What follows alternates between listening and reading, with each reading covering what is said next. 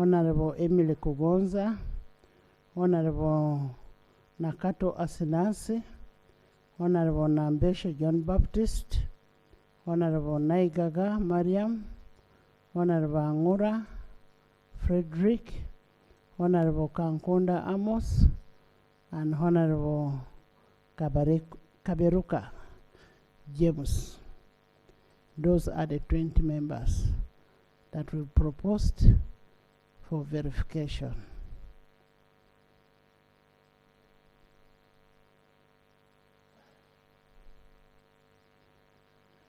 Is there anybody who is not comfortable with any name?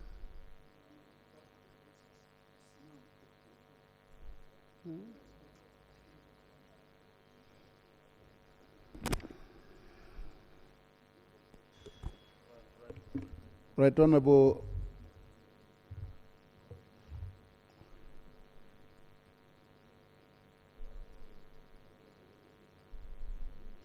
Right Honorable Speaker, I don't have any objection to the names, but my concern is that the number needed to be odd so that in a situation where there is voting, at least you will have a number that can decide. That is my concern, Right Honorable Speaker.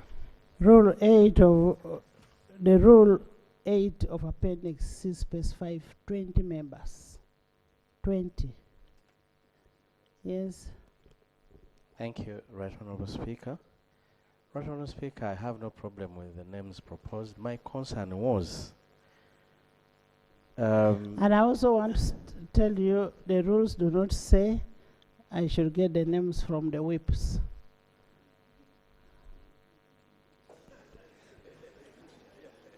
I have been watching, everybody has a side. Everybody has a side. So the ones I've picked do not have sides. Madam Speaker, that's not my concern. My concern, Madam Speaker, I thought this election would have happened after the swearing in of the members of Parliament that were part of the EALA. After they are swearing in here, they assume responsibilities here, then their replacement would have started then.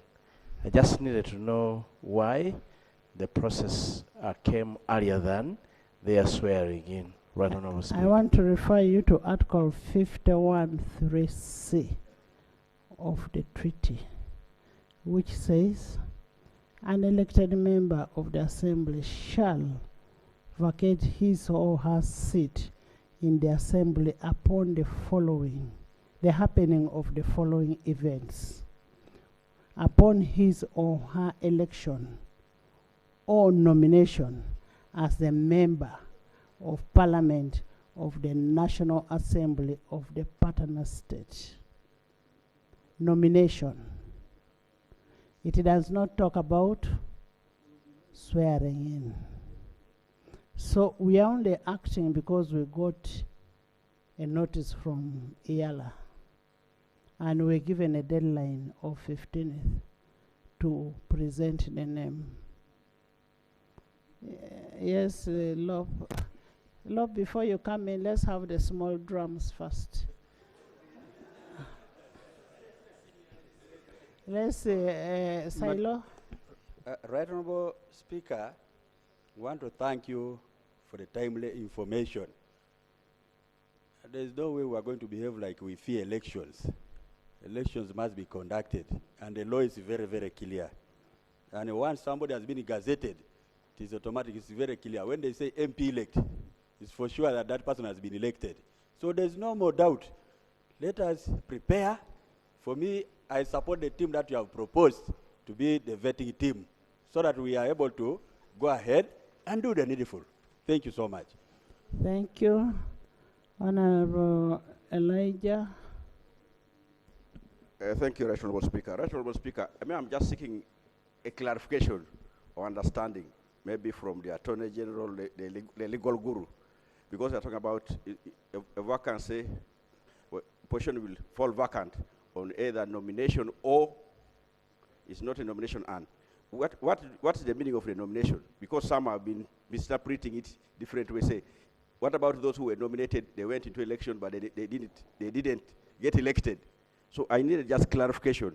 I think the public needs that clarification, and the candidates, those who are viewing for those positions, can it be clarified? What's the meaning of that, the nomination or election? Because it's not nomination and election. Maybe the Attorney General can help us. Honorable Elijah, before Attorney General comes, we have parliaments that have nominated MPs like Kenya. They are not elected. It is just simple logic. Maybe Attorney General. Thank you very much, Right Honourable Speaker and Honourable Members. Right Honourable Speaker and Honourable Members, I have listened to your communication in the House. I tend to hold a different view of what an election is, because an election is not an event, it's a process. Like Honourable Member said, a member is a member elect, but you do not become a member of Parliament until you have completed certain activities. For example, we have the 11th Parliament sitting now. We have MPs elect who are not in the 11th Parliament. They cannot be called MPs until they are sworn in. And the term of office in Uganda at least ends on 12th May. But Right Honourable Speaker and Honourable colleagues, if you will allow me to take time off, that is my understanding of the provision as it is, and you're correct. The provision, Article 51.3, was providing for different methods of accession into office. There are those who do it by nomination and others do it by election. But election is not an event, it's a process. And you cannot say you have completed the election unless you have completed that process. So I will probably... so what would you advise the Ugandan Parliament not to go through an election and disregard the letter from EALA? Right Honourable Speaker and Honourable colleagues, if you allow me to study this matter, render a written opinion, confer with the CTC at Arusha, and understand what the issue is from their perspective, then we can render the necessary guidance. Right now you have a letter that the EALA has given, and I'm sure the Parliament is well within its right to proceed with that, but we shall confer with them and guide them, because we think there's a misinterpretation of the law in that regard. Thank you. In the meantime, I will put a question for the verification team. I put a question that the 20 members whose names I've read be approved as a verification committee for the purpose of EALA by elections. Those in favor say on the contrary, nay. The ayes have it.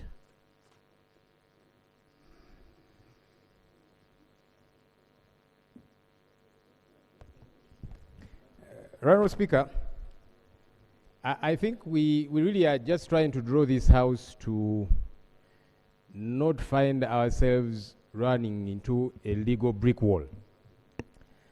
So I actually do concur with the Attorney General, because our colleagues, the two colleagues who are current members of EALA and have now been elected to the 12th Parliament, are not MPs yet until they do swearing. Because what happens if, for example, God forbid, okay, let me use a lighter one. If, for example, court decides to throw one of them out before they swear in, somebody petitions and the matter is heard summarily, and no, the God forbid was for something worse. So I decided to use a lighter one to say if any of these is thrown out, and so they don't get to swear in, they will not have become members of Parliament. So it's very important that we are careful with the law. These colleagues will become MPs after they have sworn in. But also, Right Honourable Speaker, I have seen a communication by the CTC, the clerk to the community, which is actually disagreeing with the communication of the Speaker of the EALA. The clerk to the community is saying these two members have not yet become members of Parliament of a partner state. Why? Because the swearing in has not happened. So there is quibbling now between the Speaker of EALA, the clerk to the community, and then there is us here proceeding with these matters. So I think we need to just wait it out a little bit and not be in a hurry, so that we are on the right side of the law. Honourable Speaker, the other issue tethered to that as well, you did mention that only colleagues belonging to the NRM can be nominated. It's I did not say only colleagues belonging to the NRM will be nominated. I emphasized that the colleagues that lost are NRM. I am an authority in that. And I don't doubt that you're the Speaker of Parliament. No, I am saying I am an authority because I took Parliament to court. No, actually, the ruling is the authority. But Right Honourable Speaker, here is the issue. The ruling is the I do authority, agree you're the one but who... I am the one who took it. Yes, and the ruling that was given becomes the authority. Here is the thing, though, Right Honourable Speaker. So you know that the rules were altered. Previously, the opposition had slots. There were 2 slots. So the NRM colleagues would choose their 7, and then the opposition would choose the 2. So the rules were altered. Now what happens is generic voting. So it's very possible for the opposition to actually have no representation at EALA.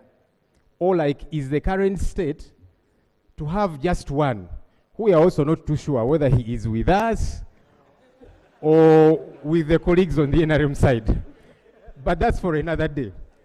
The point is, somebody says we'll do a DNA. The point is, he is just one. Previously there were 2. If he had not gotten the threshold of the votes that would enable him fall within the 9, there's a very possible situation that we can have only NRM colleagues representing us at EALA. That's a problem, because now the slots that previously belonged to the opposition were taken away. So if now you have the voting as it happens, and our colleagues say, no, we should send just the NRM people. After all, we have the numbers. So the opposition doesn't get to be left out. I would like to urge this Parliament to address that matter too, because it's important. In fact, in the past we were saying only 2, that's too little. But now that was taken away as well. We are all here, and the same way we are all here, it's important that all our voices are represented at the East African Legislative Assembly. Thank you. Thank you. Thank you. Members, this is not a matter, before we get an opinion or before we get a letter, there are only 2 things that can stop us from having the election. A contrary letter from EALA or a court order. But for now, we are proceeding. Honorable members, this afternoon, we will have Easter carols and the whole community service officiated by His Grace the Archbishop of Church of Uganda, the Most Reverend Dr. Samuel Kazimba, Main Hall. Honorable members, the sectoral committees are currently scrutinizing the ministerial statements, and I want to urge you to do that and finish the work and report back on the day that has been stated. Once more, I welcome you and nice deliberations. Thank you. Yes. Thank you very much, Kira. Right Honorable Speaker. I thought if you allow me to use the window of responding to your communication, there is an ongoing demolition under the name of trade order throughout the country. You may have seen images of women crying and young people.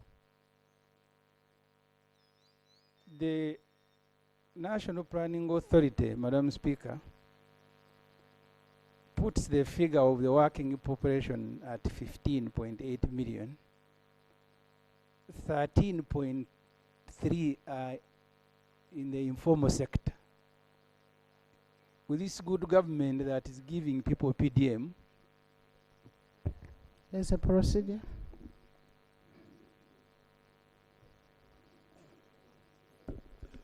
Madam Speaker, with due respect to my honorable colleague, the matter he's trying to raise is not in any way part of your communication. we are not in the matters of national importance. So I'm wondering under which procedure is he trying to sneak in the matter that he is raising now of traders. Thank you very much.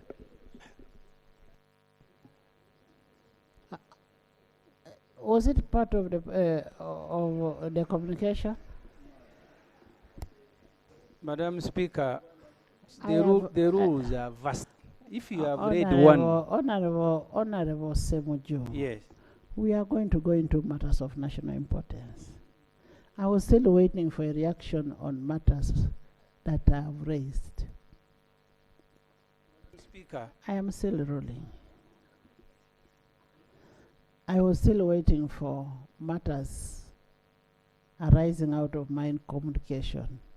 Now that there are no matters arising, I will start with the Honorable Achuti on matters of national importance. Thank you, Right Honorable Speaker.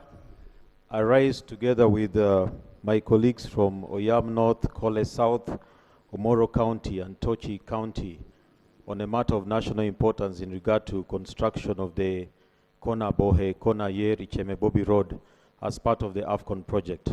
Right Honorable Speaker, in the next 1 year, Uganda will be hosting AFCON. And part of the commitments from government was on certain critical infrastructure projects. One of them was a Kibwa Stadium, which will be linked to the Gulu Airfield through the Kona Yer, Kona Bohe, Icheme Bobi Road. We are aware that the process for procurement was initiated and the contracting process also went ahead. We had approval by the Ministry of Works, clearance by the Solicitor General of the Ministry of Justice. However, the process stalled in the Ministry of Finance. We have been informed by the Ministry of Works that there has been a change in priority and this project is going to be dropped. Procurement has been done, contracting was ongoing. It is like reaching at the marriage altar. You've exchanged the vows, then you're told there is no ring to put on the finger. Right Honorable Speaker, we want to call for an urgent intervention on this matter, and we want to pray that one, the Ministry of Finance clarifies whether this project has indeed been dropped, because it was cleared by Ministry of Works, cleared by the Attorney General's office, Solicitor General's office, and now we are told at the Ministry of Finance it has been dropped, yet there was already a contractor that has been found in place. Right Honorable Speaker, I would like to give chance for information from my colleague from Oyam North, Dr. Eunice, where the road also traverses. Thank And you. Honorable Court, thank you. Thank you, Dr. Thank you very much, Right Honorable Speaker.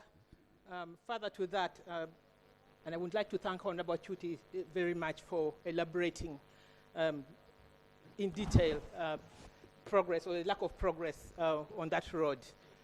Honorable Speaker, the President himself, during his recent pledge, during his recent campaign tour in Oyam North, but also in the neighboring districts in the north, pledged to have this road tarmacked as a matter of priority. We also had a number of meetings, Honorable Chuti and myself, with the Minister of Works late last year to urge our communities, both in Kole and in Oyam, and also in Tochi, to accept, to sign, or to enter into an agreement with government by signing a commitment form or commitment forms to allow compensation to take place after the works have started. So it baffles me, Honorable Speaker, and the communities of Oyam and Kole, that this project, which is really important, can be left out at this critical time. So I would like the House and you, especially, Honorable Speaker, to urge or to direct the committees in charge and also the ministry in charge to prioritize this in this current budgeting process. Thank you very much. Government.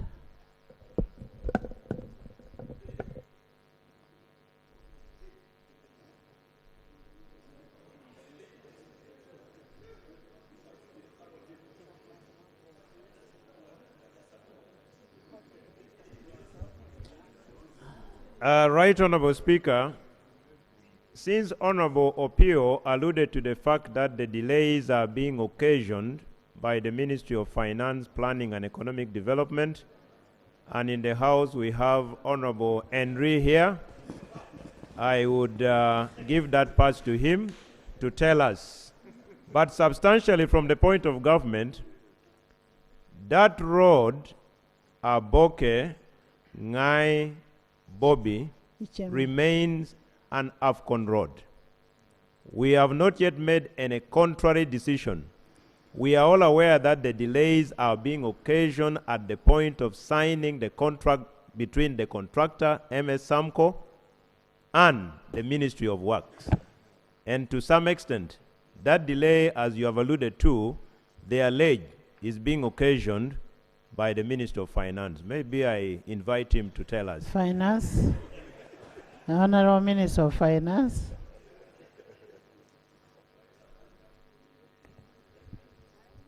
Thank you, Right Honorable Speaker. Right Honorable Speaker, let me check with my team to find out where the challenge is. Okay, and you report back in 10 minutes. Honorable Kimosho. Honorable Kimosho.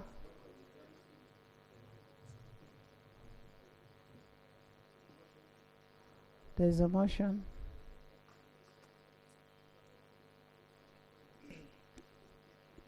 Madam Speaker, this motion is moved under Rule 64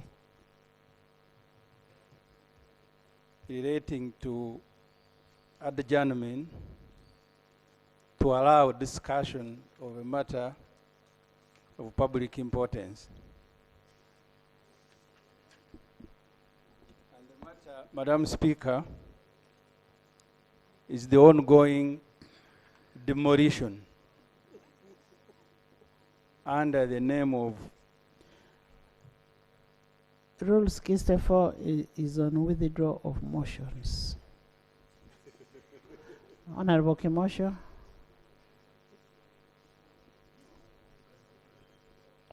First get the right rule. Thank you. Thank you very much, Right Honourable Speaker. Right Honourable Speaker.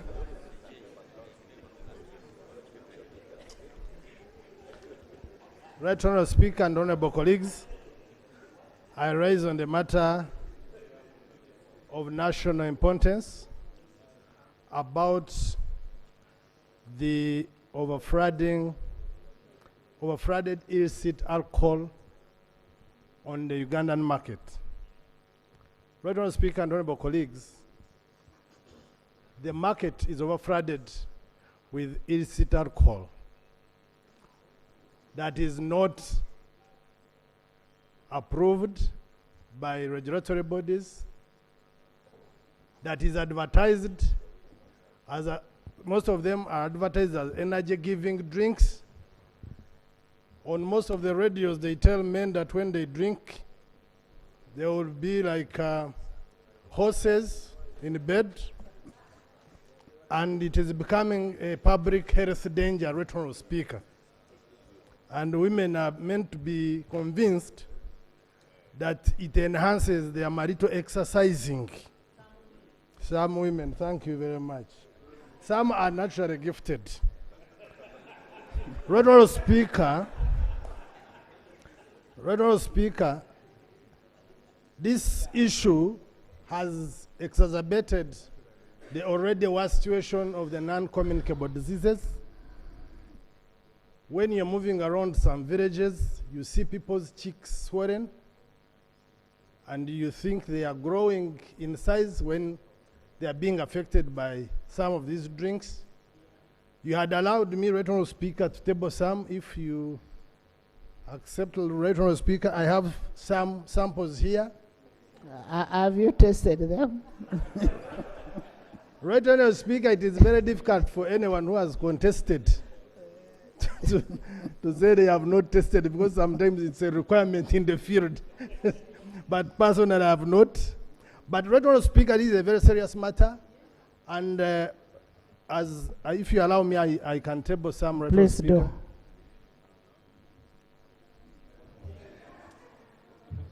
Please do. This is called kombucha. Honourable Reynolds knows. This This is called officer. This is called jaja. This is called torero. This is called sabura. This is called buganda. This is called hero.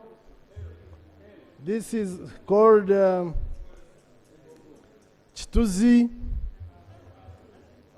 This is called buhweju, from where Honorable Minister comes from. This is called diplomat. This is called LC5. This is called kabiriti.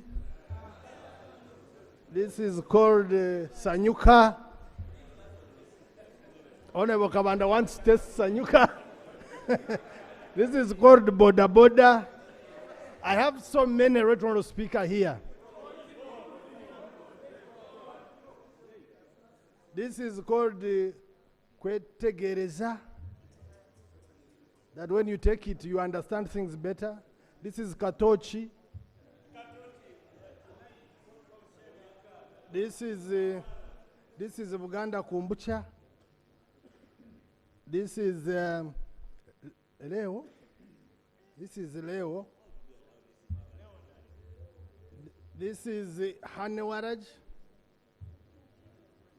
This is Mpenkoni. This is Kazero. This is Club 5. This is coffee flavored vodka. This is work. And you know what they are insinuating when they say this is work? This is called embatura. At least I was able to get these. And they don't form quota of what is on our market. Some of them have the logo, but you cannot confirm that they are certified. So, Rhetorical Speaker, my prayer is that Minister of Trade, procedure, right honorable. Yes, a procedure. Procedure, the products, right honorable Speaker, the products that are being displayed here, some of them are certified by UNBS. By UNBS. It would be, I don't know if it was possible for him to give us exactly which one he's complaining about and whether there is some research done to show that that is the one that is affecting Ugandans. It will be important, other than putting all of them here on the floor of Parliament. Honorable Akol, these products are a danger to human life. Let's stop protecting, even if they have been verified. But these are a danger to human life. Unless you're one of the beneficiaries. Lope is the one on the floor. Lope is on the floor. Right on about the is it because you're tall? Lope is on the floor. I had to extend a little bit because Honorable Akol has an interesting history in this house. Right, Honorable. I think we need to find some kind of middle ground. This is a very important issue. Of course, we also have got to be careful not to be dragged to court if it is. I wish we could hear his prayer.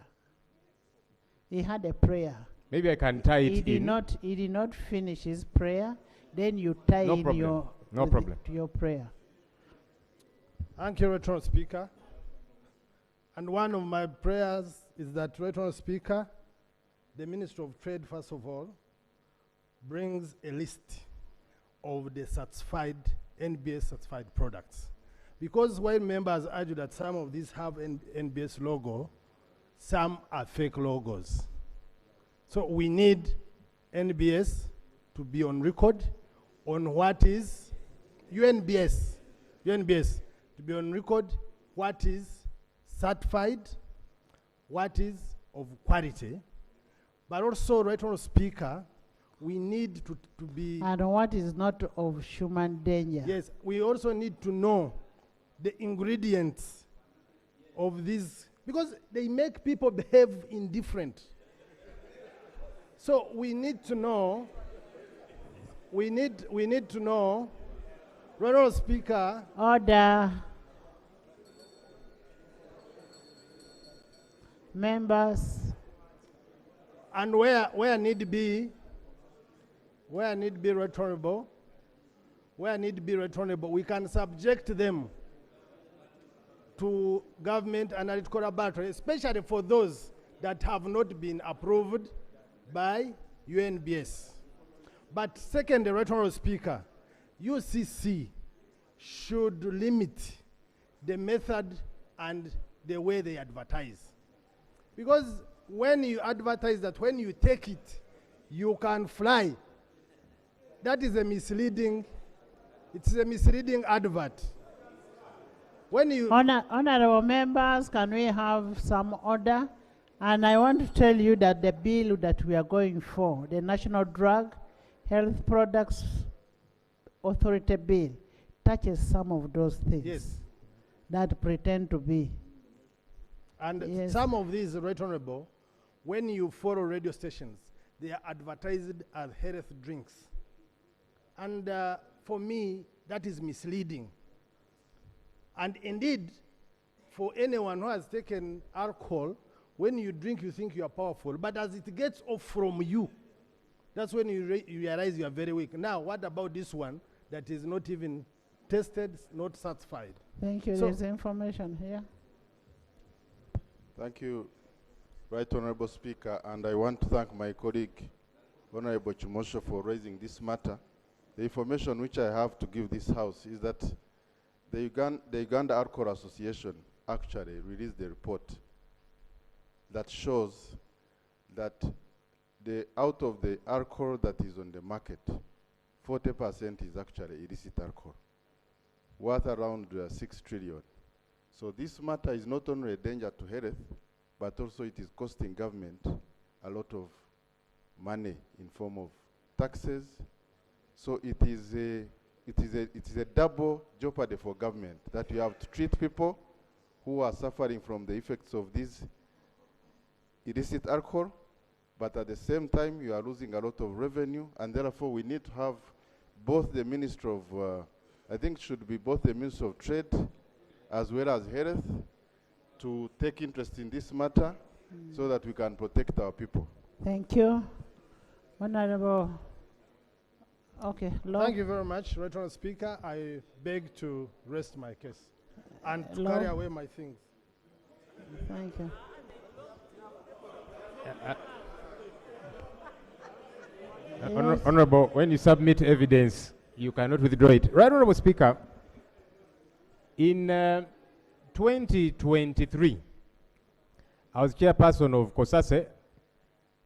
I presented a report to this House, which was adopted unanimously. Among others, this was about UNBS. And we discovered massive corruption therein. They certify products that do not warrant being certified because of bribery and so on. That report led to the dismissal of the then executive director, and we hoped that reforms would be carried within that entity.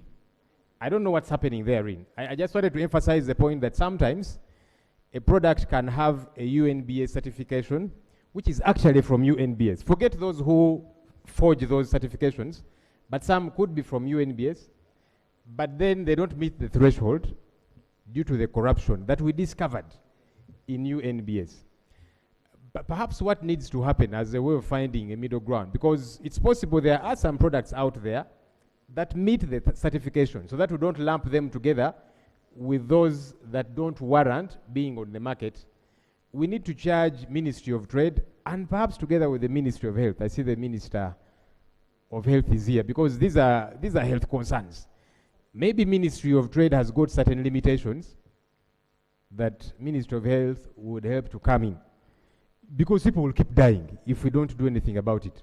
So I'm told there were some people who were taking some of those things. After, I think it was Ministry of Health that said, don't take these things, you'll keep getting blind. And so they were in a bar somewhere, so they got blind, and they kept taking and said, even if you switch off the lights, we shall continue taking. We need to save our people. So Ministry of Health, tethered with Ministry of Trade, hopefully, they can come in quickly. And then we do not, because we also don't want Parliament to be accused of frustrating certain genuine businesses out there. There could be some genuine ones, obviously, but then there are those that are not, that are causing harm to our people. Honorable, these issues normally happen in our local communities. The Shadow Minister for Local Government is requesting to give information. Thank you so much, Lo, for giving way. Right Honorable, I wanted to inform this House that last year in September, Honorable Muwuma moved a bill over this matter, and it's called the Food and Nutrition Bill. We among the seconders, I'm one, and we looked at so many of these products on the market, even what our children consume, and we have realized several gaps of the certifications. So we are praying, because we are being hindered by Ministry of Finance to offer us the certificate of financial implication to cater for all these gaps we have seen in our communities. So we are praying that through you, Madam Speaker, Ministry of Finance gives us this certificate so that this issue is handled. Thank you.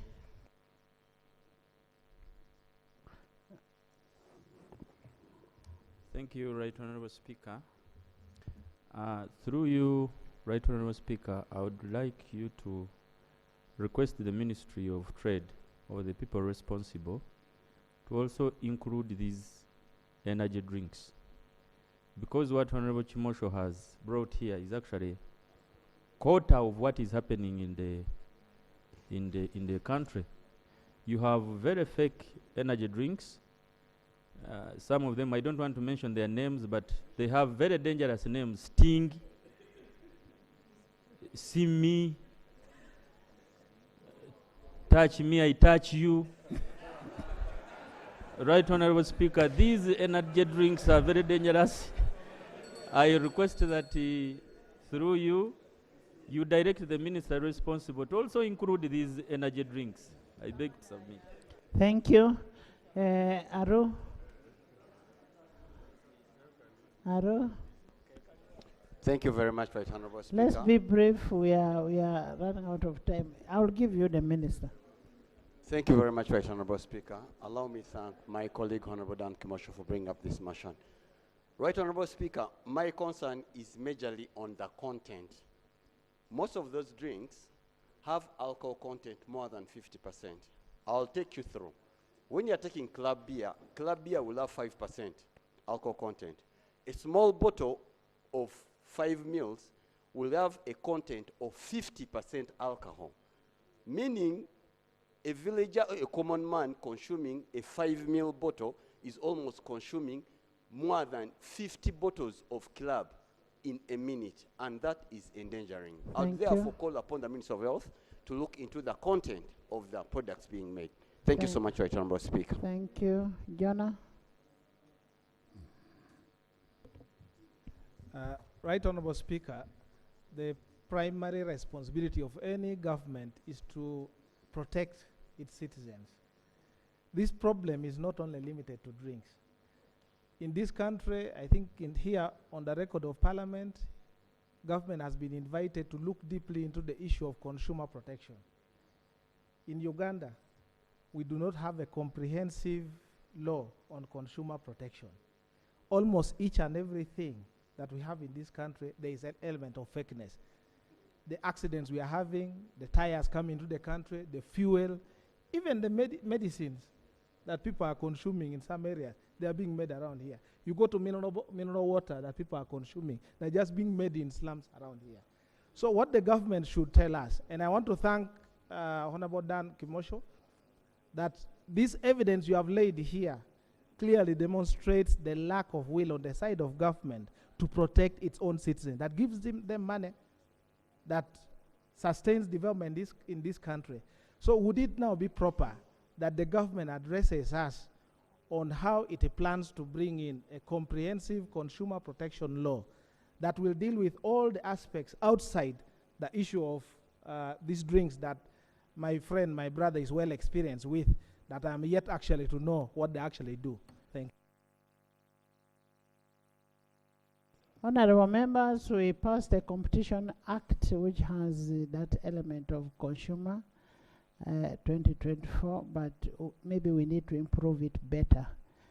In the public gallery this afternoon, we have staff from the Directorate of Research Services of the National Assembly of Kenya. We have Mr. Chelang. Mr. Chelang is head of delegation, the acting chief research officer. We have Mr. David Ngeno. Welcome, thank you. We have Mr. Charles Atamba, the principal research officer. We have Mr. Eric Kariukui, research officer 1. They are here on a benchmarking mission. You're most welcome. Join me in welcoming them. We also have, still in the public gallery, we have staff from the Department of Security and Risk Management Services of the Parliament of Namibia. We have Mr. Evans Simasiku, head of delegation. You're welcome. We have Mr. Lucas Shefika, senior security operations. Welcome. We have Mr. Onesimus Namwanji. Welcome. They are here still on the benchmarking. Vist, most welcome. Join me in welcoming them. In the VIP gallery this afternoon, we have members of Parliament-elect. They have come to observe the proceedings. They include Honorable Eroko Alex Irona from Bunya County. Welcome. Honorable Amongin Jen Francis from Kaberimaido. You're most welcome. Honorable Arinaitre Geneva Nalongo from Rubirese. You're welcome. Honorable Musingo Patrick from Kashari. Welcome. Honorable Babanga Wilfred Erima from Terego. You're welcome. Honorable Nyeko Johnson from Lamo. You're welcome. Honorable Joyo Harriet from Obongi. You're welcome. Honorable Katusime Adrin from Shema. You're welcome. Honorable Ojit Peter from Pingire. You're welcome. Honorable Kataike Noel Matlida from Budaka. You're welcome. Honorable Tibiase Peace. You're welcome. Honorable Etilu Margaret from Amoria. Amero. Yes, you're welcome. Honorable Gwal Joseph Jones from Dokolo. You're welcome. Honorable Kimba Emmanuel from Bukoto County West. Welcome. Honorable Kibaju Charity, Mbarara City. Welcome. Honorable Nabaduka Anet from Kibale. You're welcome. Honorable Chom Esther Lucy from Serere. Welcome. Honorable Kasule Ismail ANT. You're welcome from Oima West. Honorable Twinamasiko Onesimus. Twinamasiko Onesimus OB. You're welcome. Honorable Ahebwa Wilba from Nakaseke. Welcome. Honorable Sewa Gude Robert, persons with a disability. Welcome. Honorable Mulemia Ismail Sowedi from Busia. You're welcome. Join me in welcoming them. You're almost welcome. Honorable Member, can we hear from the Minister? This is a very serious matter. Thank you, Madam Speaker. Yes. First, I thank you, Right Honorable Speaker. Are you raising on procedure, order, or what? Right Honorable Speaker, it's a small correction. I had you introducing a member from Bukoto West, yet I am the only representative of Bukoto West in this house. So I just wanted it to be.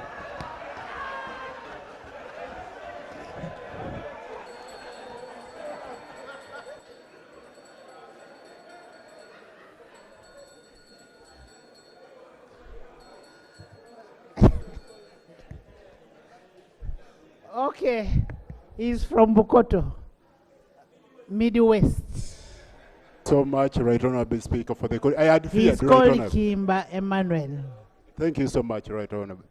Okay.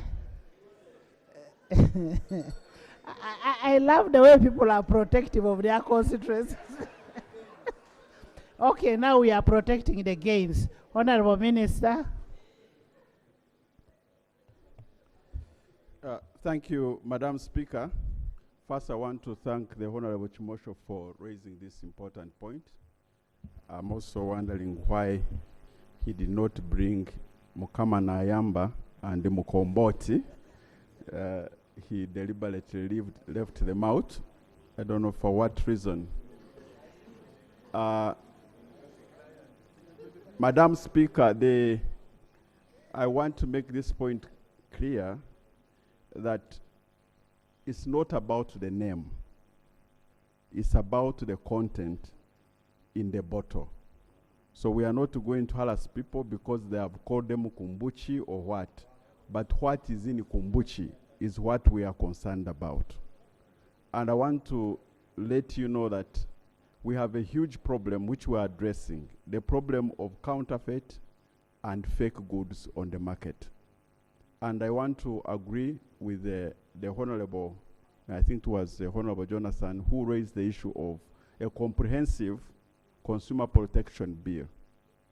It's true we passed here a competition bill, but we also promised the House, Madam Speaker, that we are coming up with consumer protection bill. But I also want to inform you that all these products, as long as the product has a sign of UNBS, it means that we have tested them, it has gone through the standards, it's okay. The problem which we are having is people get certification from the UNBS. Then when they reach the factory site, they go and do other things. Example is when something happened in Arua. You remember when 28 people died. We had given this factory a certificate, but when they reached in the backyard, they started producing something else. So we are cracking down on these people who are producing things that are fake on the market. And want to appeal to all Ugandans to be alert. And in order for us to strengthen the enforcement, we have formed a committee that involves, even at the district level, RDCs and internal security to help us fight the issue of counterfeit and fake products on the market. So, Madam Speaker, we are working on it, and both on the policy level, but also implementation in terms of enforcement. Honorable Minister, you're saying that UNBS verified and tests. But if UNBS does that, you've given a very good example of Arua. Then what happened? Because now, as UNBS, you're supposed to continue doing surveillance to ensure that there is compliance to what you tested. So there is also a problem with UNBS. So, Madam Speaker, on the issue of Arua, I've given you that example because we tested and we gave certification this person producing that liquor. But when they reached in the courtyard, they started producing something else. So what was coming out of that factory was both the one that's certified and another product. So it's an issue of enforcement, which we are doing. We all need to be alert, including citizens, that something which has no UNBS on the... There's an order. You know, Thank as you. Parliament, we should not continue lamenting. We make the laws. The implementation is not on us. Let the responsible bodies implement. And we protect the human beings outside there. Yes. Thank you, Right Honourable Speaker. Right Honourable Speaker, I did bring the alcohol control bill to this House. And what we are discussing today is the reason why I had moved that bill as a private member's bill. Right Honourable Speaker, to protect the health of Ugandans, aware that we have illicit alcohol in this country, but also, Right Honourable Speaker, as we speak now, there is no law. What is the order? So, Right Honourable Speaker, is it in order for the Honourable Minister to come and tell us that they are doing everything possible to deal with the problem, when actually they are the ones that actually failed that bill in this House? My brother, the Attorney General, was here, and they raised a matter that my bill had a financial implication, and that's the reason why that bill was shelved. So, Right Honourable Speaker, is the Minister in order to tell this House that they are doing something? You have only diverted the debate. If you want to bring your bill and continue with your bill. Don't divert. Yes, Honourable Nankabirwa. So I wanted to propose, Madam Speaker, that we are going to take all these samples mentioned here, test them, do a market survey, and ensure that we have a robust reinforcement to get them out of the market. Thank you. Honourable Attorney General, they are also talking about the Consumer Protection Bill and the counterfeit. When do we have that bill in the House? Right Honourable Speaker, Honourable colleague, that bill has already been drafted. The first drafts have already been done, and consultations are ongoing. But just for clarification from Honourable Opendi, what this bill is discussing, what we are discussing here, what people drink, not the time they drink. So if you left these bad things to be drunk at night, they would still kill people. So your bill was discussing when to drink. Here we are discussing what to drink. Honourable Elijah, we are looking at the content, not the time. Honourable Elijah. Thank you, Right Honourable Speaker. Right Honourable Speaker. There are two issues of national importance, Madam Speaker, I'm raising here. One is an issue raised by the sugarcane growers who have petitioned or have asked this Parliament and the government. Yes, procedure. Thank you very much, Right Honourable Speaker.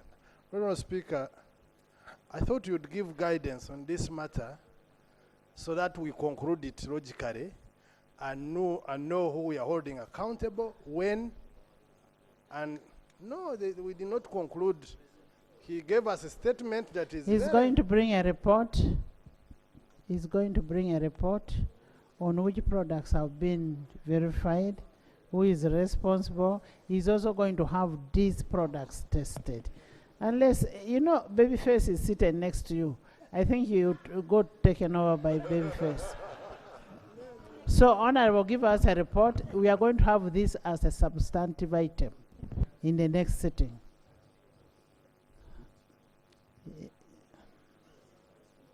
Let's first. Right Honourable. Right Honourable, you highlighted, you yourself, you indicated that about the capacity of UNBS to track down on some of these certification they make.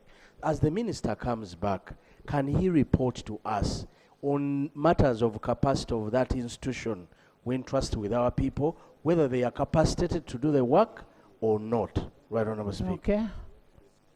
Yes. Mukatuli. Madam Speaker, I also wanted to emphasize the same matter. UNBS might be registering and signing all these companies, but in Uganda, people want to make money. Once you have weak supervisory role on these companies, small-scale industries, they will continue producing what makes them earn money. And the establishment of UNBS at regional levels, all the areas that you can carry out area supervision through the budgeting system, Madam Speaker, by the way, we shall not solve any problem. Because a businessman will use any advantage to make more profits as long as he reduces on the cost of manufacturing his products. And that's where UNBS becomes very weak, because they are not fully established. Elijah, let's be brief and we'll go to next item. Yeah, thank you, Right Honorable Speaker. Like I was saying, Right Honorable Speaker, the sugar cane growers request this House to help them, because on the 17th of March, the Right Honorable Prime Minister wrote a letter, 17th March 2026, wrote a letter that was emphasizing one that had been written on the 7th of February 2025 by the Minister of Trade.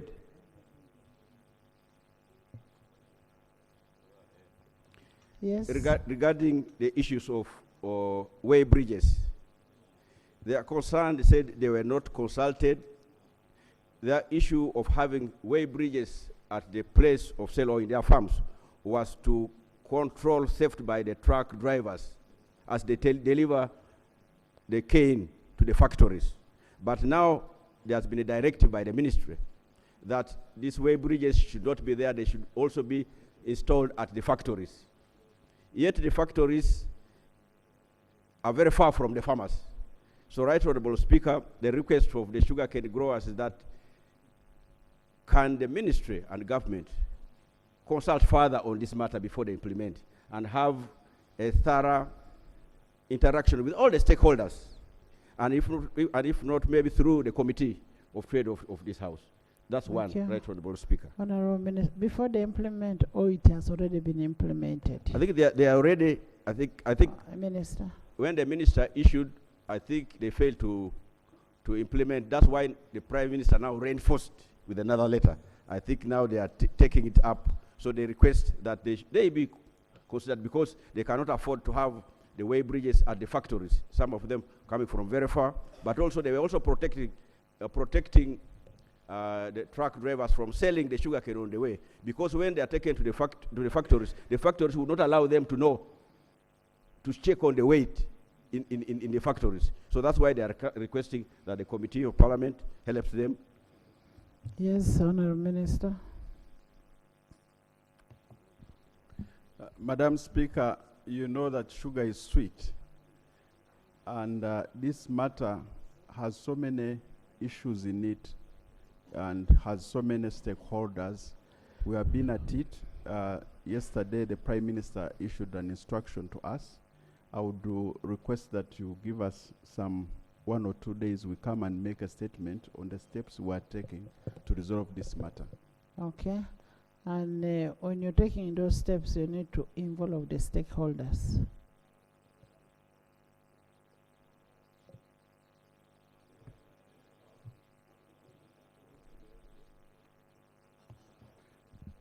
Madam Speaker, will involve all the stakeholders. Thank you. Yes. The final one, Right Honorable Speaker, is the matter for which first of all, I want to thank the President and the government for having taken the position that they are going to compensate the people of Lango, Acholi, and Teso 5 cows each. We want to thank him for that. But Right Honorable Speaker, the concern is in relation to a letter that was written on the 23rd March 2026. That was on Monday by the by the Permanent Secretary, Madam Dr. Amina Zawede of the PS for the Minister of Information, Communication Technology and National Guidance, and directing that the village chairpersons do update the household registers for the households between 26th and 5th. This is less than 10 days. I just called the cow of Serere and the one of Sor. They have not received this letter. Now, if you are giving them just such a short time, they will not be able to have this verified. That's how we always have had problems. So my request is that, Right Honorable Speaker, that this office extends the days for the parish chiefs to update and give them the letter is in relation to the cows. Yes, implementation of the restocking programs using PDMIS, Right Honorable Speaker, and it was written on the 23rd March 2026 to all cows, state clerks, town clerks, and signed by the Permanent Secretary. Okay. So, yes.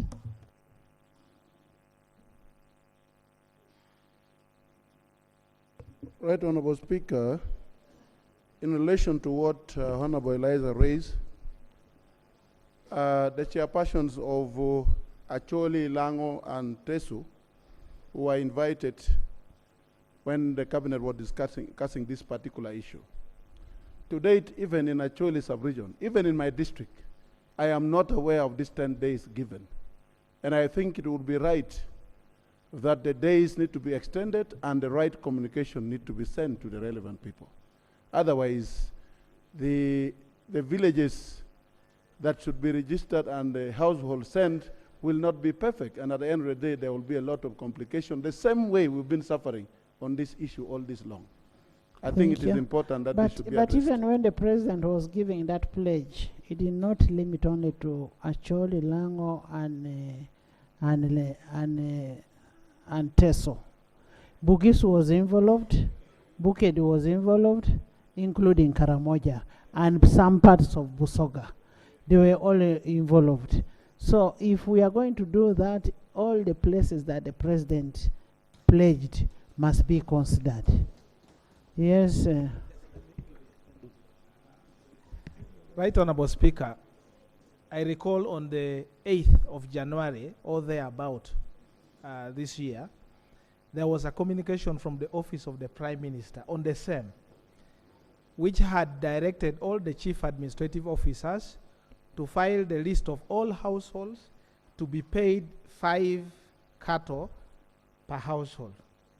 And that time, the promise was that the payment would be made before the 15th of January 2026.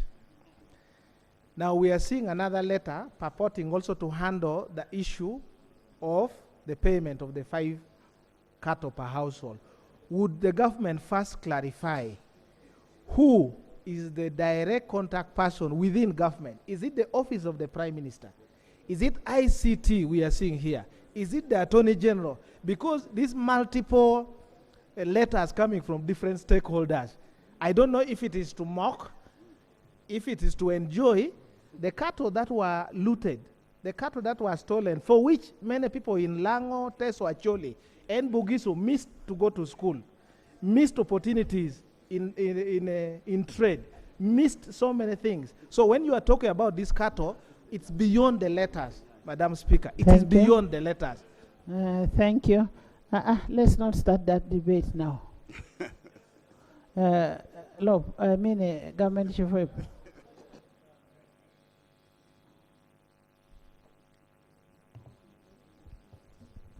Right Honorable Speaker, let me respond as follows on the matter of restocking in Teso, Lango, and Acholi. In the financial year 2025-2026, which is soon ending, there is 80 billion Uganda shillings meant to kickstart the process. 2, there is an interministerial committee chaired by the Prime Minister, where a number of relevant ministries have been incorporated. The letter read by Honorable Cooper is talking about PDMIS, that is the PDM information system. And that is the system that government will use to do this restocking. Now, the old program for restocking, apart from the 80 billion available in this financial year, requires 8 trillion Uganda shillings, and that will be rolled out to more than 1.6 million households in Teso, Lango, and Acholi. And the implementation has been rolled out to 10 years, where every year there will be a budget. On the issue of the letter Honorable Dur is talking about, it is true that we had made progress as government, and with the 80 billion shillings available, government wanted to kickstart the process. But during the campaigns of His Excellency, the President, when he came back to Lira City for the rally and Kole, I believe he had picked some intelligence to the effect that that letter had resulted in two most districts picking people from the list of those who went to court. And yet, the restocking will now take care of all households. So the President used his executive authority and halted the process. Then we again came back to Cabinet. The matter was discussed. As I speak, that letter must be part of generating the relevant information. We will start with families like the one of elders, persons with disabilities. The vulnerable families will be those that will benefit from the 80 billion. This is how, Right Honorable Speaker, Thank you. I can respond to the matter of restocking. Thank you.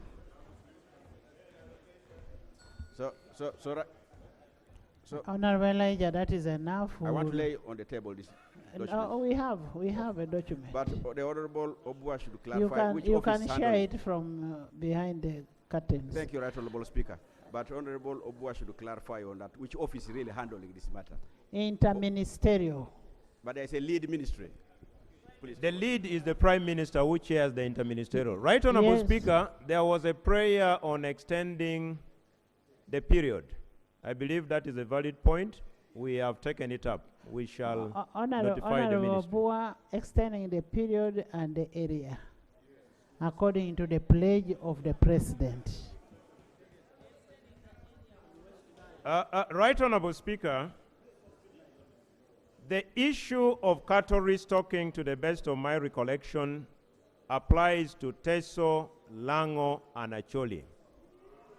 What you are talking about, for instance, in the case of Busoga, these are victims of Lakwena.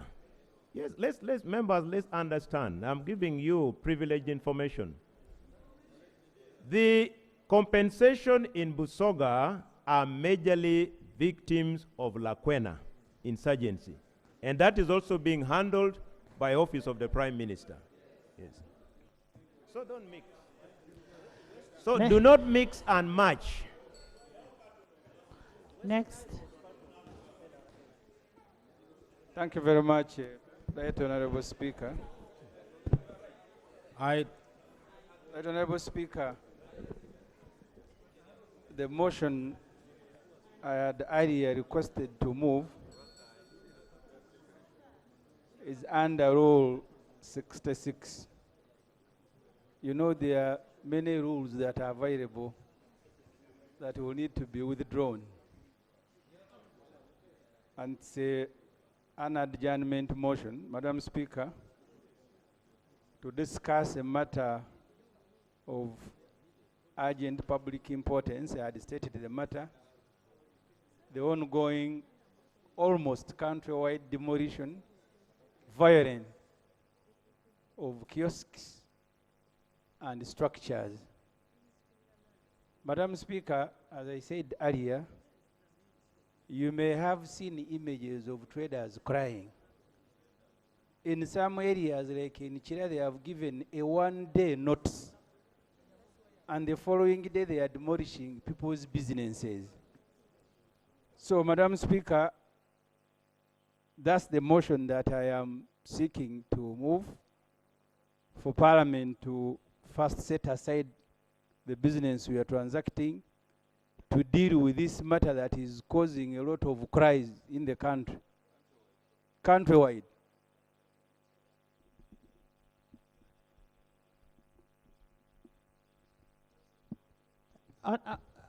Honorable Member, you're saying it is countrywide. What I'm saying is in urban areas, and what is being done is a trade order. But for me, I've not seen it in Bukedea. So when you say it is countrywide, what we can do, we can put it on the next sitting. We debate that issue, we discuss it. But before we debate it, we would ask the minister to come with a report. We will not adjourn the House.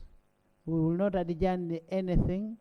Let's continue with the work, the proceedings as it is. But we will set a date. The next sitting, Mr. Okema, put it on the order paper. The minister must bring a report to that effect. Thank you very much, Madam Speaker. The reason I am using Rule 66, by the time you put it on the order paper, people's structures will not be returned. People are crying. People are crying. They may not be crying in Bukedia, but I have seen here those who are crying for cattle are also crying. These ones are crying for businesses that are being demolished. They can't pay school fees. And the rules say this matter should be debated today, not at the next sitting. That's what the rules say. Honorable Member, as an area member of Parliament, get in touch with the minister directly. We will not stop work in the House because there are so many things. Well, next item. Item 3 on the order paper, laying of papers, alternative policy statements for the financial year 2026-2027. Justice and Constitutional Affairs. Honorable Members, Rule 154 of the Rules of Procedure requires the Shadow Minister to submit alternative policy statements to Parliament by 29th day of March. And because of what we explained in the last sitting, we will now invite the Leader of Opposition to delegate his various ministers to submit the policy statements, alternative. Thank you, Right Honourable Speaker. Honourable Speaker, Rule 153 of our Rules of Procedure provides that ministers shall, by the 15th day of March, present to Parliament ministerial policy statements. The wording of the rule is shall, meaning it's mandatory for the ministers on this end. Then Rule 154 provides that shadow ministers may provide alternative policy statements by the 29th day of March. Honourable Speaker, may would presuppose it's optional.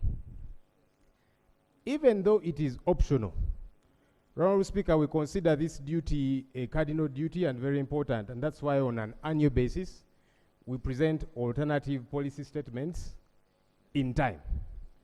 So it is mandatory for our colleagues on that end, it is optional, but we still do it because it's important for our country to see what an alternative would look like. Anything? Yes, Right Honourable Speaker.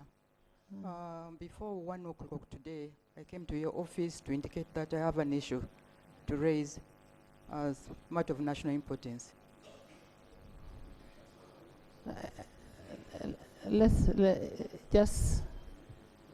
Just leave Honourable Ngola to raise what she wants to say. Thank you very much, Right Honourable Speaker.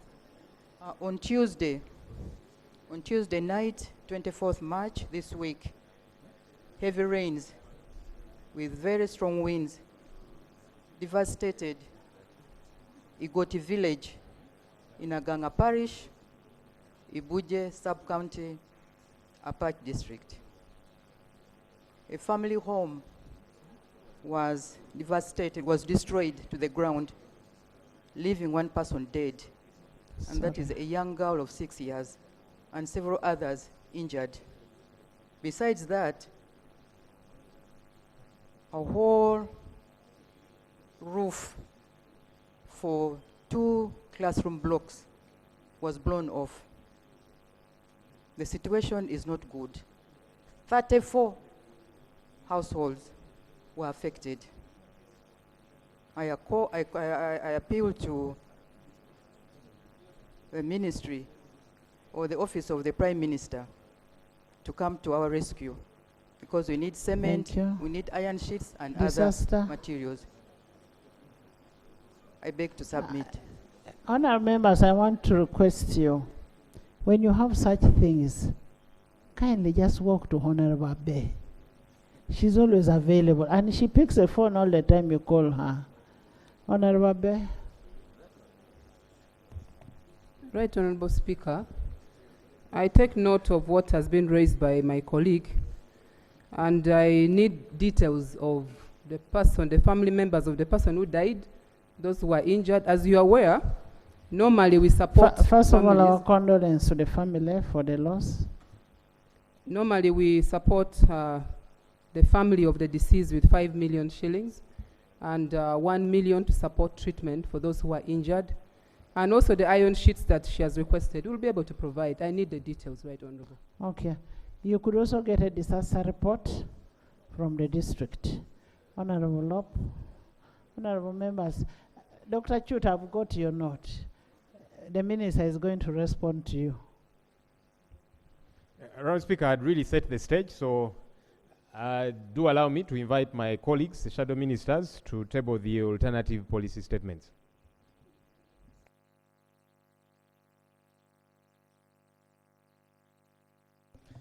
Right Honourable Speaker, I beg to lay on table the alternative policy statements for the Shadow Ministry of Justice, Constitutional Affairs for the financial year 2026-2027. I beg to lay. Thank you. Finance, Planning and Economic Development.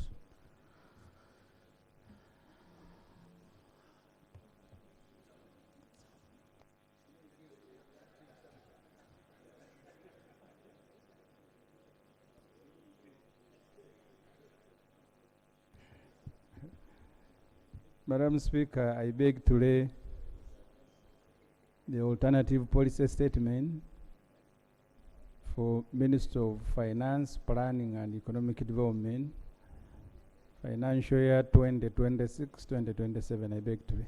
Thank you. Defense and Veteran Affairs.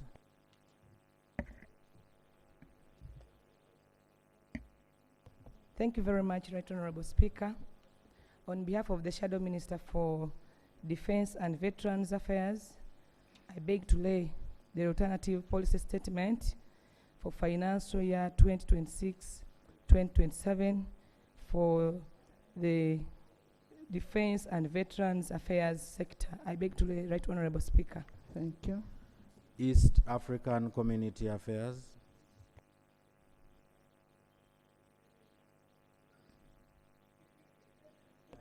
Thank you very much, Right Honourable Speaker. Pursuant to Rule 154 of the Rules of Procedure, I beg to lay the alternative policy statement for the East African Community Affairs for the financial year 2026-2027. I beg to lay. Thank you.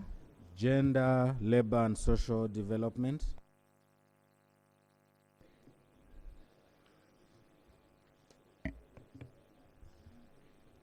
Right Honourable Speaker, I beg to lay the alternative policy statement for the Ministry of Gender, Labour and Social Development for the financial year 2026-2027. I beg to lay. Thank you.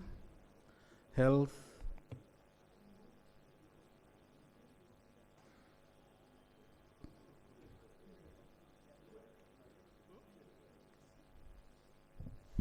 Right Honourable Speaker and Honourable colleagues, in accordance to the rules of this House, I beg to lay the alternative policy statement for the health sector for the financial year 2026-2027. I beg to lay.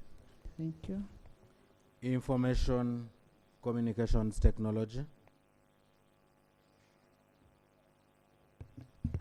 Thank you, Madam Speaker. I beg to lay the alternative policy statement for the Digital Transformation Program, ICT, and Anti-Corruption Sector Fiscal Year 2026-2027. I beg to lay. Thank you. Internal Affairs.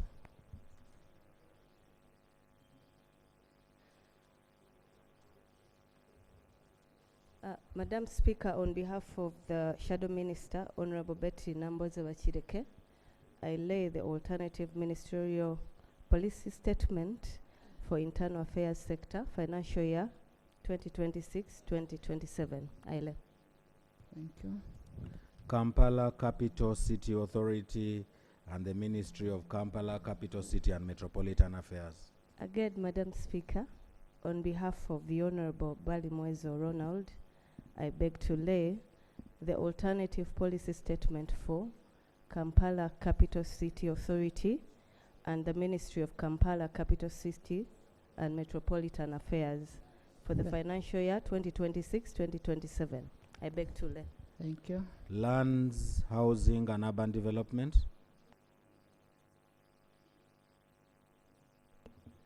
Right Honourable Speaker, I beg to lay the alternative policy statement for lands, housing and urban development for the financial year 2026-2027. Thank you. Education and Sports. Madam Speaker, I beg to lay the alternative policy statement for the education and sports sector 2026-2027. Thank you. Energy and Mineral Development.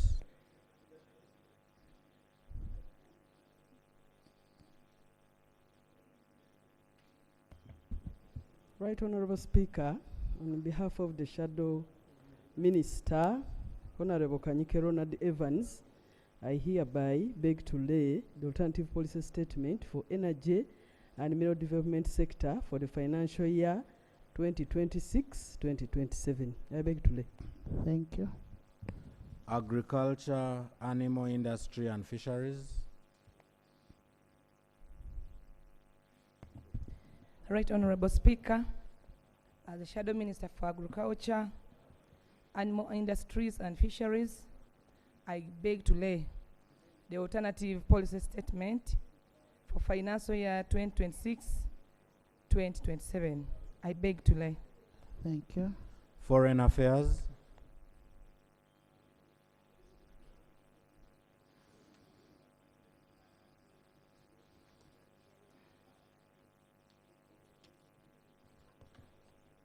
Right Honourable Speaker, in accordance with the rules of procedure of Parliament, and as the Shadow Minister for Foreign Affairs, I beg to lay the alternative policy statement for the sector of foreign affairs for the financial year 2026-2027. I beg to lay. Thank you. Presidency.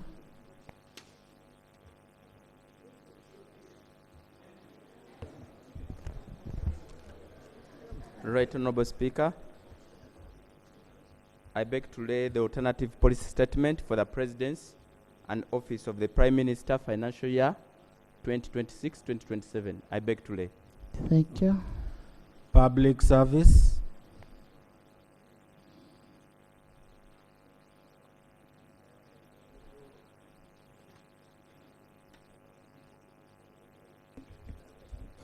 Thank you so much, Right Honourable Speaker. Right Honourable, on behalf of the Shadow Minister for Public Service, Honourable Adek Anna, and in accordance with our Rule 154, I beg to lay the alternative policy statement for the public service sector. I beg to lay. Thank you. Local government.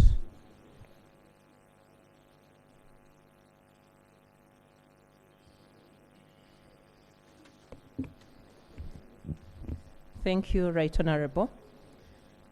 Right Honourable Speaker, I beg to lay the alternative policy statement for the local government sector for the financial year 2026-2027. Thank you.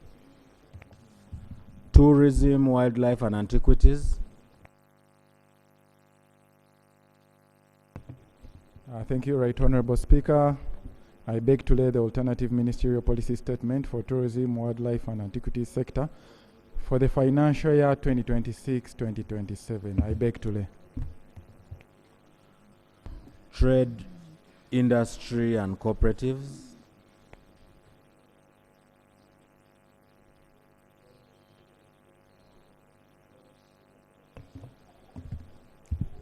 Right Honourable Speaker, I beg to lay alternative policy statement for trade, industry, cooperatives and microfinance affairs sector for financial year 2026-2027. I beg to lay. Thank you. Thank you. Water and Environment. Thank you.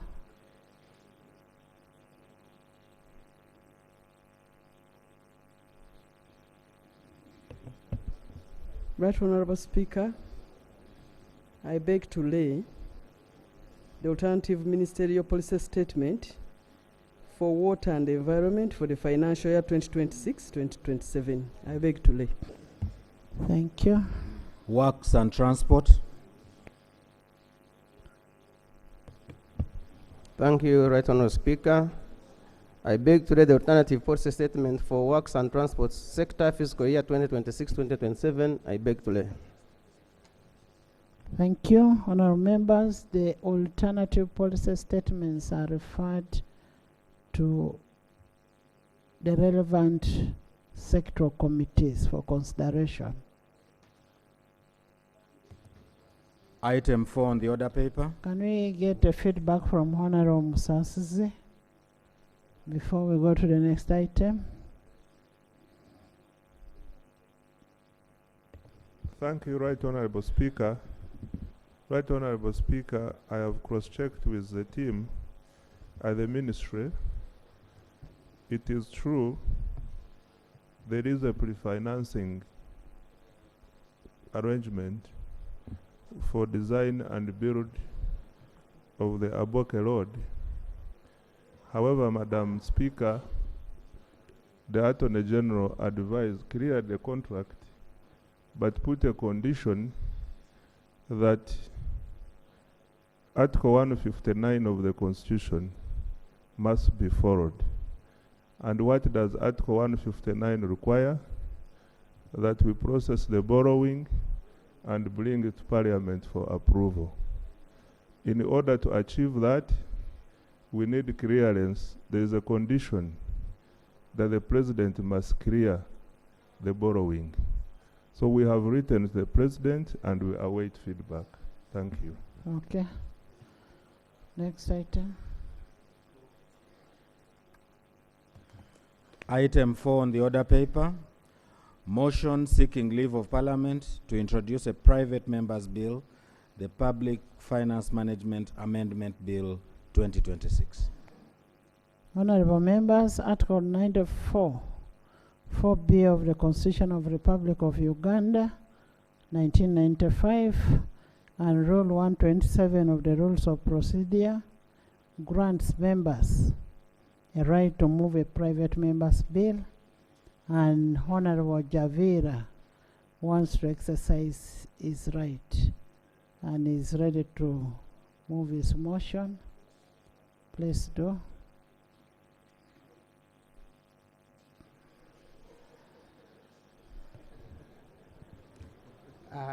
Thank you very much, Right Honourable Speaker.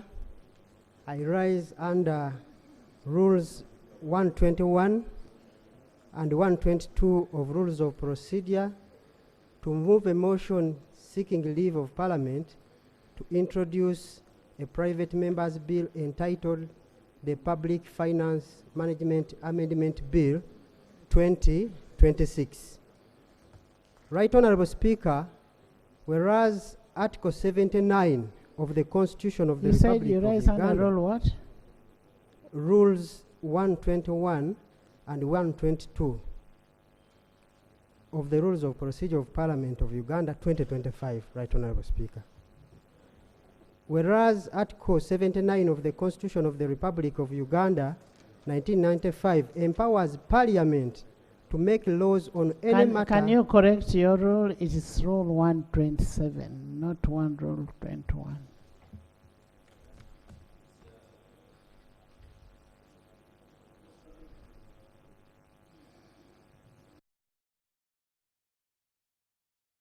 A private member's bill, Rule 127.1, a member has a right to move a private member's bill.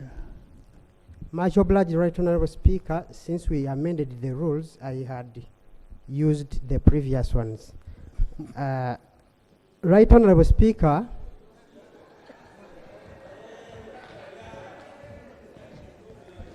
Honorable, can you use the right rule? Right Honorable Speaker, I rise under Rule 127 of the Rules of Procedure of Parliament to move a motion seeking leave of Parliament to introduce a private member's bill entitled the Public Finance Management Amendment Bill 2026. Whereas Article 79 of the Constitution of the Republic of Uganda 1995, Parliament empowers Parliament to make laws on any matter for peace, order, development, and good governance of Uganda. And whereas Article 94(4)(b) of the Constitution and the Rule 127 of Rules of Procedure of Parliament of Uganda permits Parliament of Uganda to move permits a member of Parliament to move a private member's bill. Aware that Article 153(1) and 154, 156 of the Constitution of the Republic of Uganda 1995 require all revenues and other monies raised or received for purposes of or on behalf or in a trust of government be paid into the consolidated fund and withdrawn only under the authority of an Appropriations Act or the Supplementary Appropriations Act. Further aware that, notwithstanding Clause 1 of Article 153 and Clause 2(b) of Article 153 of the Constitution permits a department of government to retain revenues or other monies for purposes of defraying the expenses of such department through an Act of Parliament. Noting that the Public Finance Management Act Cap 171 was enacted to operationalize the constitutional framework for management of public finances, including the consolidated fund and the appropriation of monies by Parliament. Further noting that, Right Honorable Speaker, Section 27(3) of the Public Finance Management Act Cap 171 authorizes state enterprises and public corporations through appropriations by Parliament to retain revenue collected or received in form of levies, licenses, fees, or fines. Aware that appropriation is defined in Section 2 of the Public Finance Management Act Cap 171 to mean an authorization made under Appropriations Act permitting payment out of the consolidated fund or petroleum fund. Therefore, the appropriation referred to in Section 27 of the 3A of the Public Finance Management Act is not possible for any funds that are retained by collecting agencies. Further aware that in 2015, government initiated a process of consolidating government accounts into a single treasury account to streamline treasury operations, cash management, and consolidation of government fiscal position at Bank of Uganda. Noting that many state corporations, enterprises, statutory authorities, and other entities currently collect and have their budgets and supplementary budgets approved solely by the line ministers and governing boards under their relevant acts, and therefore spend substantial own source revenues outside the consolidated fund, thereby weakening Parliament's exclusive powers over budget scrutiny and appropriation, concerned that the exclusion of certain authorities and statutory funds from the consolidated fund has contributed to a reconciliation variance of approximately Uganda shillings 4.3 trillion between the government consolidated fund statement and the consolidated statement of appropriation, because some budgets are treated as appropriated and yet they are not executed through the consolidated fund. Further concerned that a significant deposit of public funds have accumulated statutory funds account of public corporations, state enterprises and authorities, some of which are used to provide loans to staff and to invest in fixed deposits and government securities, including treasury instruments, which government as original investor in these entities continues to borrow and seek finance elsewhere at market rates. Considering that this fragmented and extra budgetary treatment of large public revenues creates parallel fiscal space parallel fiscal space with limited parliamentary oversight and undermines unity and credibility of national budget, thereby exposing the country to risk of revenue leakage, inefficient resource allocation, potential financial loss of government through avoidable interest costs. Firmly convinced that, Right Honorable Speaker, there is an urgent need to amend the Public Finance Management Act, Cap 171, to require all revenues collected by state corporations and public enterprises, statutory authorities and other public entities to be deposited in the consolidated fund to ensure that monies are not spent without parliamentary approval. I now therefore to ensure that such monies are not spent. Right Honorable Speaker, for purposes of, let me repeat it. Firmly convinced that there is urgent need to amend the Public Finance Management Act, Cap 171, to require all revenues collected by state corporations, government enterprises, statutory authorities, and other public entities to be deposited into the consolidated fund to ensure such monies are not spent without parliamentary appropriation. Now, therefore, be it resolved that Parliament grants me leave to introduce a private member's bill entitled the Public Finance Management Act, the Public Management Amendment Bill draft, of which is attached to this motion. Right Honorable Speaker, I beg to lay the draft bill entitled the Public Finance Management Amendment Bill 2026. I beg to lay. Seconded. Right Honorable Speaker, I also beg to move. Seconded. Seconded by Honorable Mara, Honorable Teira, Honorable Rita, Honorable Kavanda, Honorable Dennis, Honorable Jara, Honorable Mutembule, Honorable Chris, Honorable Vicky, Linda, Ochan, Apio, Akol. Omara, I mentioned you, stop standing. Sentai, Baka, Honorable Magogo, by the hollow side, this side.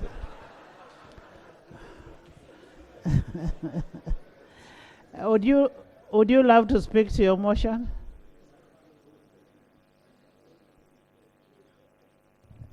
Thank you very much, Right Honorable Speaker. and honorable members, in the spirit of consolidating funds, and we are just from passing rationalization bills in this by this house to ensure that we rationalize all the money to reduce public expenditure.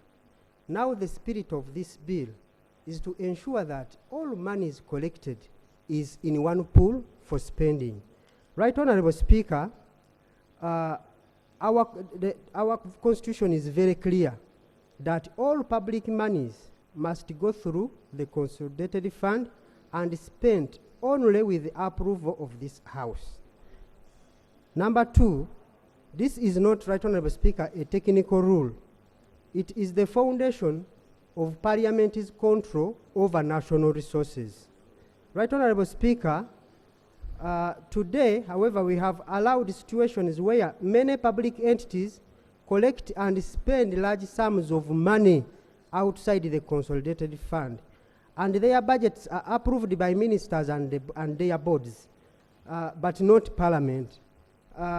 In a full sense of this, Madam Speaker, this has created a parallel financial system outside the scrutiny of this House.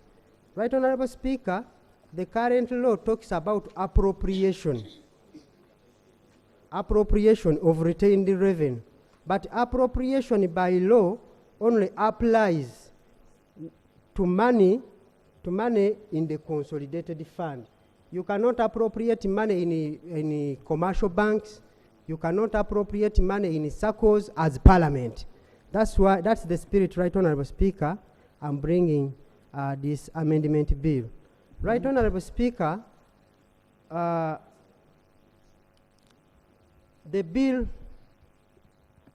this bill does one key thing. It requires all public revenues go through the consolidated fund and spent after approval of Parliament, and it restores order without stopping institutions from, yes, for emphasis, Right Honorable Speaker, this bill restores order without stopping institutions from functioning. Right Honorable Speaker, this is not about creating a new tax or a new spending. It is about bringing the existing public money under discipline, transparency, and accountability. It is about ensuring that this House exercises its constitutional mandate. In conclusion, Right Honorable Speaker, I therefore respectfully urge honorable members of Parliament, the 11th Parliament, to give the gift to Ugandans by passing this amendment bill to restore integrity of financial management. I beg to move my Thank you so much, Honorable Herbert. Those are the seconders. 1 minute. I thank you, Madam Speaker. Madam Speaker, I stand here to second the motion proposed here by my friend, the Honorable Javira, seeking leave of this House to introduce the Public Finance Management Bill, Amendment Bill. Madam Speaker, first and foremost, the gist of the matter is whether or not it is right for the honorable member to propose a private member's bill here. He has elaborated that it's a duty of a member of Parliament to exercise the constitutional mandate that they have been given to enact laws for the good governance of this country. Madam Speaker, our bill seeks to ensure that all revenues that are collected by government parastatals or agencies are reflected in the national budget so as to enable better planning and alignment of national priorities.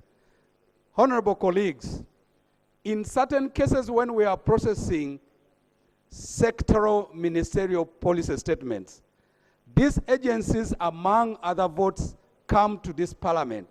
seeking for us to provide for resources for some of them to run their projects and to run their operations. But they did not clearly disclose to the House how much they receive in terms of revenue that is outside what Parliament allocates. The purpose of the bill, therefore, is to ensure that whatever it is that is generated by these institutions, by these parastatals, is known and disclosed to Parliament while appropriating. Right Honorable Speaker, I believe that even when we speak, the Madam Speaker is listening to us. Right Honorable Speaker. I am listening to you. Speak. The current system of fragmented public finances makes planning difficult and leads to inefficient allocation of resources across all sectors. It is the reason why some of these parastatals and agencies appear to be able to perform and attend to their planned activities and mainstream. You're welcome. Before you go into clarification, I want you to address your mind on Article 153.2. You, the seconder. First address your mind to that. Article 153.2. 2. That is on consolidated fund.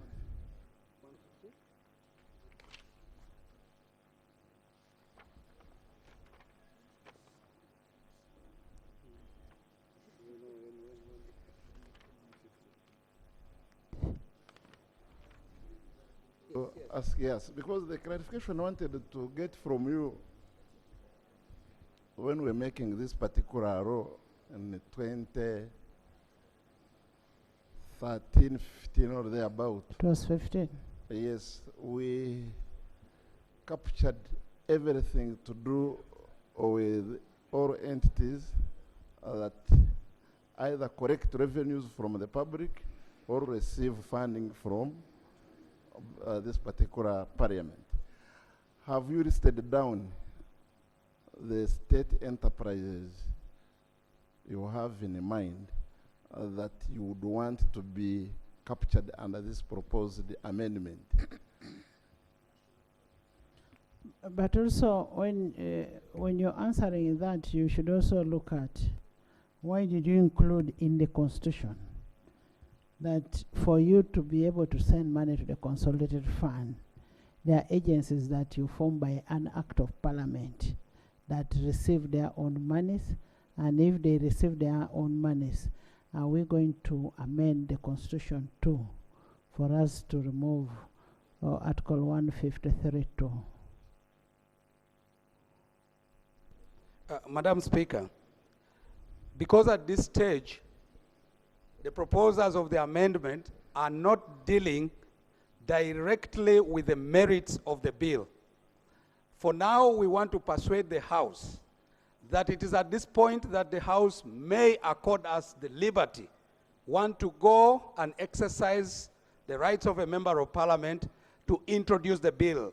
At the point when we are refining the very details of the bill, we shall provide justification of its necessity. But Madam Speaker, what you have asked me to address in as far as 153.2 is concerned relates to the fact that there is this exception.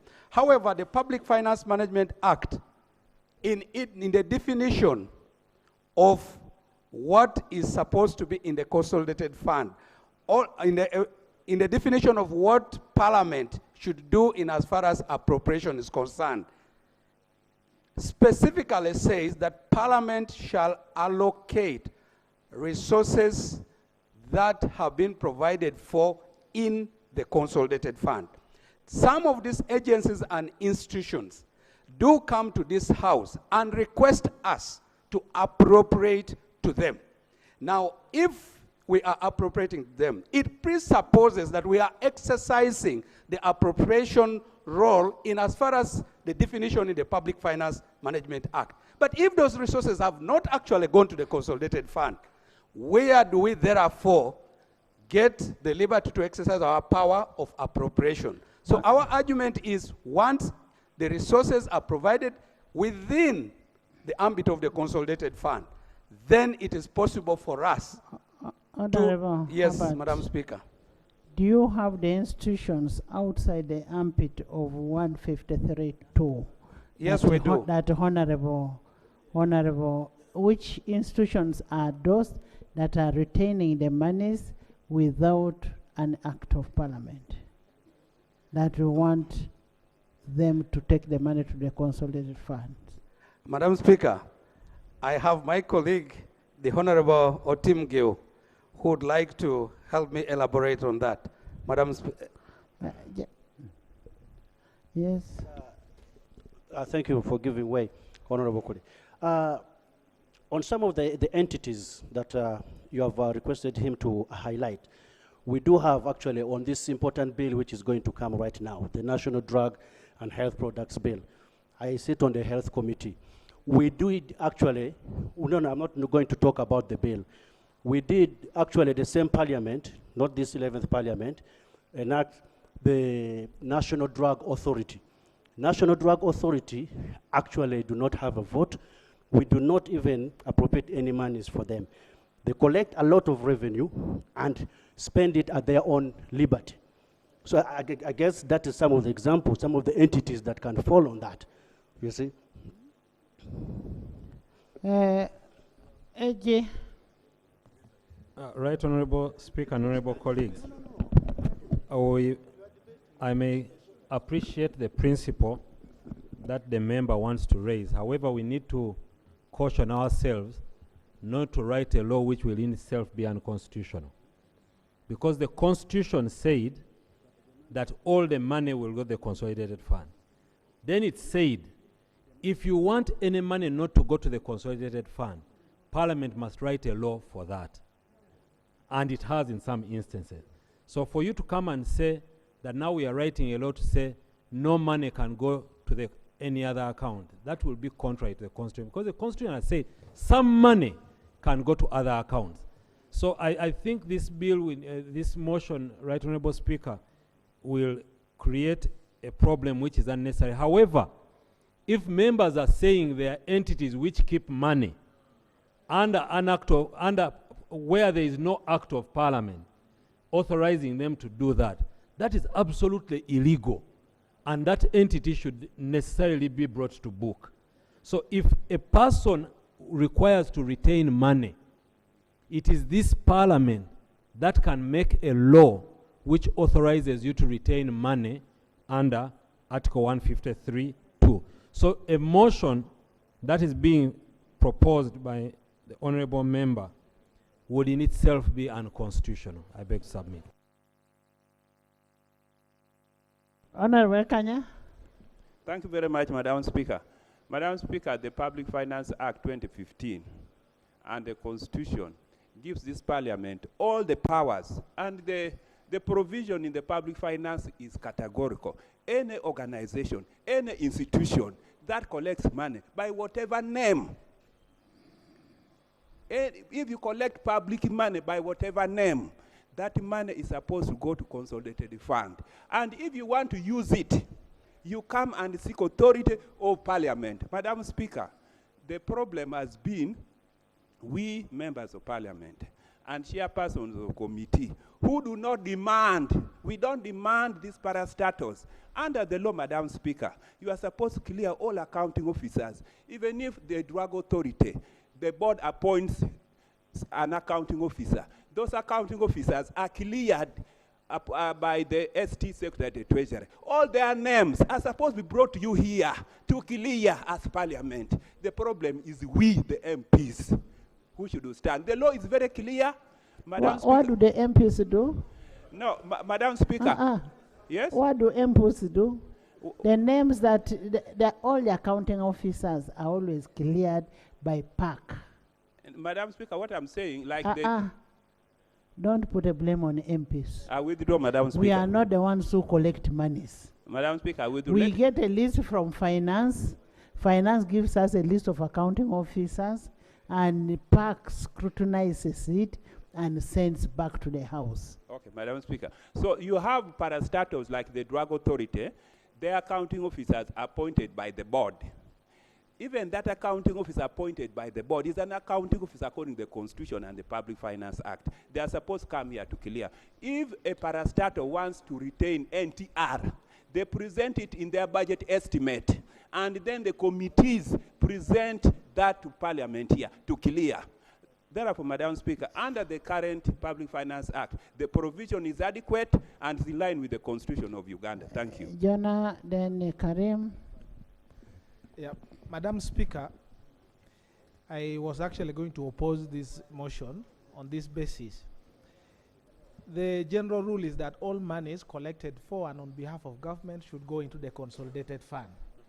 The exception is that if there is a corporation or an entity that has justification, they will come to Parliament and it's done through an act of Parliament. Now, my basis was, if you allow this motion, you are amending consequentially several other acts where we had already given them power. So if they want to address this, they should actually amend directly those acts of Parliament. Where No, Parliament you even has amend the Constitution by removing that provision that we should be able to get acts that 153(2). Yes, Jonah, go ahead. So if, for example, I'll give you an example. If we have a corporation called National Enterprise Corporation, which does things on behalf of the government through the army, and they are keeping the money there. So you bring the next act, because in that act we gave them authority to retain the money. So you cannot try to amend it effectually by amending public and then say all these other entities are also now affected. So if your intention is that no corporation at all, then compile all those acts of Parliament, then amend each one of them, or bring an omnibus, I don't know how it will fit, to amend. But this Miscellaneous. Miscellaneous. well, yeah, that's my opinion, Madam Speaker. Yes, Honorable Bahati, then Karim. Madam Speaker, I want to thank the honorable member for moving this important motion about how we can efficiently utilize our resources. But as we speak, I think all the institutions are spending money within the law. There is no institution that is spending money outside the law. If it was doing that, then it would be a crisis. I see the point of the mover, but I also hear what the Attorney General has advised us. And for us not to lose your intention, or is it possible that the mover of this motion can go back and consult, refine it, consult the Attorney General, so that your idea does not just die or the motion collapses under its own weight as we speak? Can we go back and consult a bit and then come back when we are prepared? Thank you.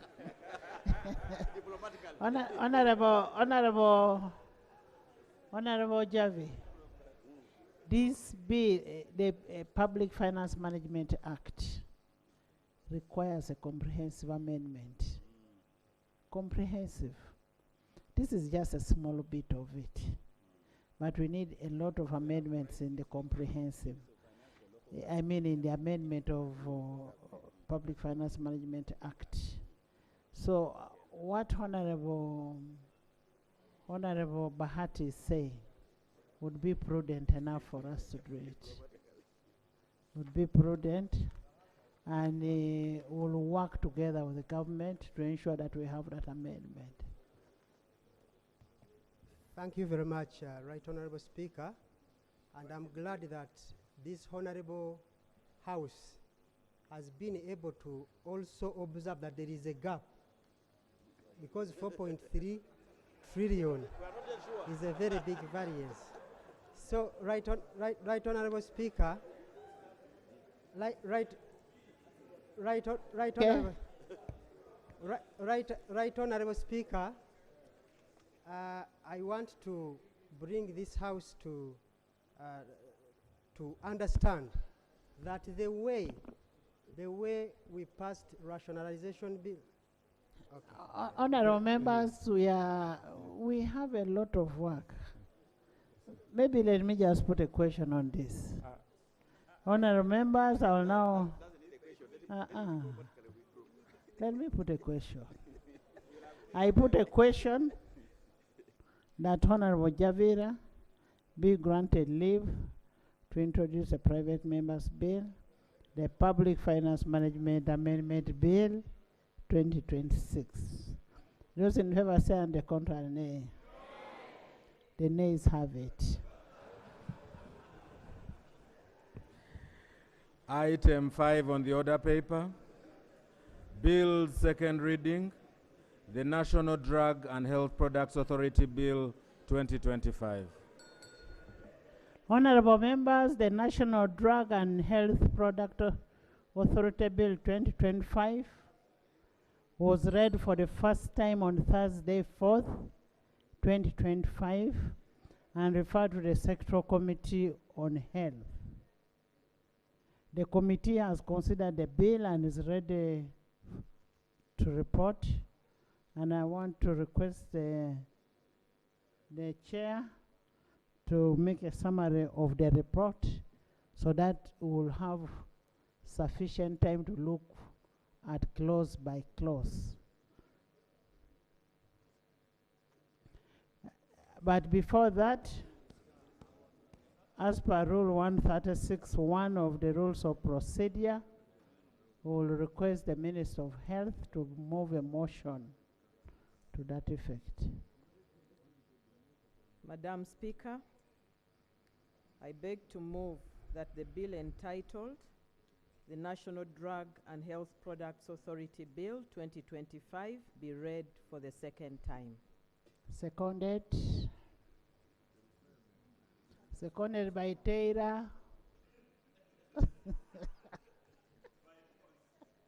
By Honorable Magogo.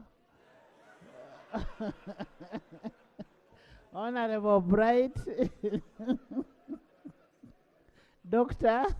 Achayo, Oronde, Isamat, by the whole side, and by the whole house, except the whole house. Yes. Would you want to speak to your motion?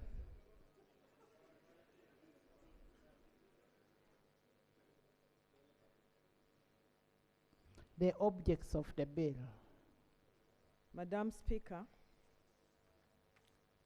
the object of the National Drug and Health Products Authority Bill 2025 is to establish the National Drug and Health Products Authority, to provide for the functions and powers of the authority, to regulate the manufacture, distribution, importation, exportation, and supply of drugs, medical devices, cosmetic products, public health products, and nutritional supplements, to provide for the administration and enforcement of the Act, and to repeal the National Drug Policy and Authority Act and amend the Food and Drug Act. Thank you. Honorable members, in the VIP gallery, we have Honorable Peter Pex, the MP-elect for Dodoth. Peter Pex, welcome. Kabong District. We also have a team from the NDA. Dr. David Nahamia, welcome. Honorable Mutasanga. And then Amos Atumanya. You're welcome. They're here to witness the proceedings of the bill. Give us a summary of your report so that we have time to go to committee. Thank you very much, Right Honorable Speaker, my colleagues. I'm going to present a report on the Committee on Health on the National Drug and Health Products Authority Bill 2025. But if I present the report, I would like to lay on table, I beg to lay, and also to lay the minutes, beg to lay. Thank you. Please lay. The bill is quite long, but I will try to summarize it. It has been uploaded on the iPads. I hope that the members have gone through it. I will not read it verbatim, some sections. Right Honourable Speaker, if you allow me. Right Honourable Speaker, in the introduction, the National Drug and Health Products Authority Bill 2025 was read for the first time on 4th September 2025 by the Minister of State of Health, Honorable Hanifa Kawoya. In accordance with Rule 135(1) of the Rules of Procedure of Parliament, the Right Honourable Speaker referred the bill to the Sector Committee on Health for consideration. The committee proceeded to the health to handle the bill according to Rule 135(2), 3, and 4 by examining the bill in detail and made all such inquiries, received and scrutinized proposed amendments that were relevant to the subject of the bill. For the background, I request that members read through, but I will go to the object of the bill, the aims. The aim of the bill is A, establish the National Drug and Health Products Authority, replacing the existing National Drug Authority. B, provide the functions and powers of the authority. C, regulate the manufacture, distribution, importation, exportation, and supply of drugs, medical devices, cosmetics, public health products, and nutritional supplements. D, provide for the administration and enforcement of the Act. E, repeal the National Drug Policy and Authority Act, Cap 198. F, amend the Food and Drug Act, Cap 307. And G, amend the Narcotic Drugs and Psychotropic Substance Control Act, Cap 37. Then we can go to page 4, the defects in the National Drug Policy and Act, that is the current law. We just go to the importance of this, how we want to amend. One of them is that there are so many new products, such as medical devices, cosmetic products, nutritional supplements, and other related products. Then we have complex drug markets with falsified and substandard products, posing a risk of the treatment failure and antimicrobial resistance. And G, there's the global best practices under the World Health Organization, which require broader and more integrated regulation. Honorable members, let's go through, in interest of time, we want to go through the methodology. You can read the methodology.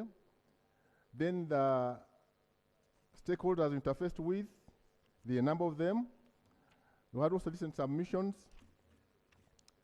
We can go to the committee analysis, observations and recommendations. That is on page 9. First one was about certificate of financial implications. The committee notes that section 74(1) of the Public Finance Management Act, Cap 171, and Rule 124(1) of the Rules of Procedure of Parliament require every bill to be accompanied by certificate of financial implications issued by the Minister responsible for finance. The committee considered the certificate of financial implications accompanying the bill. Then we can go to general observations, which is from page 10, but let's go to page 11, implication of the bill on investment. The observation, the committee observed that certain provisions of the bill may increase the cost of doing business due to multiple licenses that are to be issued by the different regulatory authorities, high fees rising from different applications, and absence of statutory timelines for regulatory decisions. The committee noted that the investors in pharmaceuticals and medical devices operate within strict commercial timelines, and that prolonged processes may affect market entry and increase the risk of product expiry. to the recommendation, the committee recommended the bill should support investment by providing clear statutory timelines for licensing and approval of decisions. B, establishing a comprehensive framework that will evaluate and strengthen the regulatory systems of medicines, vaccines, medical devices through empowerment of the authority to license manufacturers, suppliers, distributors, importers, or exporters in line with the global benchmarking tool, that's DBT. C, ensuring that the provision on dual regulation in the bill is amended as by the cabinet principles which clearly stipulate which products should be regulated under the bill. Notwithstanding the above, the committee observed that a number of provisions in the bill require amendment in order to make the law practical, fair, technically sound, and responsive to Uganda's institution and commercial and socioeconomic realities. Right, Honourable Speaker and colleagues, on observation for overlapping and duplication of regulatory mandates, we discovered that there are some dual regulations of some of the products. For example, we have some of the products that are being regulated by NBS and also by NDA. And that's dual regulation. Most of the stakeholders complained about that. So the committee noted that, with concern, that this bill was empowering two regulatory bodies, the UNBS and National Drug Authority, to set standards for regulated products under the Act. The committee was guided by the principles approved by the Cabinet under Minute 170, CT 2023, which noted that the Ugandan National Bureau of Standards would cede the mandate and regulation of medical devices to the National Drug Authority. B, procedure. There's a procedure. Madam Speaker, under our rules, Doctor, when there's a procedure, you sit. Madam Speaker, the rules of procedure grants authority to the chairperson, who is the speaker, to guide business in the House. Madam Speaker, I wish to move under our rules to seek your guidance, to exercise your authority to manage business, aware that we have several business and several bills that we need to process and complete, and yet we have the budget timeline. Me being a member of the budget committee, we need to clear all reports and present the budget within the time as provided for in the Budget Act. Isn't it procedure correct that you exercise your power for us to move to committee, and then the chairperson will then, and members, debate some of those issues when we are at committee level? Thank you. Save time. Thank you. Seconded? Seconded by the Shadow Attorney General. Thank you so much for making my work very, very easy. I put a question that the National Drug and Health Product Authority Bill 2025 be read for the second time. Those in favor say and the contrary nay. The ayes have it. The National Drug and Health Products Authority Bill 2025, Bills Committee stage.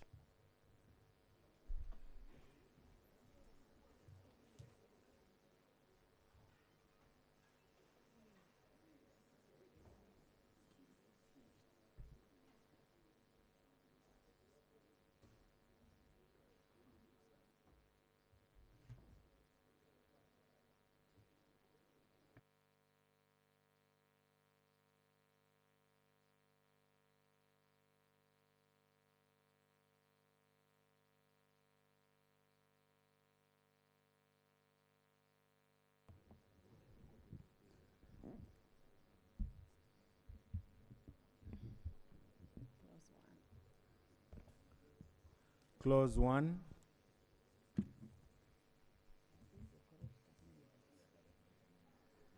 I put a question that clause 1 stands part of the bill. Those in favor say and the contrary nay. The ayes have it.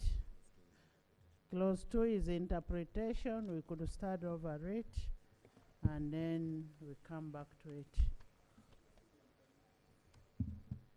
Honorable members, when we are at committee, I don't want interruption.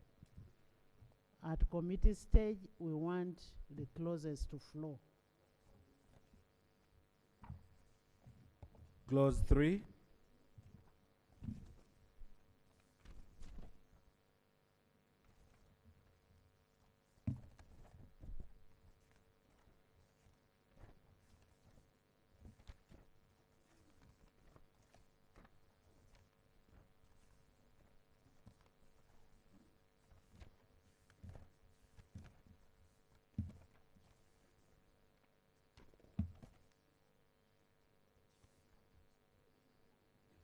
Clause 3.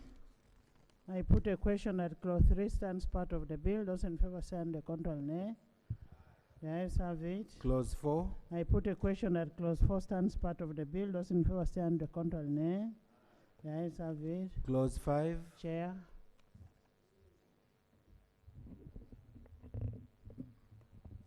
Honorable Chair. Clause 5 is amended in subclause 1. The paragraph F3 by deleting the word unwholesome and wherever it appears in the bill. In paragraph F7 by deleting the words for vaccines, biologicals, and diagnostics. And in paragraph B4 by inserting immediately after the words medical devices, the words cosmetic products, public health products, and nutritional supplements. Then in 4 by inserting immediately after paragraph B6 the following: to prescribe standards for medical devices, cosmetic products, public health products, and nutritional supplements. And in subclause 2, by inserting immediately after the word nutritional supplements, the words in accordance with this act and any other applicable law. When we go to subclause 4, in paragraph B, by inserting immediately after the word guidelines, the words in accordance with this act and any other applicable law. In paragraph D, subclause 4, paragraph D, by inserting immediately after the word nutritional supplements, the words in accordance with this act and any other applicable law. Justification: to empower the authority to retrieve drugs that are falsified, adulterated, substandard, or expired. 2, to empower the authority to regulate premises where drugs are analyzed, tested, and researched. 3, for consistency in referring to different products being regulated under this bill. Also, to empower the authority to retrieve drugs that are falsified, adulterated, substandard, and expired. Then to empower the authority to regulate premises. I think this was repetition, right, Honourable Speaker, typing error. Thank you, right, Honourable Speaker. I beg to submit. This is to provide compliance and relevant laws. Yes. Thank you, Right Honourable Chair.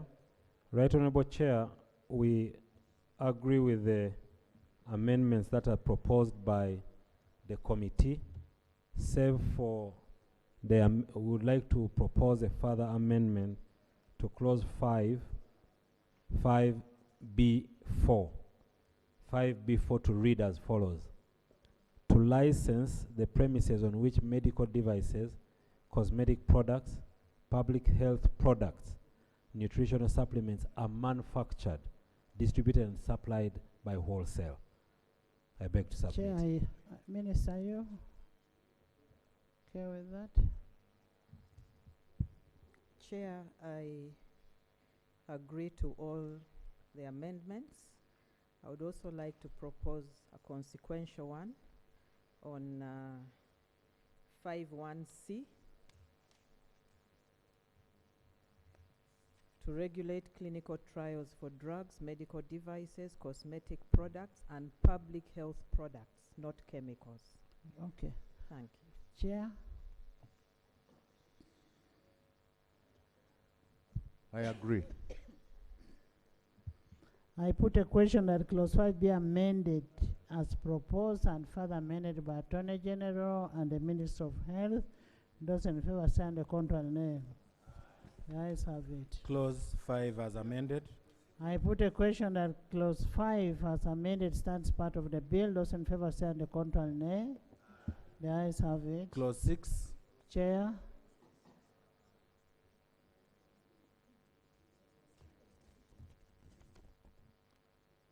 Honorable Chair, Clause 6.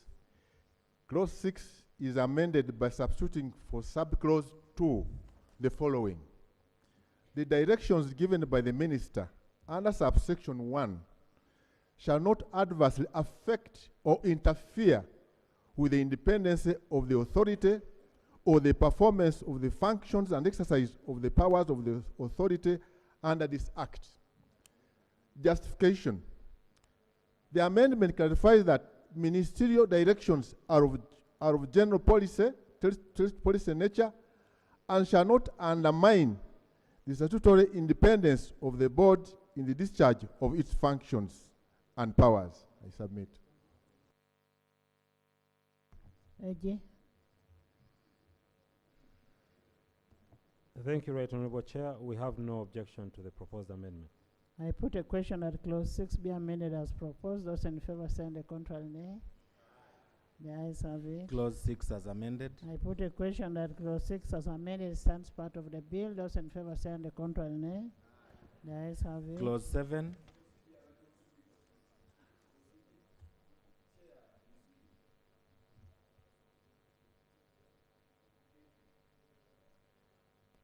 I want to thank you, Chair, for giving me this opportunity. Chair, we are in the middle of a bill. The Constitutional Court has just, and one of the issues cited was that voice voting is archaic. What's the relationship between that? Right on, Speaker. Clause, we are in clause the 7. Clause 7. Honorable Chair. Clause 7. Clause 7 is substituted for the following. Board of Directors. 1. The authority shall have a board which shall be the governing body of the authority. 2. The board shall consist of 7 members appointed by the Minister. 3. A member of the board shall be a person of high moral character and proven integrity with the qualifications and experience in the field of pharmacy, medicine, law, financial management, traditional and complementary medicine, investigations, biomedical engineering, nutrition, cosmetology, bioethics, consumer protection, or public health. 4. The minister shall appoint a chairperson of the board from among the members of the board. 5. At least a third of the members of the board shall be women. Justification. The bill expands the mandate of the authority beyond pharmaceuticals to include medical devices, cosmetic products, nutritional supplements, and health products, each of which presents a distinct technical and safety considerations requiring specialized oversight. It is necessary that the board collectively possesses expertise the regulated products to ensure effective governance, informed decision making, and the proper supervision of the authority regulatory functions. The clause on gender is to align the bill with the constitutional policy of the state taking affirmative action in favor of women as marginalized group. Beg to submit. Thank you. AG. Right Honorable Chair, we have no objection to the reduction of the members of the committee from 9 to 7. We have no objection to the inclusion in 7.3, the nature or caliber of persons you'd like to sit on this board. Maybe just to add at the end of clause 7.3, or such other relevant fields, related fields, or such other related fields. Yes. Thank you. That's actually better. I concur. Thank you. I put a question that clause 7 be amended as proposed by the chair and amended by the Attorney General. Those in favor say and the contrary nay. The ayes have it. Clause 7 as amended. I put a question that clause 7 as amended stands part of the bill. Those in favor say and the contrary nay. The ayes have it. Clause 8. Clause 8. Clause 8 is amended by substituting for subclause 1 the following. 1. A member of the board shall hold office for 4 years and is eligible for reappointment for 1 more term only. B. By inserting immediately after the subclause 1 the following. A member of the board shall hold office on terms and conditions specified in his or her instrument of appointment. C. By inserting after subclause 3 the following. The minister shall fill the vacancy on the board in accordance with the procedure prescribed by regulations made under this act. Justification. The arrangement of subclause 1 is for clarity, is for the rearrangement of subclause 1 is for clarity and to provide a definite term of office for board members to strengthen accountability and enhance performance while allowing the appointment based on merit and performance. 2, the new insertion is to obligate the minister to fill the vacancy within stipulated timelines under regulations to ensure efficiency in functioning of the board. I beg to submit. AG. We have no objection, Right Honorable Speaker, to the proposed amendment. I concur. I put a question that clause 8 be amended as proposed. Those in favor say on the contrary nay. The ayes have it. Clause 8 as amended. I put a question that clause 8 as amended stands part of the bill. Those in favor say on the contrary nay. The ayes have it. Clause 9. I put a question that clause 9 stands part of the bill. Those in favor say on the contrary nay. The ayes have it. Clause 10. Chair.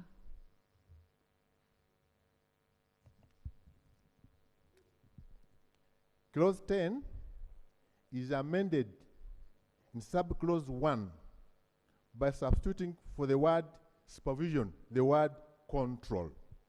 Justification. To reflect the proper governance role of the board exercises strategic authority and overall control over the affairs of the authority, while the executive director exercises supervision relating to day-to-day administrative oversight over the secretariat. I beg to submit. AG.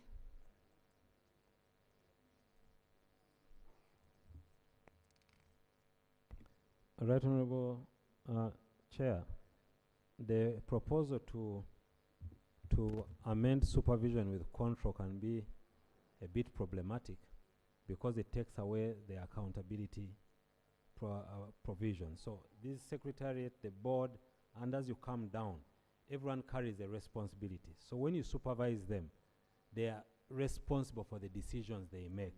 But if you say you control them, then why do you have them? So I think it would not be good to say that you have a secretariat which is controlled by a board. So I propose that the clause does remain as it is in the bill, to read that the authority shall have a secretariat which shall be under the direction and supervision of the board, not control. Beg to submit. I put a question that clause 10 stands part of the bill. Those in favor say aye, to the contrary nay. It's just common sense that supervision is done, not control. Clause 11. Clause 11.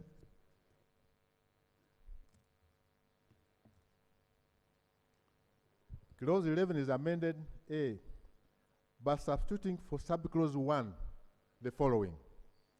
The Secretariat shall be headed by an executive director who shall be appointed by the board for a term of 5 years and is eligible for reappointment for 1 more term only.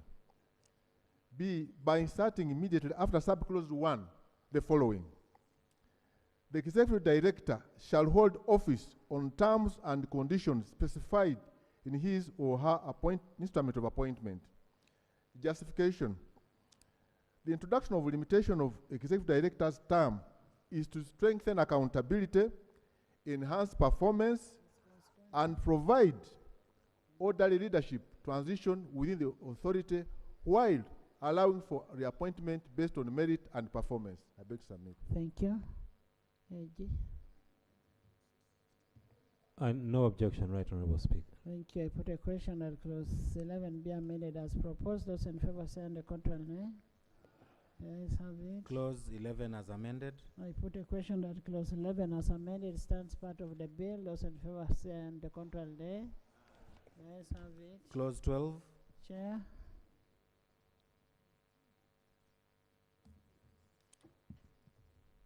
Clause 12 is amended in subclause 3 by deleting the words and the discipline of the executive director and justification. For clarity, since the clause is providing for regulation of the terms and conditions of service for the other employees of the authority, including discipline of the executive director would cause confusion. Beg to submit. AG. Right Honourable Speaker, Right Honourable Chair, we propose that the provision in the bill stands as it was presented because there is no other provision for the discipline of the executive director. Actually, we are redrafting these bills now to put executive directors under staff because there has been a tendency for the executive directors to think they are not staff of the authority. Because you have a specific clause for them and then another clause for staff, they tend to have a feeling that they are above staff. They are staff of the authority and they must be disciplined by the board. We pray that the provision be, we propose that the provision remain as it stands in the bill. Thank you. Minister. We concede. I agree with the Attorney General's amendment. You come and concede. I agree with the Attorney General's amendment. No, it is not an amendment. It's not an amendment with the... I put go on record. It is not an amendment. Concede. You concede. I will do the amendment, right, Honourable Speaker. And you Honourable concede. Chair. And you concede. And I concede. Okay. I put a question that clause 12 stands part of the bill. Those in favor say on the contrary nay. The ayes have it. Clause 13. Clause 13, Chairman. Clause 13 is amended by deleting the words in conformity as may be applicable with Uganda Public Service Standing Orders. Justification. To remove ambiguity by enabling the authority to make internal staff rules appropriate to its functions while remaining subject to the Act and other applicable laws. Beg to submit. Right Honorable Chair and Honorable colleagues, we have been going through the process of rationalization to reconvene and recluster public service. There has been a tendency for these MDAs to create a persona different from public service, where a person working in NDA while a public servant can get 45 days of leave, but a person in this ministry is getting 21 days of leave. So we are saying no. The rules must be consistent across public service. There may be specific aspects attached to that, but they will also be handled in accordance with the public service rules. So we are not creating another public service. We want to maintain a single public service. So we propose that the clause remains that the board shall make rules in conformity as may be applicable with the Uganda Public Service standing orders to regulate the appointment and release of these persons. We beg to submit. It stands part of the bill, not so? Yes. I agree with the Attorney General. Withdraw your proposal. You withdraw. Honorable Chair, I withdraw my proposal. And concede. And I concede with AG. Thank you. I put a question that clause 13 stands part of the bill. Those in favor say and the contrary nay. The ayes have it. Clause 14. 14, I put a question that clause 14 stands part of the bill. Those in favor say and the contrary nay. The ayes have it. Clause 15. I put a question that clause 15 stands part of the bill. Those in favor say and the contrary nay. The ayes have it. Clause 16. I put a question that clause 16 stands part of the bill. Those in favor say and the contrary nay. The ayes have it. Clause 17. I put a question that clause 17 stands part of the bill. Those in favor say and the contrary nay. The ayes have it. Clause 18. I put a question that clause 18 stands part of the bill. Those in favor say and the contrary nay. The ayes have it. Clause 19. I put a question that clause 19 stands part of the bill. Those in favor say and the contrary nay. The ayes have it. Clause 20. Chair. Clause 20 is amended in subclause 1, but substituting for the words as soon as practicable, but not less than 6 months, for the words within 3 months. Justification. To promote timely reporting and enhance accountability by requiring submission of the annual report within 3 months after the end of the financial year. I beg to submit. AG.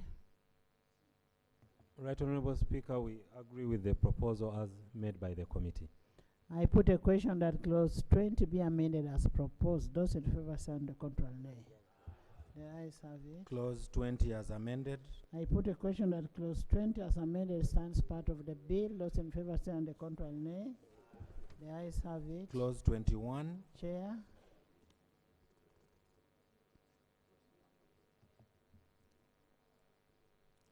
Clause 21 is amended in subclause 1 by inserting immediately after the word notified the word listed.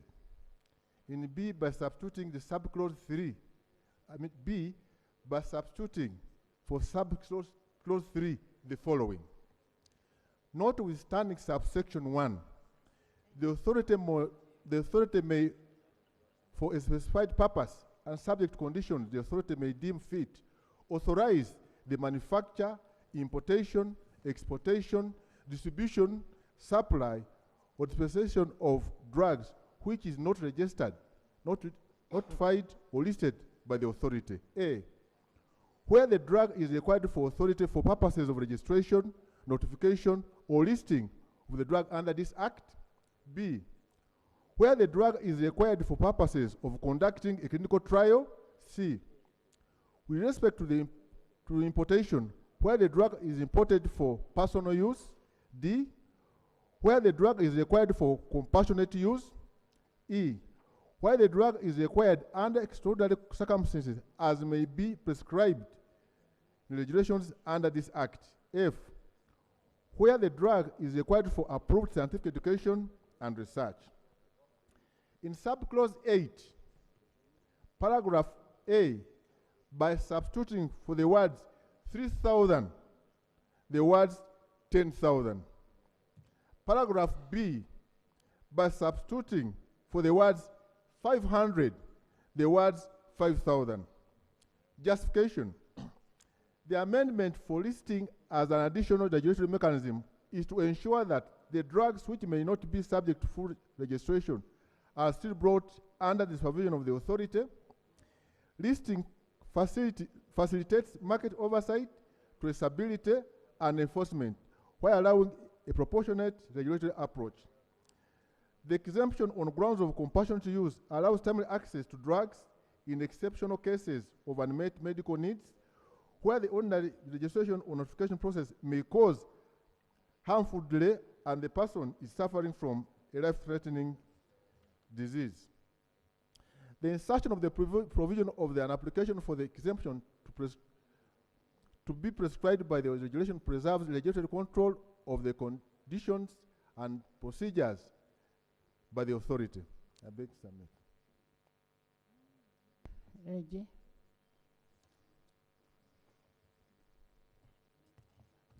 Right Honorable Chair, this Act is being brought for purposes of regulating the use of drugs.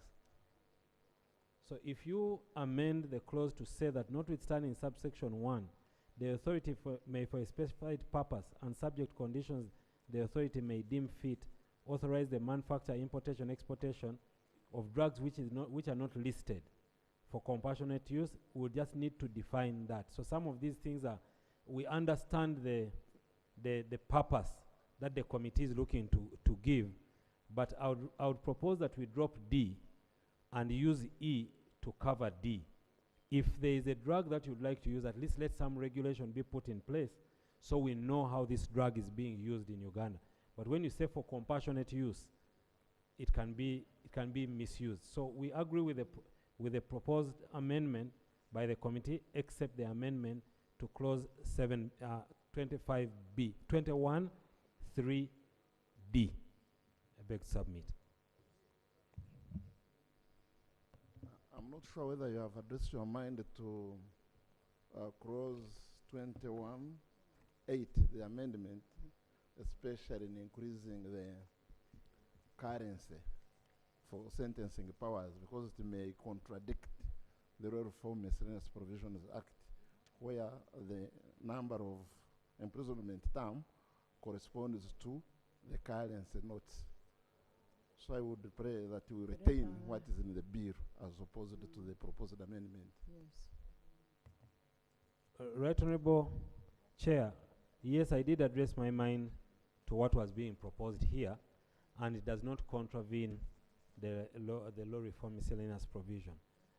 Right Honorable Chair, as I always said, the law reform miscellaneous provision do not in any way fetter the power of Parliament to prescribe penalties. So it cannot be argued that because last week we gave you 5,000, this week we must give you 5,000. Parliament is at liberty to prescribe the appropriate penalty for that. And I think the increase of these currency points, because what you're dealing with here is a deterrent sentence. You want to deter people from attempting to use illicit drugs and import illicit drugs, because once consumed, they're extremely dangerous. That's what we're discussing here today. If the penalty for bringing these illicit drinks was high, then people would stay away from them. But because the penalties are still old and lax, so I propose that the proposal of the committee to that extent be upheld by the House. Yes, Doctor.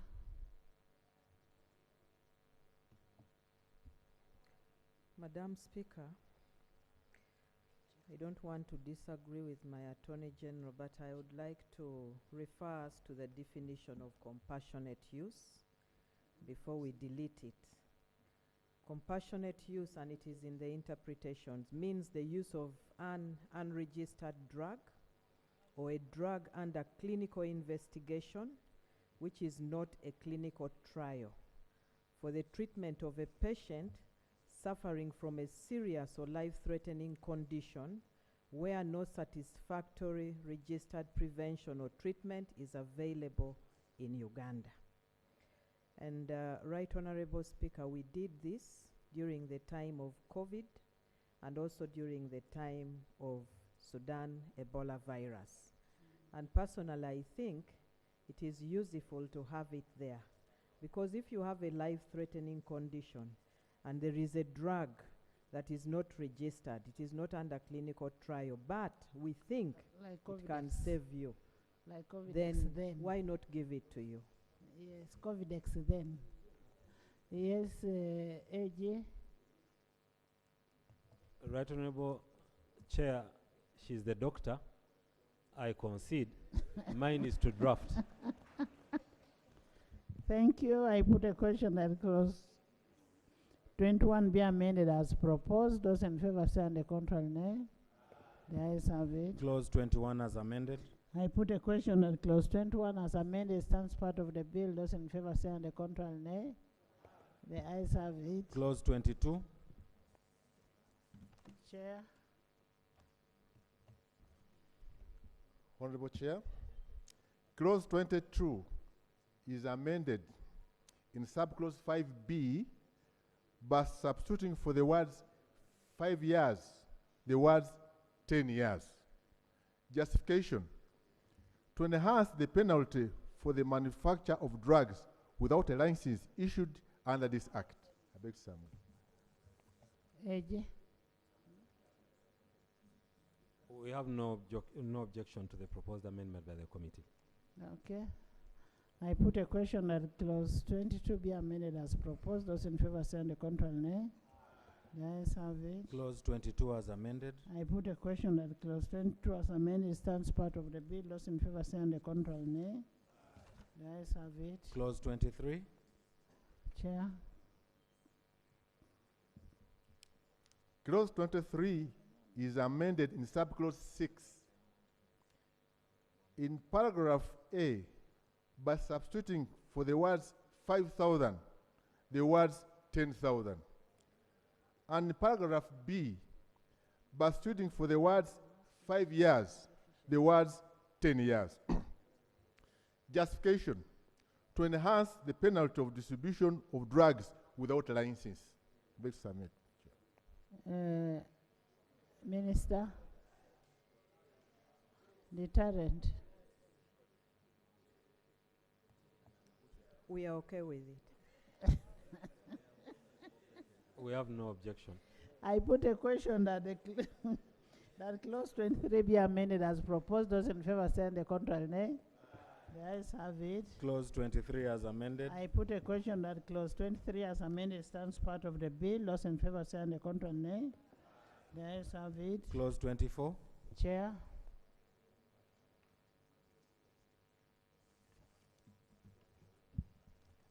Clause 24 is substituted for the following. 24, not released by authority. The authority shall establish and maintain a system of lot release of biologicals, vaccines, diagnostics, and other medicinal products. A person shall not release on the market a biological vaccine, diagnostic, or medicinal product unless the person has been issued with a certificate of lot release by the authority. 3, a person who intends to release a biological vaccine, diagnostic, or medicinal product on the market shall, upon payment of the prescribed fee, apply to the authority for a certificate of lot release. 4, the authority shall grant a certificate of lot release to a person who satisfies the requirements and the conditions prescribed by the regulations made under this act, and may impose such conditions on the certificate as the authority may consider appropriate.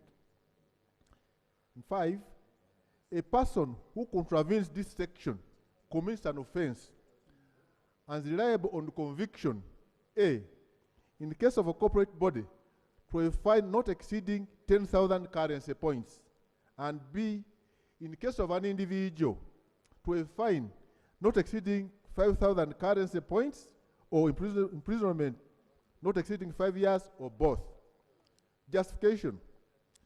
The substitution is to ensure clarity that the lottery release system is to be established by the authority, to prescribe the process of applying for a certificate of lottery release. Chair. Minister.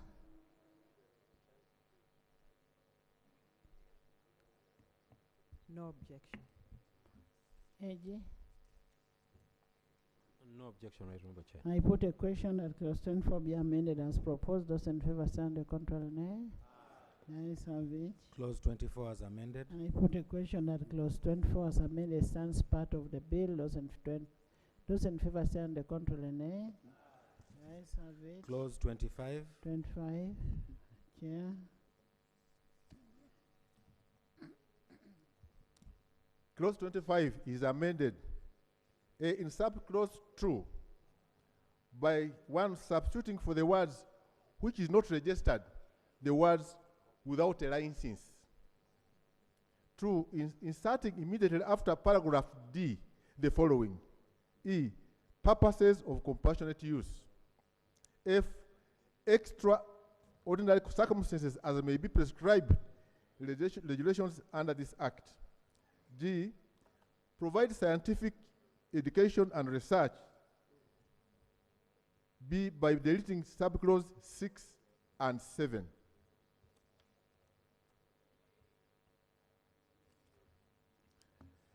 In subclause 8, B, by substituting for the word re-export, the word return. And 2, substituting for the words import, the word export. D, by inserting immediately after subclause 9 the following. A person who imports a drug, contrary to this section, commits an offense and is liable on conviction, A, in the case of a corporate body, to a fine not exceeding 10,000 currency points, and in the case of an individual, to a fine not exceeding 5,000 currency points, or imprisonment not exceeding 5 years, or both. Justification. To cater the situation of compassionate use of drugs and academic research purposes. 2, to establish legal responsibility for owners of vessels or vehicles to critically inquire into the legality of the drugs transported in their vessels.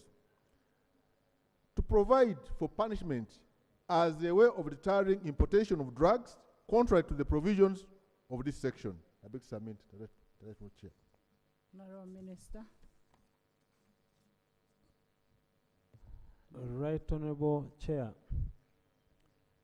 the proposed amendment tends to change the entire reading and meaning of this provision, because it says the principle is that you should have a license to import drugs. Now, subclause 2 says, notwithstanding subclause 1, the authority may, for a specified purpose and subject to conditions the authority may deem fit, authorize the importation of a drug which is not registered under this act, which is 4. So when you say without a license, it contradicts, because already the top part is saying you will be authorized by the authority.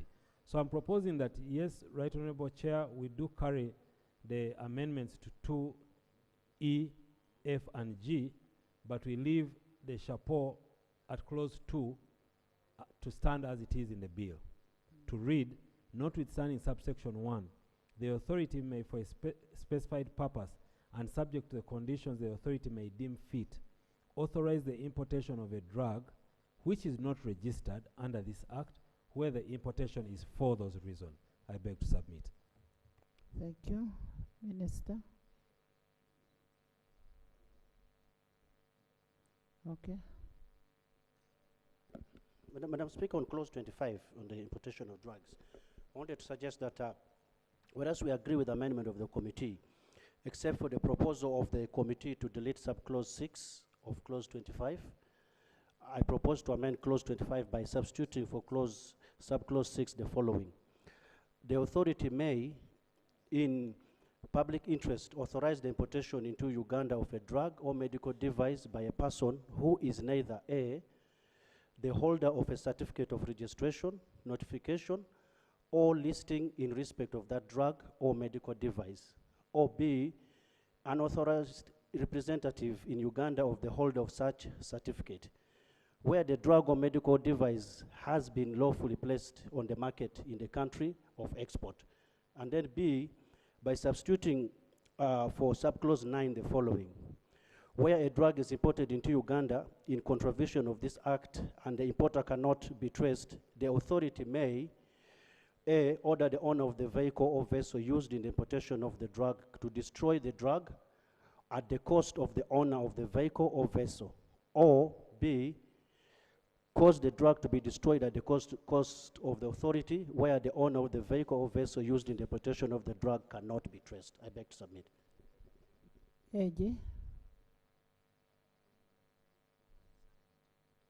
Right Honorable Chair, the first part of the proposed amendment may be, we need to look at it, because it is saying the authority may, in public interest, authorize the importation into Uganda of drugs or medical device by a person who is neither the holder of a certificate of registration, notification. So we are writing into our law that we are going to breach rights. But who defines public interest? No, but we cannot say that even if it is in public interest and you know you need the drug, and you must use it with the authority of the owner. Lawfully. So you cannot write in the law and say, for us, if we want it, we shall authorize someone to bring it here. On the second part of the vessel being the importer of the drugs which are not allowed to be traced and to incur the cost, we have no objection to that. What about where this B, cost of the drug to be destroyed at the cost of the authority, where the owner of the vehicle or vessel used in the importation of the drug cannot be traced? Why are you limiting to the owner? Yes, right, Honorable. What about the importer? I think what this clause has come on the floor, but I think what they're saying is that if you import and we find you, you will be responsible for the cost. But if we do not find you, because that's the principle, that the person who brings the illicit product should incur the cost of destroying it. But the law is allowing NDA to destroy them at their cost. I think it would be more of an accounting issue when they come back to Parliament and say, we spent so much money in destruction of goods. We say, why wasn't the importer the one who incurred that cost? I think it's a good principle. Beg submit. Yes. Through you, I request the Attorney General to concede to the committee to the extent of only sub-clause 2, because it only seeks to open up the boundary to allow drugs that are for compassionate use to get into the country without a license. And then when we were in the committee, we also knew that Uganda as a country is training pharmacists and other related scientists, so they will also need drugs for the purpose of their education. So in that clause, we opened up to also allow for research and those other details. That is the wording that is within sub-clause 2. So to that extent, I pray that you agree to the amendment of the committee. Thank you very much. You redraft the way you want it to be. Right, Honorable Chair, I agree with the principle He agrees that you with can import without a license. Yes. I just changed the drafting. But the principle is anyone who doesn't have a license can get authority from the NDA to bring the product. What I'm saying is that the drafting, when you change the drafting as has been proposed by the committee, it has a double negative, because you're saying on top you'll be authorized, and again you're saying without a license. So the principle is correct. Thank you. The only change the Attorney General has not agreed to is substituting the word a drug that is not registered with the word license. Because what is That's the gist. Okay, I put a question that clause 25 be amended as proposed by the committee, amended by the Attorney General, and further amended by Isaac. Those in favor say and the contrary, nay. The ayes have it. Clause 25 as amended. I put a question that clause 25 as amended stands part of the bill. Those in favor say and the contrary, nay. The ayes have it. Clause 26. Chair.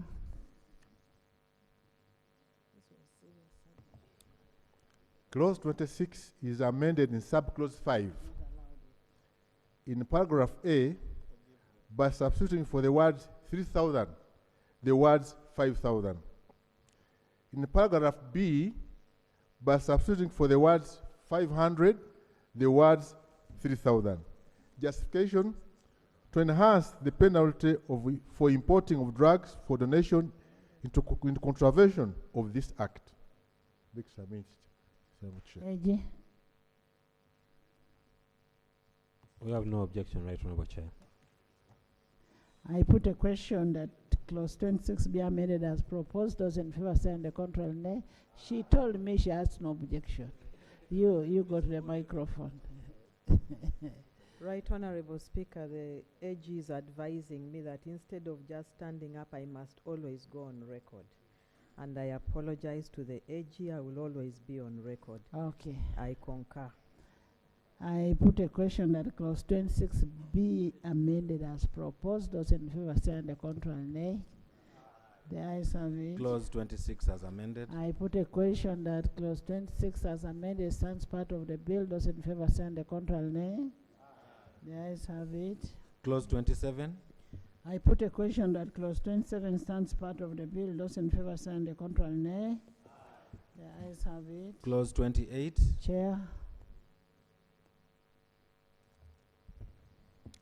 Clause 28 is amended in the head note by deleting the words wholesale or retail. B, by inserting immediately after subclause 5 the following: an application for a license to operate a pharmacy under this section shall specify the location of the pharmacy and shall comply with the minimum distance requirements prescribed by the regulations made under this act. In subclause 6, in paragraph A, by submitting for the words 5,000, the words 10,000. In subclause B, by substituting for the words 500, the words 5,000. Justification: to empower the authority to regulate all forms of pharmacies. 2, to provide clear statutory basis for the authority to consider the location of the proposed pharmacy premises at the point of application, and to enforce minimum distance requirements through regulation. It also promotes orderly distribution of pharmacies, avoids undue clustering of outlets, and supports equitable access to pharmaceutical services. I beg to submit. Minister.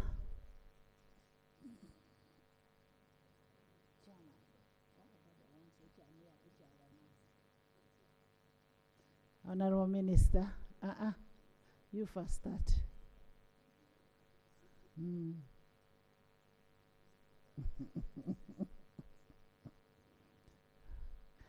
You're very harsh on this clause. Right Honorable Chair,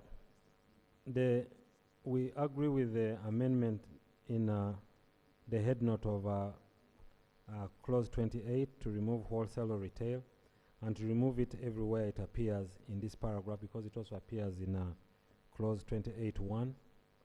However, Right Honorable Chair, I am not sure that this issue of specifying location at this point and distance, I think that's an administrative matter. The ND can deal with it at the time of licensing, and also we do not want to create disruption in already existing market. So let it be handled administratively. They can do regulations to handle that after due consultation. But this was not part of our government bill, and we propose that it be dropped. I beg to submit. Honorable Minister. Honorable Chair, we shall put it in the regulations. Chair. I concede. Why were you so annoyed on this clause? I'm not annoyed. Honorable Chair. At least I I don't put- have a pharmacy. I put a question that clause 28 be amended as proposed by the committee and further amended by the Attorney General. Those in favor say and the contrary nay. The ayes have it. Clause 28 as amended. Ifel, this law is for the local government. You come back. It is for local government. You are the consumer of this law. Yes. Madam Chair, you had told us at 4 to go for prayers. It is It's almost for 4. where 2 or 3 meet.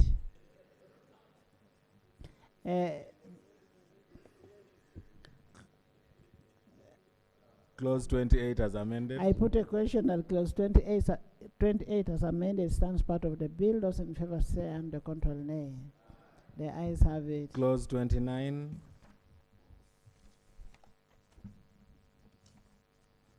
I put a question that clause 29 stands part of the bill. Those in favor say and the contrary nay. The ayes have it. Clause 30. Chair.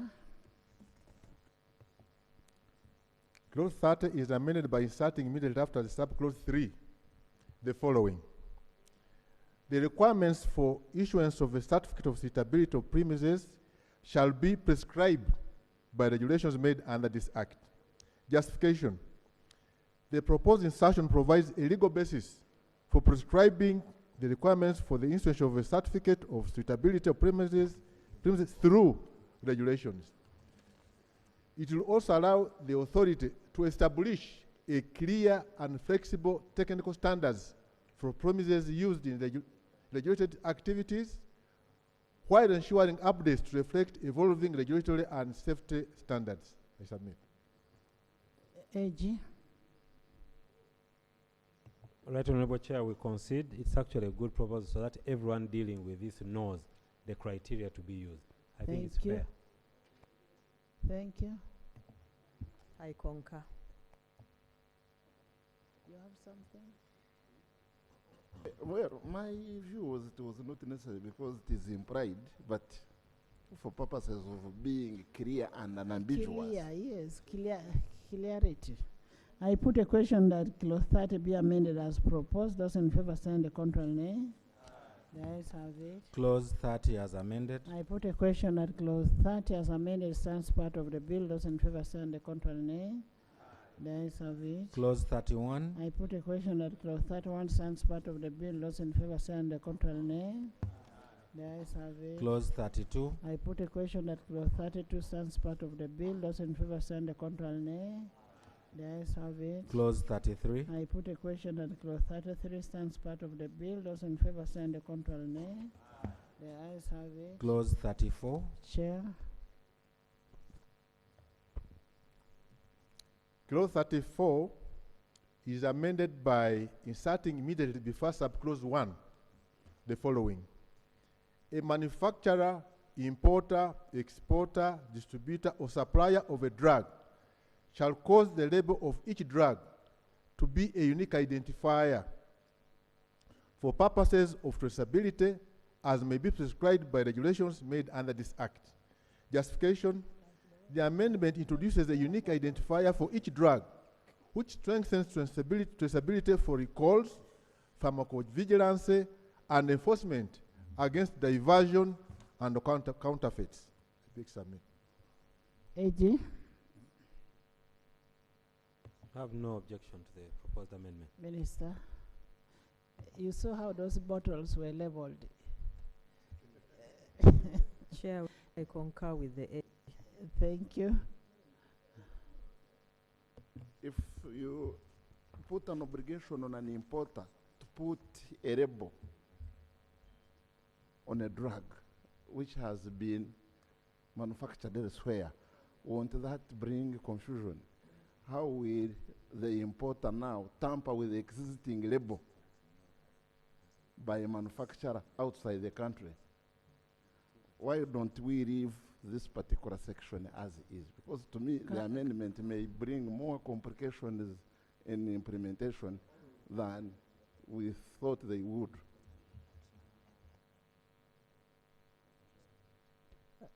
Can't we bring in regulations for traceability, say batch number, or what?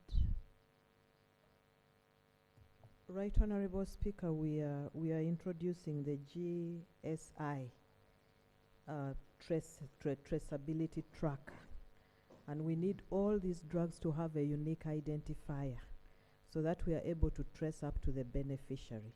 That's why we need that amendment. From the producer to... Okay. I put a question that Clause 34 be amended as proposed. Those in favor say on the contrary nay.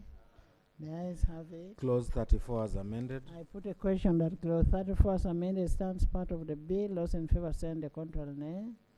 The ayes have it. Clause 35. 35. Clause 35 is amended in subclause 1 by substituting for paragraph A the following.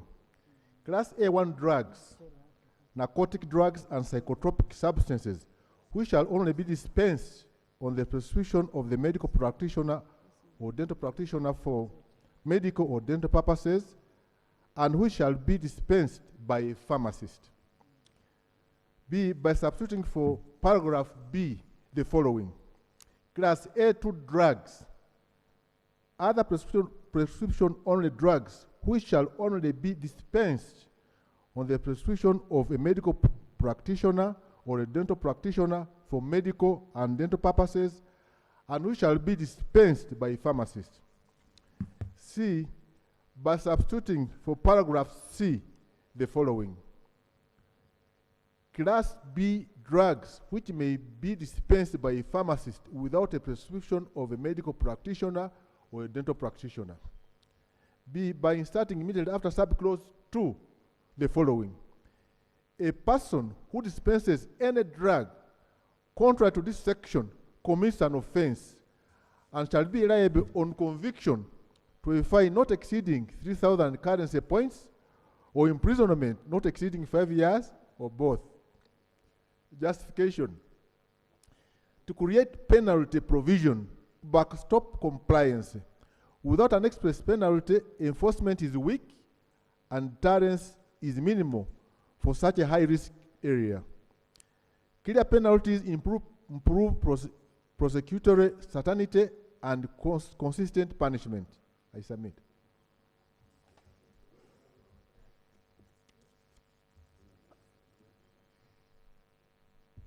Chair, we agree to the amendment. AG. I don't know, my experience with drugs is very limited. But since the doctor has said I concede. Well, I do not intend to drill you, but if you look at clause 98 of the bill, particularly 1B and C, it could by necessary implication apply to this provision. However, I leave it to you and the House.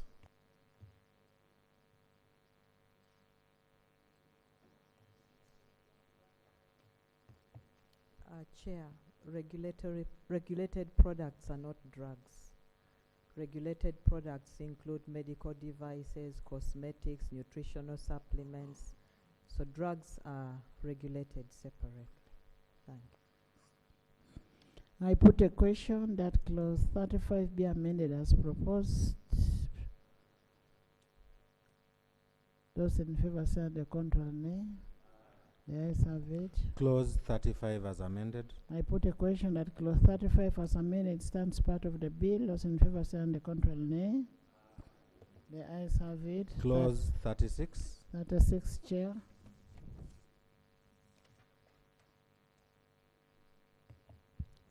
Clause 36 is amended in subclause 4 by inserting immediately before the words any person the words subject to Narcotic Drugs and Psychotropic Substance Control Act.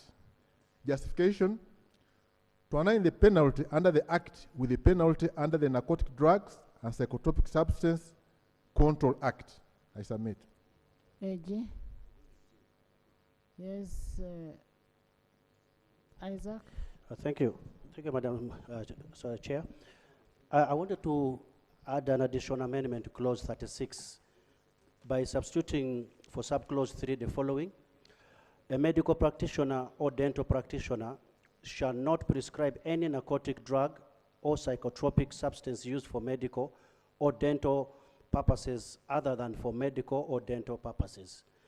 A pharmacist shall not supply or dispense any narcotic drug or psychotropic substance used for medical or dental purposes other than for medical or dental purposes. The justification will be to clearly differentiate between the roles of prescription for medical or dental practitioners and that of supply or dispensing by the pharmacist. I beg to move. Thank you. I think we concede to the amendment by the committee and also the member. I think they've just clarified the distinction between the person who is dispensing and the person who is prescribing. Okay. I put a question that clause 36 be amended as proposed by the committee and further amended by Honorable Isaac. Right, Honorable, I wanted to concur with my Attorney General and be on record. I put a question that clause 36 be amended as proposed by the committee and further amended by Honorable Isaac. Those in favor say and the contrary nay. The ayes have it. Clause 36 as amended. I put a question that clause 36 as amended stands part of the bill. Those in favor say and the contrary nay. The ayes have it. Clause 37. Chair.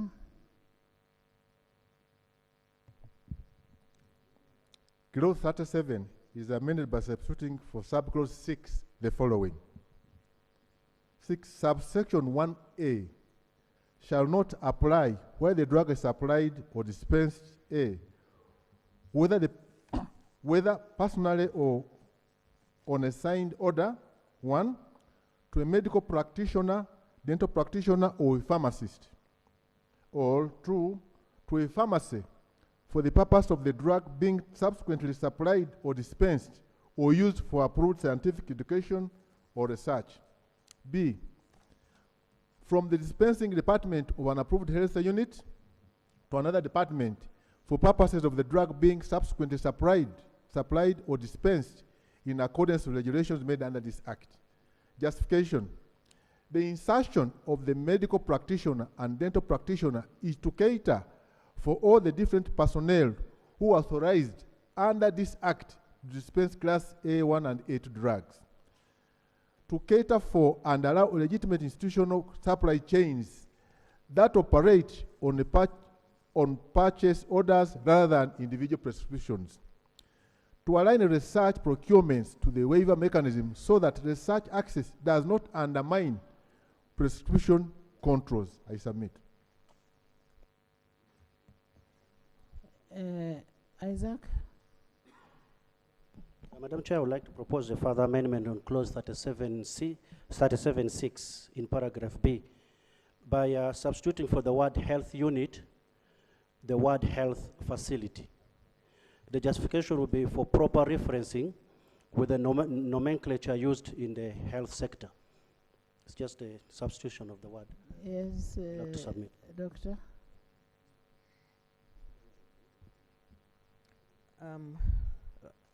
Honorable Chair, the Honorable Member is right because we are referring to a department in the health facility.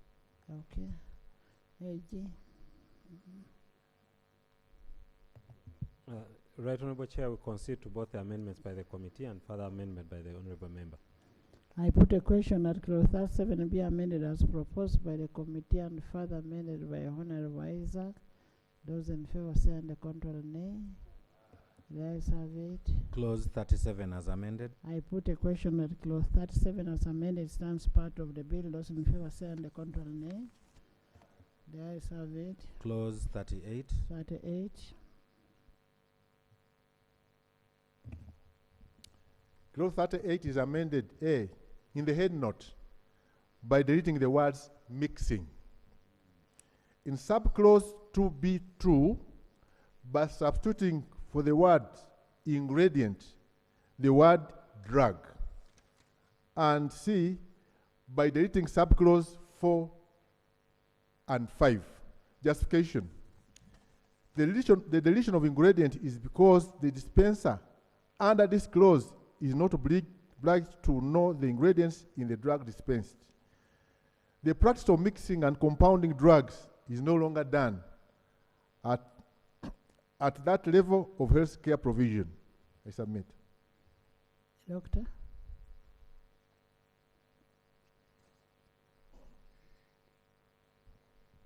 Right Honorable, we are happy with the amendment.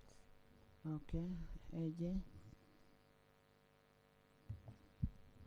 I can see the committee is trying to reduce our employment levels because we had created a new person there between the pharmacist and the thing, but we concede to the amendment. I put a question that clause 38 be amended as proposed by the committee. Those in favor send the contrary nay. The ayes have it. Clause 38 as amended. I put a question that clause 38 as amended stands part of the bill. Those in favor send the contrary nay. The ayes have it. Clause 39. Deletion. Clause 39 is deleted. Justification. Promotion of regulated promotion is regulated alongside advancement under clause 46 of the bill. Therefore, it would be repetitive. I submit.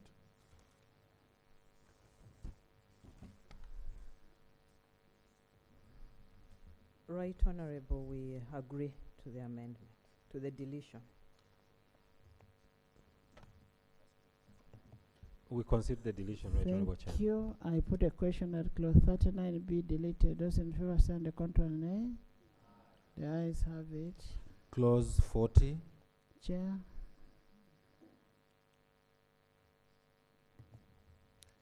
Clause 40 is amended in subclause 1 by substituting for the words medical practitioner, dental practitioner, or a pharmacist, the words a pharmacist or an authorized person registered or enrolled under the Nurses and Midwives Act or the Allied Health Professionals Act.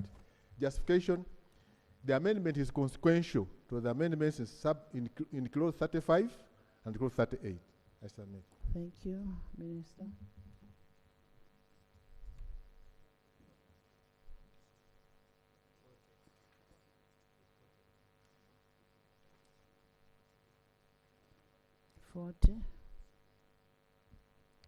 Right Honorable, we concur. AG. Right Honorable Chair, we have no objection. I put a question that clause 40 be amended as proposed by the committee. Those in favor send the contrary nay. The ayes have it. Clause 40 as amended. I put a question that clause 40 as amended stands part of the committee. Those in favor send the contrary nay. The ayes have it. Clause 41. I put a question that clause 41 stands part of the bill. Those in favor send the contrary nay. The ayes have it. Clause 42. Isaac, you have amendment 42. Madam Speaker, I wanted to propose an amendment on clause 42 by deleting subclause 2 of the bill. The justification will be it is redundant since there is no reference to the word cell in the clause. Chair, do you concede? Do you agree with that?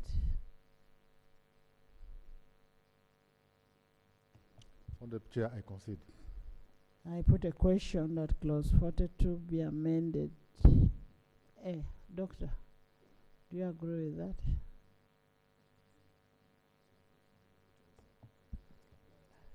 Honorable Chair, I agree. And AG? I concede, Right Honorable Chair. I put a question that clause 42 be amended as proposed by Honorable Isaac. Those in favor say on the contrary nay. The ayes have it. Clause 42 as amended. I put a question that clause 42 as amended stands part of the bill. Those in favor say and the contrary nay. The ayes have it. Clause 43. I put a question that clause 43 stands part of the bill. Those in favor say and the contrary nay. The ayes have it. Clause 44. Chair. Clause 44 is amended in subclause 2 by deleting the words and on its own decision. Justification: to avoid repetitive and redundant use of words. I submit. Thank you, Isaac. Madam Chair, I wanted to further amendment on clause 44, subclause 1, by deleting the words or listing holder of a drug. The justification is for clarity since the sector has no such nomenclature. Doctor? Doctor? Madam Chair, we agree to both the chair of the committee and to the honorable member. AG? Right, Honorable Chair, I think the only challenge I would have with the Amendment 44-2, I think when we say the authority may, where it deems fit and on its own decision, I think we are saying that the authority may move itself. So it doesn't have to wait for someone to report. So if the authority knows that or has information that something is going wrong, so I think I'll propose that clause 44-2 stands as part of the bill.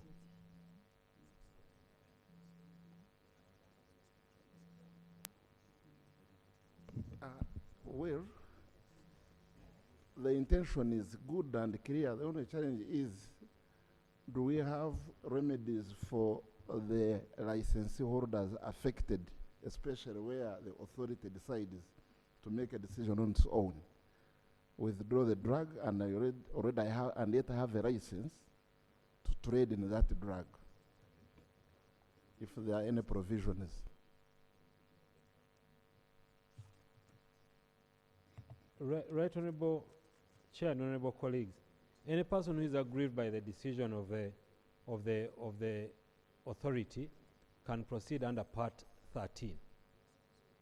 Again, Part 13 is on legal proceedings and administrative enforcement. There are provisions for that.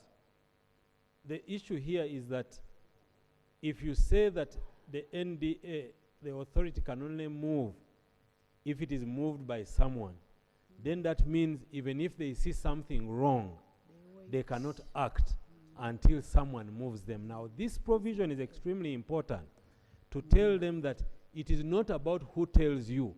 It is your responsibility to supervise and surveil the market. Thank you. They will actually be exercising an oversight role. I put a question that clause 44 be amended as proposed by the committee and further proposed by Honorable Isaac and further amended by the AG. Those in favor say and the contrary nay. The ayes have it. Clause 44 as amended. I put a question that clause 44 as amended stands part of the bill. Those in favor say and the contrary nay. The ayes have it. Clause 45. Chair. Clause 45 is amended in subclause 3. In paragraph A, by substituting for the words 10,000, the words 150,000. In paragraph B, by substituting for the word 5,000, the words 20,000, and the words 5 years, the words 15 years. Justification. The amendment in subclause 3 is to enhance the punishment since wrong advancement of regulated products could mislead consumers to make uninformed decisions which could lead to fatal results. I submit.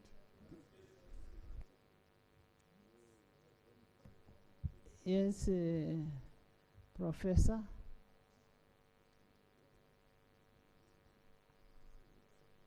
Clarification from the chair. From the above, you have been consistently giving 10 years as enough and or adequate deterrent. So what makes you move from 10 to 15? Your justification is not really convincing. Honorable Yonga, what is the justification moving from the consistency of 10 years you have been giving to 15? Grave. Deception is grave. Thank you, Honorable. It is a grave crime. Deceiving, this is an era of commission. And you might deceive and you kill a whole constituency. So that's why I'm putting this very big penalty. You're right. Doctor?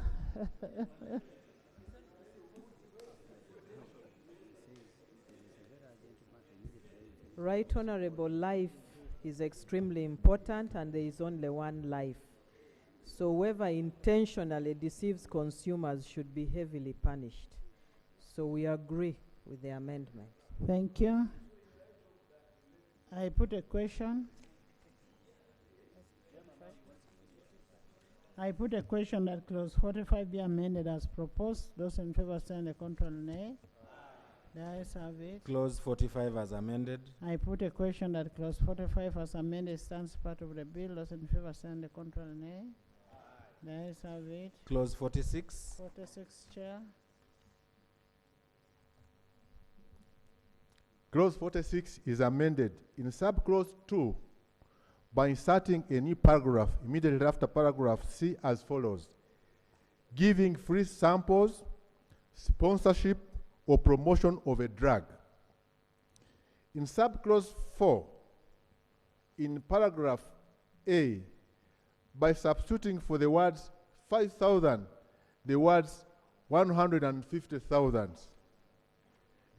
In paragraph B, by substituting for the word 3,000, the words 20,000. And for the words 5 years, the words 15 years. Justification: to enhance the punishment since false advertisement of drugs directly affects the decision of consumers and consumption of drugs based on false advertisement could lead to fatal results. I submit. Doctor? Doctor? Right, Honorable, we are happy with the amendment. AG? Right, Honorable Chair, I thought I was a proponent for very tough penalties. But this committee, but I concede. I put a question that is clause 46 be amended as proposed by the committee. Those in favor say on the contrary nay. The ayes have it. Clause 46 as amended. I put a question that clause 46 be amended as stands part of the part of the bill. Those in favor say on the contrary nay. The ayes have it. Clause 47. Chair. Clause 47 is amended, subclause 5. In paragraph A, by submitting for the words 20,000, the words 150,000. In paragraph B, by substituting for the words 5,000, the words 20,000. Justification: to enhance the punishment since falsification of drugs directly affects the decision of consumers and consumption of such product should lead to fatal results. I submit. Minister. Honorable Minister. Honorable Chair, we agree. AG. We agree. I put a question at clause 47 be amended as proposed. Those in favor say on the contrary nay. The ayes have it. Clause 47 as amended. I put a question that clause 47 as amended stands part of the bill. Those in favor say and the contrary nay. The ayes have it. Clause 48. Chair. Clause 48 is amended by deleting subclause 4. In subclause 5, in paragraph A, by substituting for the words 5,000, the words 150,000. In subclause B, by substituting for the word 3,000, the words 20,000. And for the words 5 years, the words 15 years. Justification. The deletion of the definition of not fit for intended purpose is a subclause. In subclause 4 is to avoid repetitive since the term is defined in interpretation section. To enhance the punishment since deception of consumers directly affects the decision of consumers and consumption of each product could lead to fatal results. I submit. Thank you. Minister. Honorable Chair, we agree with the penalties. AJ. No objection to proposed amendment. I put a question that clause 48 be amended as proposed. Those in favor say and the contrary nay. The ayes have it. Clause 48 as amended. I put a question that clause 48 as amended stands part of the bill. Those in favor say and the contrary nay. The ayes have it. Clause 49. So it is only Gabriel who is answering. You're all busy watching the TV.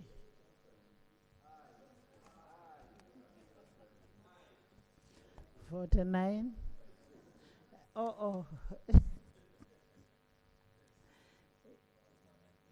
I put a question that clause 49 stands part of the bill. Those in favor say and the contrary nay. The ayes have it. Clause 50. Chair.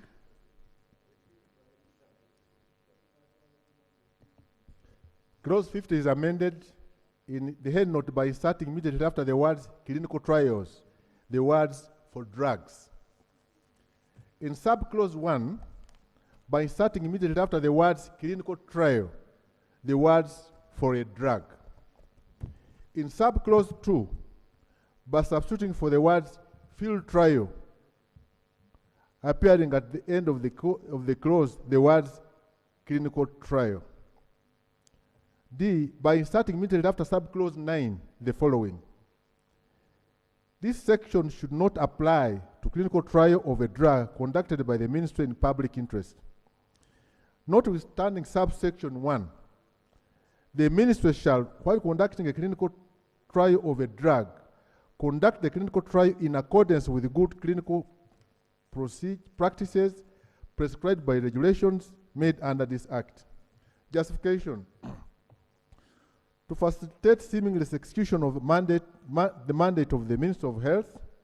2, to clarify since the clause is clinical trial, not field trial. I submit. Right of Chair. Minister.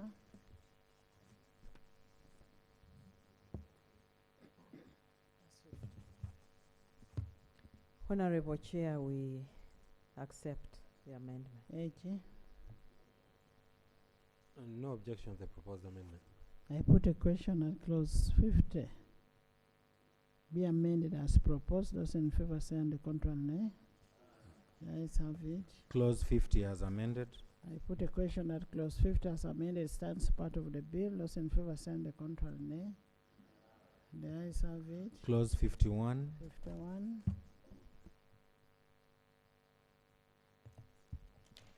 Clause 51 is amended in subclause 1 by deleting immediately after the words clinical trial, the words for a drug. Justification, it is a consequential amendment. I submit. Honorable Minister.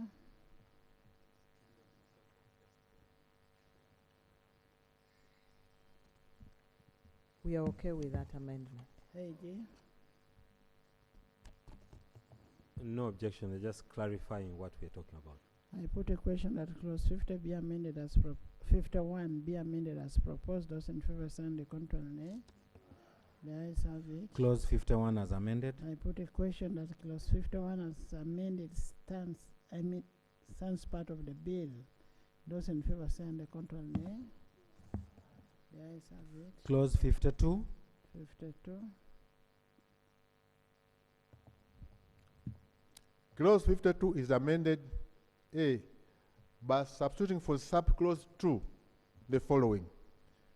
The authority may, where it deems necessary, request the person referred to in subsection 1 to conduct for the drugs a safety study, an efficacy study, or both.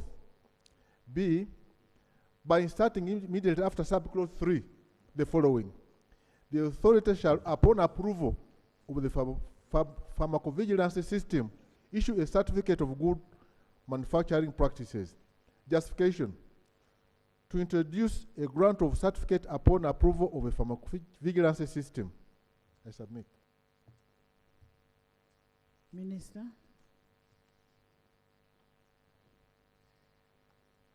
No objection, Honorable Chair. AG?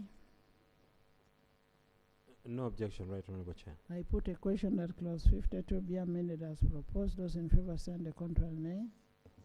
The ayes have it. Clause 52 as amended. I put a question that clause 52 as amended stands part of the bill. Those in favor say on the contrary, nay. The ayes have it. Clause 53. 53.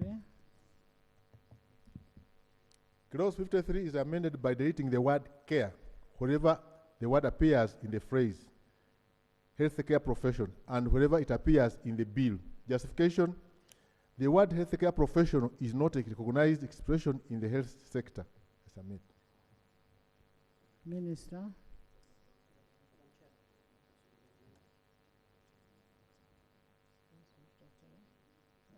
Isaac? Madam Chair, I wanted to propose a further amendment on clause 53 by substituting the clause for the following. A responsible officer who, in the course of his or her professional duties, becomes aware of an adverse event or adverse reaction shall, without delay, report the matter to the authority and submit verified information in the form prescribed by regulations made under this Act. And then 2, on the same clause 53, in this section, responsible officer means a person designated by a health facility or institution to receive, verify, and transmit reports of adverse events and adverse drug reactions under this Act. Isn't that operational? Or don't it come in regulations? AG? No, let's not mix legislation with regulations.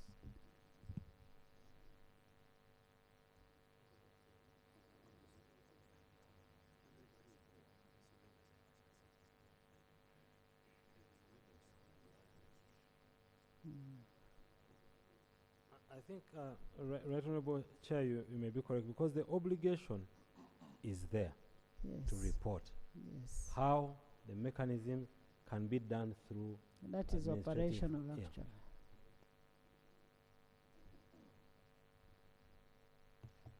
I concur with the AG. Thank you. I put a question that clause 53 be amended as proposed by the committee. Those in favor say the contrary, nay.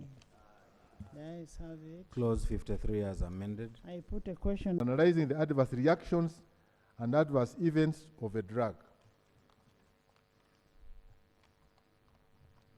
The authority shall share information on adverse reactions and adverse events and remedial action taken with regional and international safety monitoring systems. The justification: to create an obligation for the authority to establish a mechanism of receiving information on adverse reactions and adverse events, since the authority is not involved in actual management of the patients. I submit. Doctor? Right Honorable Chair, this clause is dealing with duty, because this clause 54 is saying the authority shall monitor and authorize and analyze the adverse reaction and adverse events through monitoring, identification, and all. This is the duty on the authority. The proposed amendment by the committee is about the mechanics, the how. But we are saying we have placed a duty on the authority. How it is going to do it, now we leave that to the authority. So I propose that the clause 54 do stand part of the bill. Doctor? I concur with the Attorney General. I put a question that clause 54 stands part of the bill. Those in favor say and the contrary nay. The ayes have it. Clause 55. 55. I put a question that clause 55 stands part of the bill. Those in favor say and the contrary nay. The ayes have it. Clause 56. Chair.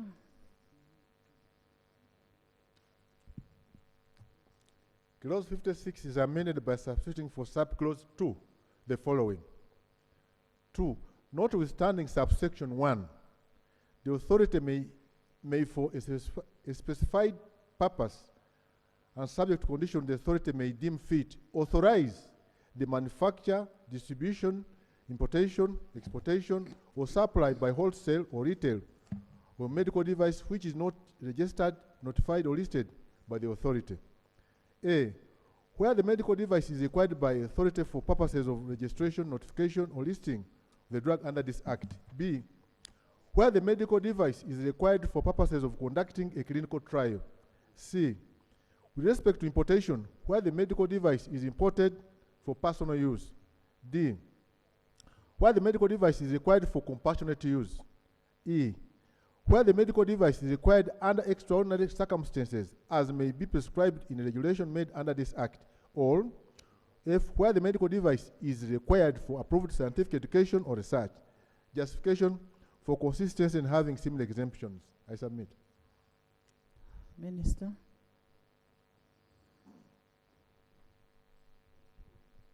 We agree to the amendment. AG. No objection, Right Honorable Chair. I put a question that clause 56 be amended as proposed. Those in favor stand the contrary nay. The ayes have it. Clause 56 as amended. I put a question that clause 56 as amended stands part of the bill. Those in favor stand the contrary nay. The ayes have it. Clause 57. Chair. Clause 57 is amended in subclause 5A by substituting for the words 5,000 the words 10,000. Justification: to enhance the penalty for a corporate body which manufacture a medical device contrary to the act from 5,000 currency points to 10,000 currency points. I submit. Minister.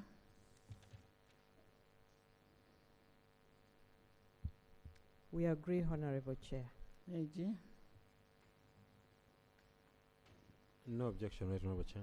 I put a question that is clause 57 be amended as proposed by the committee. Those in favor say and the contrary nay.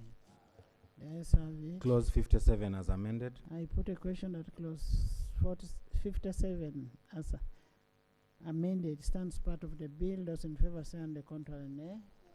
The ayes have it. Clause 58. Chair.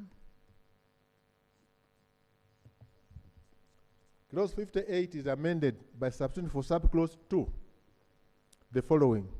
2. Notwithstanding subsection 1, the authority may, for a specified purpose or subject conditions, the authority may deem fit, authorize the importation of a medical device which is not licensed under this act. A. Where the importation of the medical device is required by the authority for purpose of registration, notification, or listing of the medical device under this act. Where the medical device is imported for purposes of conducting a clinical trial. Where the medical device is imported for personal use. Where the medical device is imported for an emergency situation. Where the medical device is imported for compassionate use. Where the medical device is imported under extraordinary circumstances as prescribed in regulations made under this act.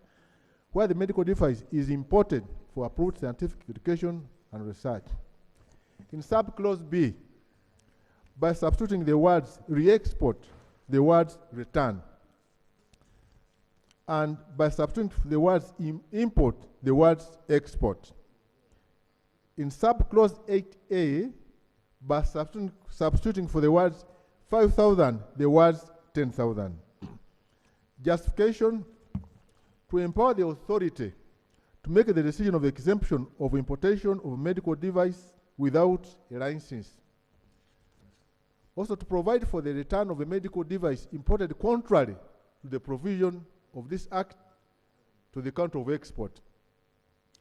To increase the penalty for a corporate body which imports a medical device contrary to this act from 5,000 currency points to 10,000 currency points. I submit. Minister. Right Honorable Chair, the proposed amendments to clause 58,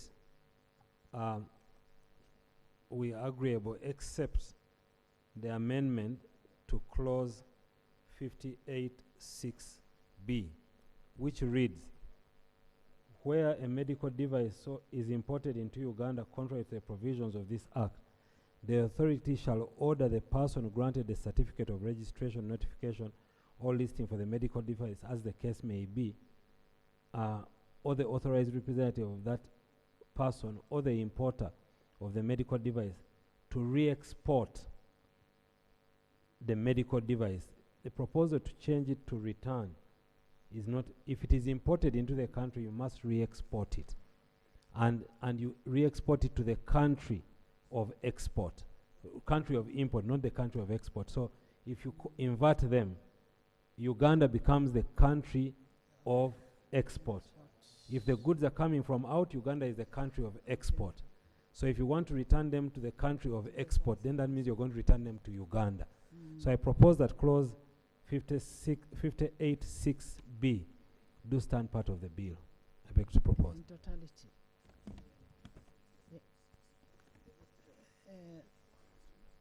The rest of the amendments are okay, except 6B. Yes, Isaac? Madam Chair, we had the same issue when we were talking in regards to the destruction of medicines.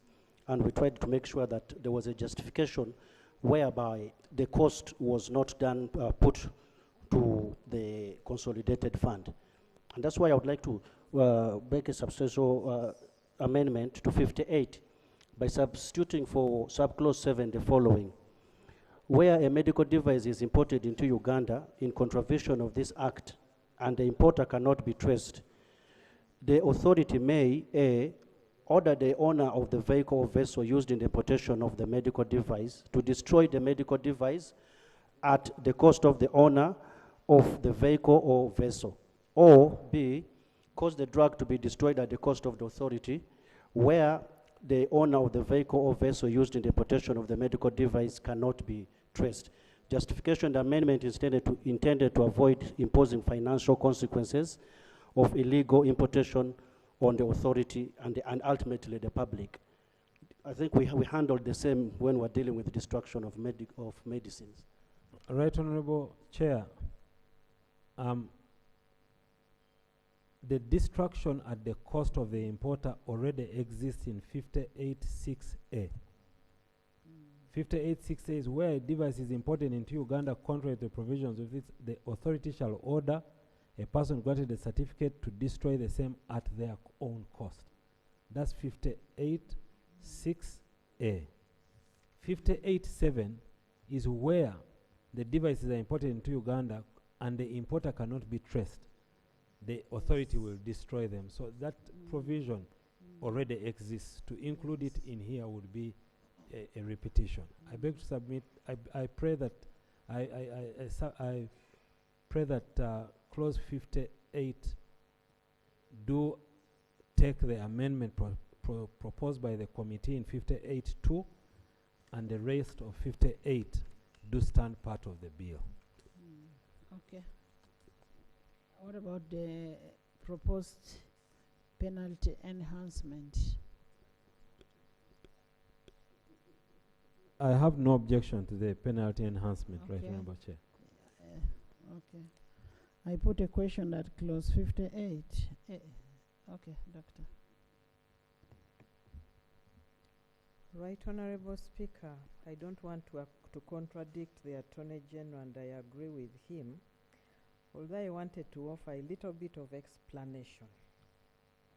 And the explanation is this: to avoid the authority incurring unnecessary costs, where that medical device is brought into Uganda and we cannot trace the importer, but we have information as to the owner of the vehicle or the vessel that brought it, then what we are saying is that can the vehicle or the vessel that brought it destroy it at their costs? If we cannot find the owner of the vehicle or the vessel, then the authority destroys it. This is what that clause was saying. But like I said, I'm not contradicting the Attorney General, but I wanted to explain. I concur with him. Honorable Minister.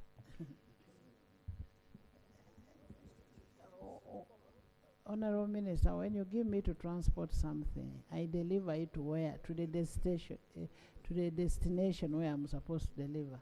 Now, our relationship with the owner of the goods stops there. So why would you want me to take responsibility? AG? Madam Chair, I want to support the AG's position because extending now liability to a mere career is overstretching the law. I put a question that clause 58 be amended as proposed by the committee with the further amendment of the Attorney General. Just for clarity, Right Honorable Chair, we concede to the amendment of the committee to clause 58(2) of the bill, and we pray that the rest of the bill stands part of the bill. And 58(8)(a), the rest of the bill do stand part of the bill.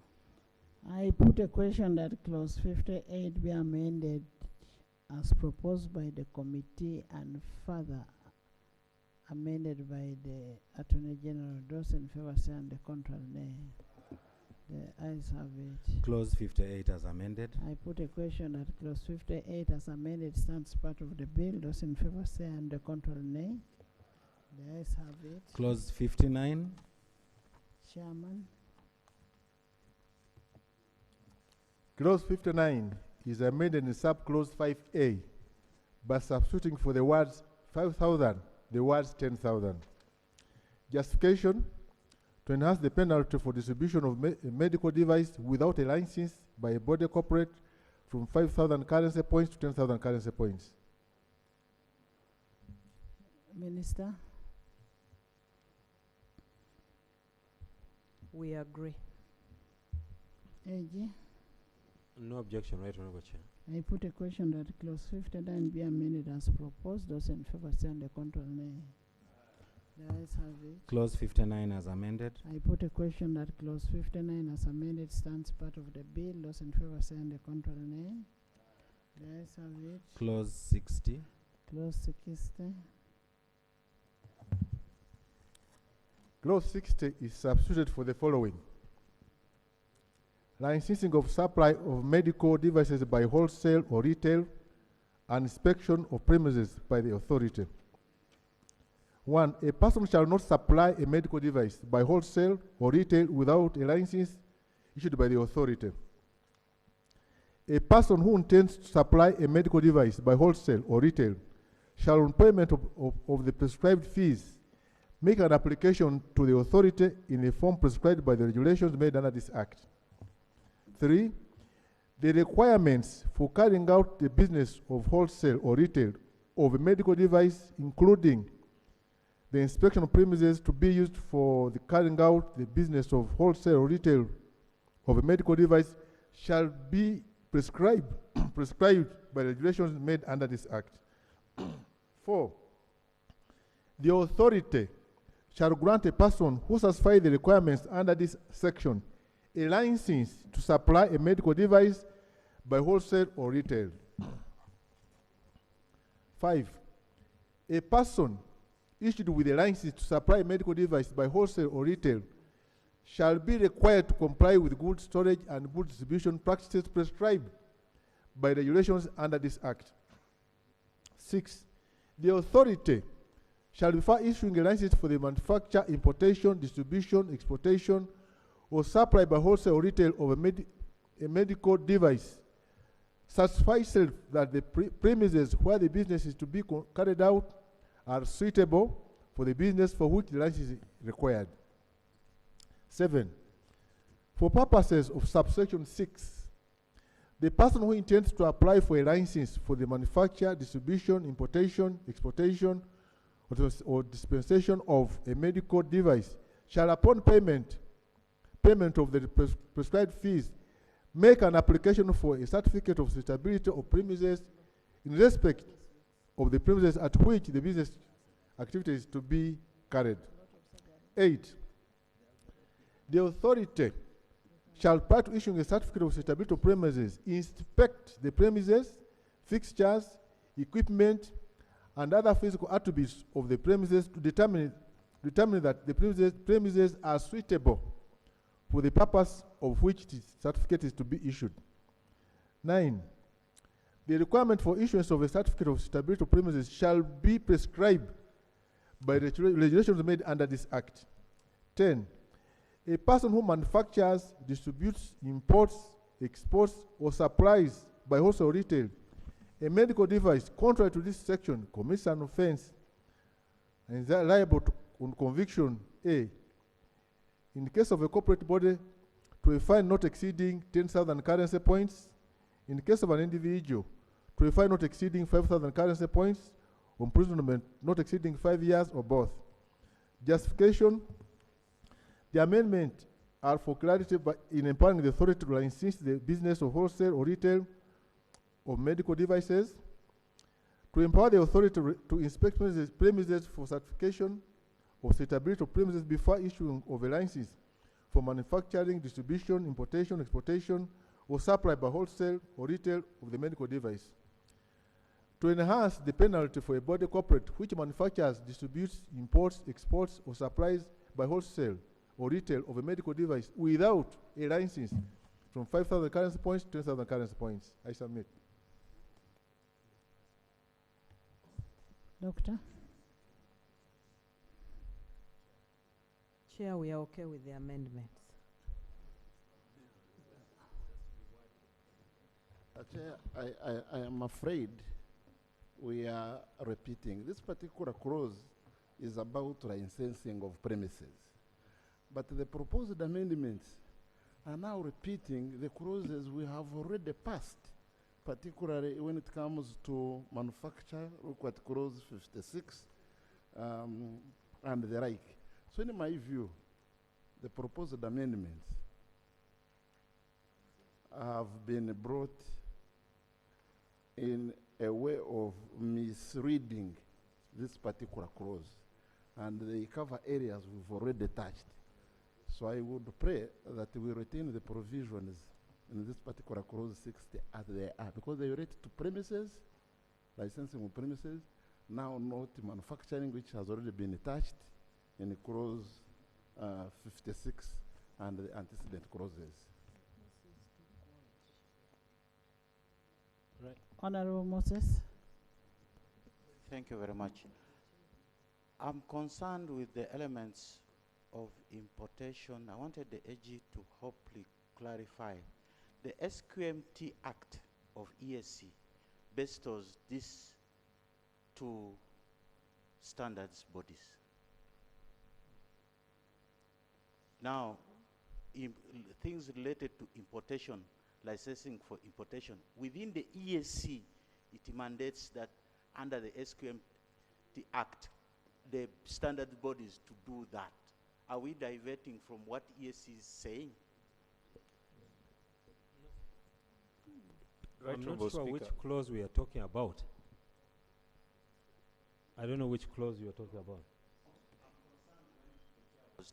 I was concerned when the chair was talking about licensing, but also bringing the issues of importation. So I was a bit touched with that problem of EAC. Honorable Goli, this law is regulating the importation, but the authorities don't import in its own. No, that is also the challenge I'm having. The regulation of importation of such items is handled in EAC under the SQMT Act, standards, metrology, and so on. It is there, and it mandates the standards bodies. Don't we have to domesticate it here?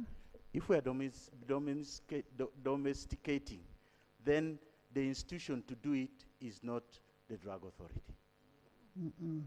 No, we are dealing with that's a misread. The standards body is a custodian of standards, but the standards in every field are determined by the experts in that field.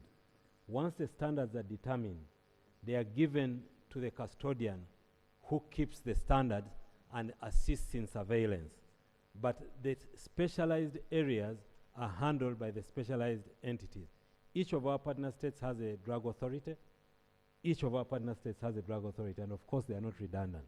So we are proceeding very well. Thank you. However, Right Honorable the amendment. Right Honorable Chair, the amendment, I think what the committee did, Honorable Member, is that when we brought the bill, it was licensing of premises to be used for manufacture. But when the committee sat, they expanded the licensing from only supply of medical devices by wholesale or retail, and then inspection of premises. You are correct. What they have done is just said in so many words what was said here, but I don't think it creates any contradiction at all. So? I have no objection to the amendment. You have no objection to the amendment? I have no objection to amendment. I put a question that clause 60 be amended as proposed. Those in favor say on the contrary, nay. The ayes have it. Clause 60 as amended. I put a question that clause 60 as amended stands part of the bill. Those in favor say on the contrary, nay. The ayes have it. Clause 61. Chair. Clause 61 is amended in subclause 2 by substituting for the word patient the word person. Justification to widen the scope of applicability. I submit. Doctor? 61 is okay, Right Honorable Chair. The drafting is better drafting to say that you should not supply the medical device to a person, because if he's not a patient, then it seems that you will not be committing an offense. I think the committee is correct. I thank the committee. Thank you. I put a question that clause 61 be amended as proposed. Those in favor say on the contrary, nay. The ayes have it. Clause 61 as amended. I put a question that clause 61 as amended stands part of the bill. Those in favor say on the contrary, nay. The ayes have it. Clause 62. Chair. Clause 62 is amended in subclause 5A by substituting for the words 5,000 the words 10,000. Justification: the enhancement of the penalty for exportation of a medical device by a body corporate contrary to the provisions of the section is to deter potential offenders. I submit. AG. No objection, Right Honorable Chair. I put a question that clause 62 be amended as proposed. Those in favor say on the contrary, nay. The ayes have it. Clause 62 as amended. I put a question that clause 62 as amended stands part of the bill. Those in favor say on the contrary, nay. The ayes have it.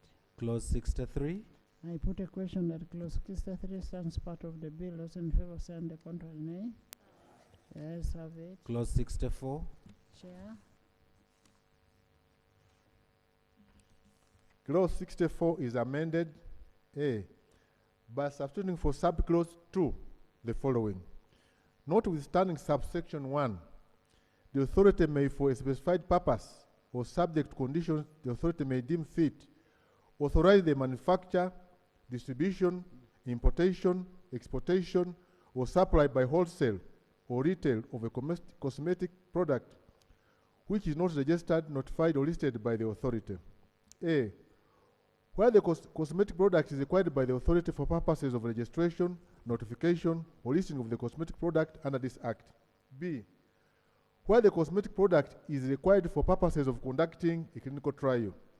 C, with respect to importation, where the cosmetic product is imported for personal use.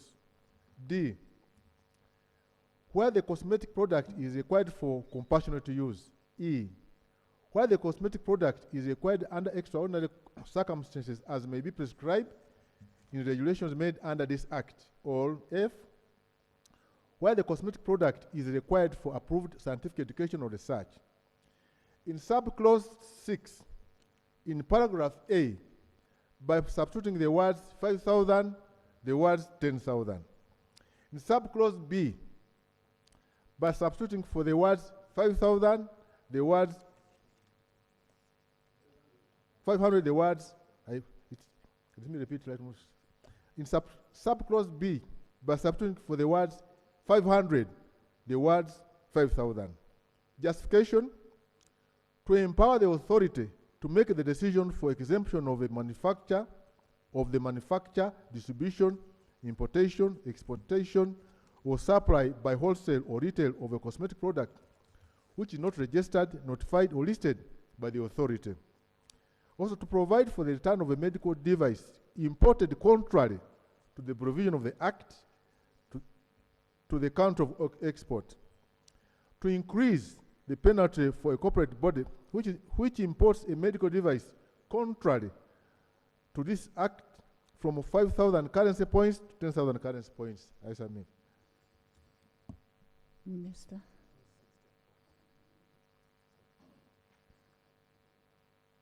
Honorable Chair, we agree. Neji. We have no objection to the proposed amendment by the committee to clause 64. I put a question that clause 64 be amended as proposed. Those in favor say on the contrary, nay. The ayes have it. Clause 64 as amended. I put a question that clause 64 as amended stands part of the bill. Those in favor say on the contrary, nay. The ayes have it. Clause 65. Chair. Clause 65 is amended in subclause 6A by substituting for the words 5,000, the words 10,000. Minister. No objection, Chair. Neji. No objection, right, Honorable Chair. I put a question that clause 65 be amended as proposed. Those in favor say on the contrary, nay. The ayes have it. Clause 65 as amended. I put a question that clause 65 as amended stands part of the bill. Those in favor say on the contrary, nay. The ayes have it. Clause 66. 66. Clause 66 is amended in subclause 2 by deleting paragraph C and inserting immediately after the paragraph D the following. E, extraordinary circumstances may be prescribed in regulations made under this Act. F, approved scientific education and research. In subclause 6B, by substituting the word re-export, the word return. And in 2, by substituting for the word import, the word export. C, in subclause 8A, by substituting for the words 5,000, the words 10,000. Justification for clarity. Also to enhance the penalty for a corporate body which imports a cosmetic product contrary to the provision of this Act. I submit. Minister. Right, Honorable Chair. I will have no objection to the amendment proposed by the committee to clause 66 to E and F, and also to amendment 66(8)A. However, we propose that clause 66 6B do stand part of the bill for the reason that I explained earlier, that the change of this nomenclature will changes the purpose. I beg to submit. Minister.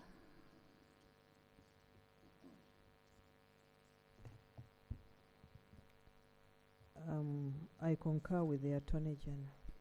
I put a question that clause 66 be amended as proposed by the committee and further amended by the Attorney General. Those in favor say and the contrary nay. The ayes have it. Clause 66 as amended. I put a question that clause 66 as amended stands part of the bill. Those in favor say and the contrary nay. The ayes have it. Clause 67. 67. Clause 67 is amended A by substituting for the words on advice of the authority by notes in 3 newspapers of national wide circulation the words by statutory order. In B, paragraph A, by substituting for the word risk the word harm. C, by numbering the clause as subclause 1. D, by inserting immediately after the subclause 1 the following subclause.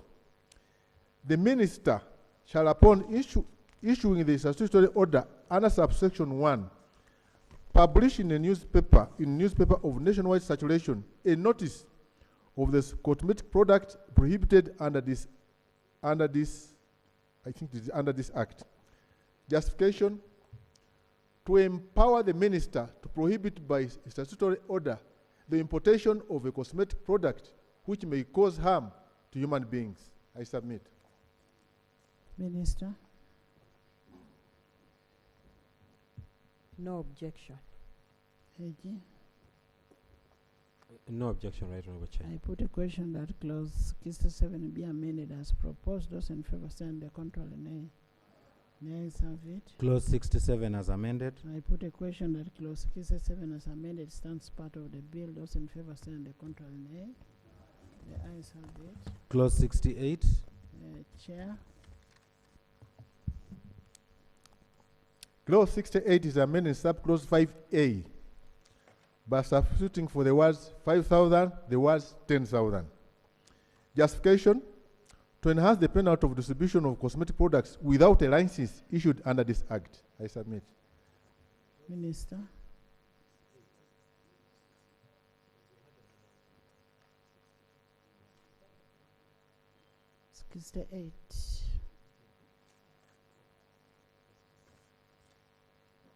No objection. AG. No objection, Right Honorable Chair. I put a question that clause 68 be amended as proposed. Those in favor say and the contrary nay. The ayes have it. Clause 68 as amended. I put a question that clause 68 as amended stands part of the bill. Those in favor say and the contrary nay. The ayes have it. Clause 69. Chair. Clause 69 is amended in subclause 5A by substituting for the words 5,000 the words 10,000. Justification: to enhance the penalty for exportation of cosmetic products without a license issued under this act. Minister. No objection. AG. No objection, Right Honorable Chair. I put a question that clause 69 be amended as proposed. Those in favor say and the contrary nay. You're about to sleep, eh? Those in favor say and the contrary nay. The ayes have it. Clause 69 as amended. I put a question that clause 69 as amended starts part of the bill. Those in favor say and the contrary nay. The ayes have it. Clause 70. Clause 70. Clause 70 is amended by inserting immediately after paragraph D the following: any other category as may be authorized by the minister with the approval of cabinet.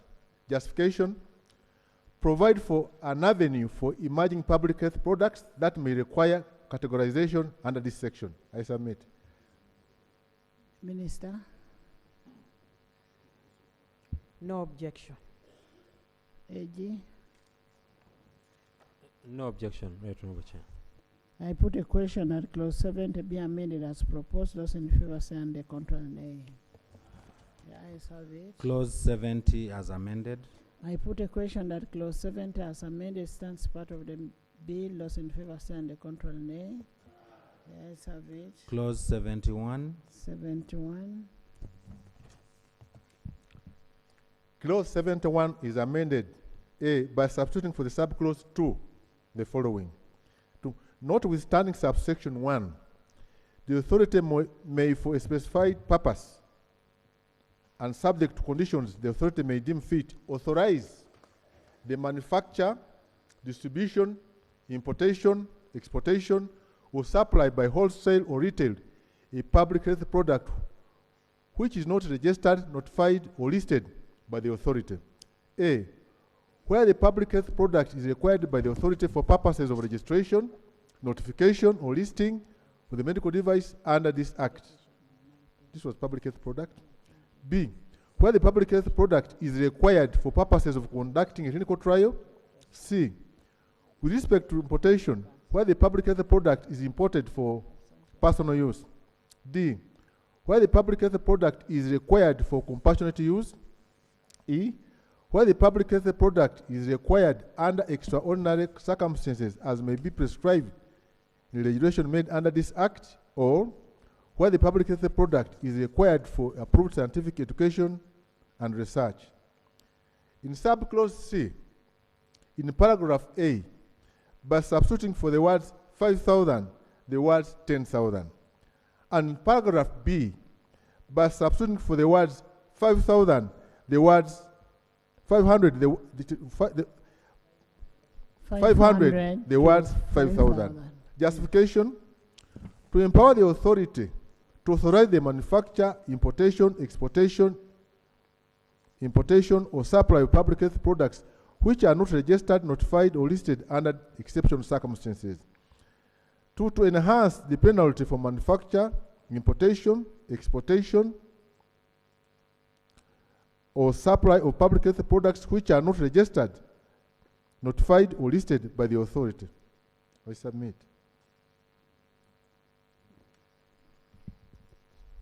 No objection, Chair. AG.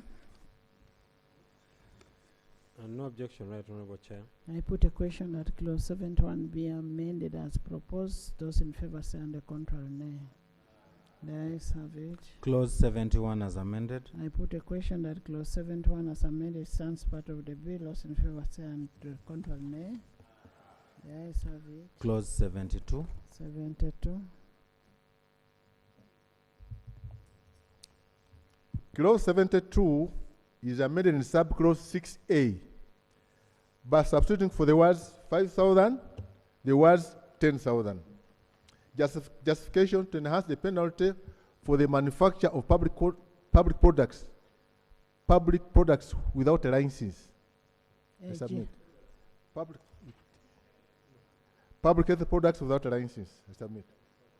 Public health products. Chair, we have no objection, but we would like that word public health products written as public health products. It is in the justification. Public health products. AG? No objection to this amendment. I put a question that clause 72 be amended as proposed. Those in favor say and the contrary nay. The ayes have it. Clause 72 as amended. I put a question that clause 72 as amended stands part of the bill. Those in favor say and the contrary nay. The ayes have it. Clause 73. 73. Clause 73 is amended A by substituting for subclause 2 the following. Notwithstanding subsection 1, the authority may, for a specified purpose or subject to conditions the authority may deem fit, authorize the importation of a public health product which is not licensed under this act.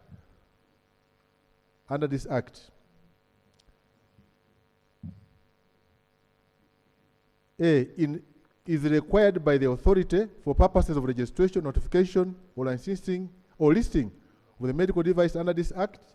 B, is required for purposes of conducting a clinical trial or field trial for the public health product. C, Is required for emergency situations. D, required for compassionate use. E, is required under extraordinary circumstances as may be prescribed in regulations made under this Act, or is required for approved scientific education and research. In subclause B, substituting for the word re-export, the word return, and in 2, substituting for the word import, the words export. In subclause 8A, by substituting for the words 5,000, the words 10,000. Justification, it is a consequential amendment. It increases the penalty for a body corporate which imports a public health product contrary to this Act from 5,000 currency points to 2,000 currency points. I submit. Minister. Right Honorable Chair, we agree to the amendment of Clause 73, except the amendment of Clause 73(6)(b), which we propose stands part of the bill for the reasons we've already explained. Doctor?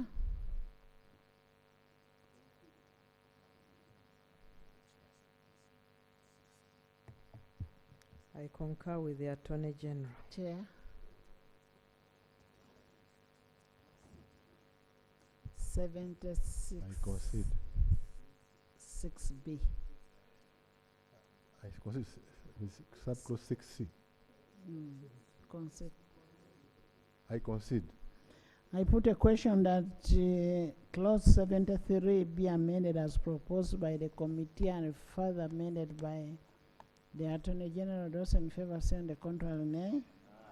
The ayes have it. Clause 73 as amended. I put a question that clause 73 as amended stands part of the bill. Those in favor say on the contrary, nay. The ayes have it. Clause 74. I put a question that clause 74 stands part of the bill. Those in favor say on the contrary, nay. The ayes have it. Clause 75. 75.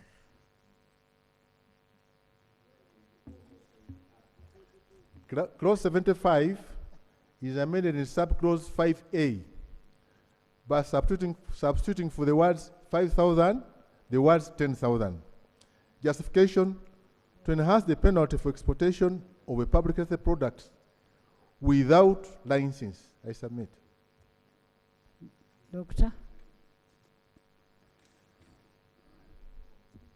Right Honorable Chair, no objection. AG? No objection, Right Honorable Chair. I put a question that clause 75 be amended as proposed. Those in favor say on the contrary, nay. The ayes have it. Clause 75 as amended. I put a question that clause 75 as amended stands part of the bill. Those in favor say on the contrary, nay. The ayes have it. Clause 76. I put a question that clause 76 stands part of the bill. Those in favor say on the contrary, nay. The ayes have it. Clause 77. Chair.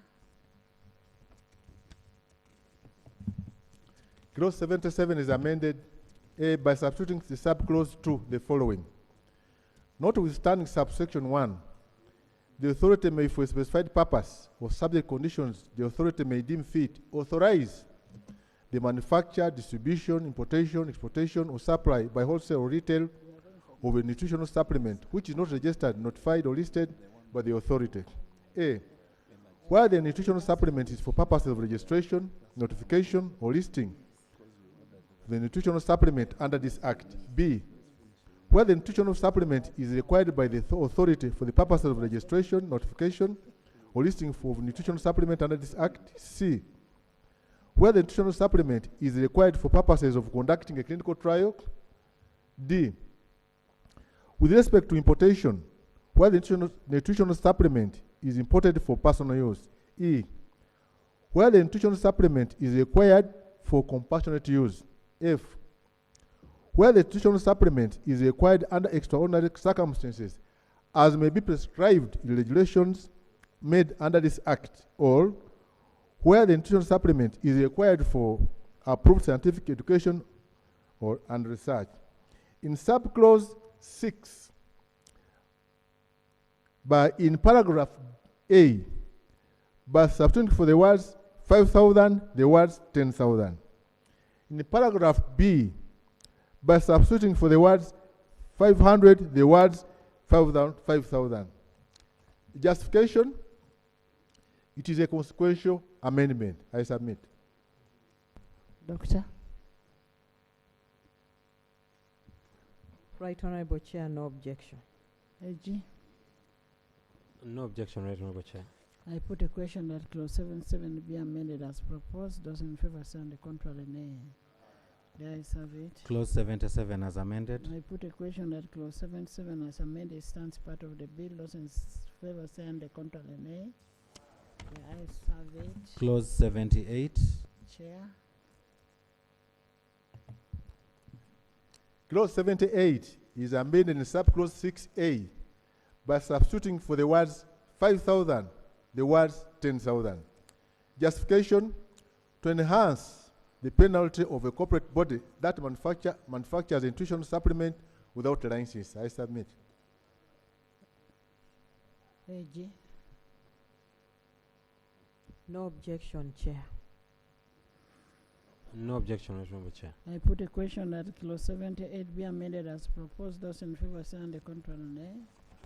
The ayes have it. Clause 78 as amended. I put a question that clause 78 as amended stands part of the bill. Those in favor say on the contrary, nay. The ayes have it. Clause 79. 79. Clause 79 is amended in subclause 2 by starting immediately after paragraph D the following. E. The importation is required for compassionate use. F. The importation is required under extraordinary circumstances as may be prescribed in regulations made under this Act, or the importation is required for approved scientific academic research. And in subclause 6B, substituting for the word re-export, the word return, and substituting for the words import, the words export. In subclause 8A, by substituting for the words 5,000, the words 10,000. Justification, to enable the importation of a nutritional supplement for compassionate use, extraordinary circumstances or approved scientific and academic research. Submit. AG? Right Honorable Chair, we concede to the amendment of clause 79 as proposed by the committee, save for clause 79(6)(b) in respect to the nomenclature of the import or export countries as earlier submitted. Okay. We pray that section clause 79(6)(b) do stand part of the bill.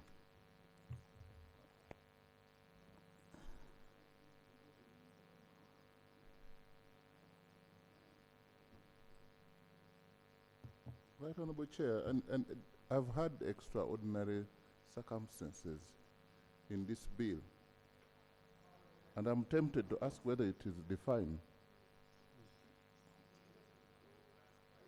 If it is extraordinary and it is defined, it's very much repeated many times, extraordinary. And then we attempt to list the circumstances, compassionate use, importation for licensing, regulation, and then extraordinary circumstances. Is it defined? Just for those who will read this law. An interpretation. And what are these extraordinary? Yeah. So which cannot be named. As of now. As of now. It cannot be named we as leave of now. So why do we list some which we know, and if we don't know what would come our way, why can't everything be extraordinary? I was just thinking. Doctor.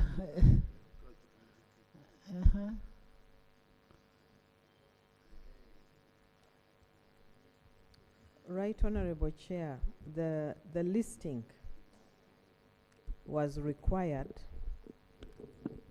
because when you're talking about, for example, education, scientific education or research, you will not put it under extraordinary circumstances. But an extraordinary circumstance may occur that you're not prepared for. And then you have to provide medicines for it. Yes, and we wanted it captured here so that we again don't have to start looking elsewhere.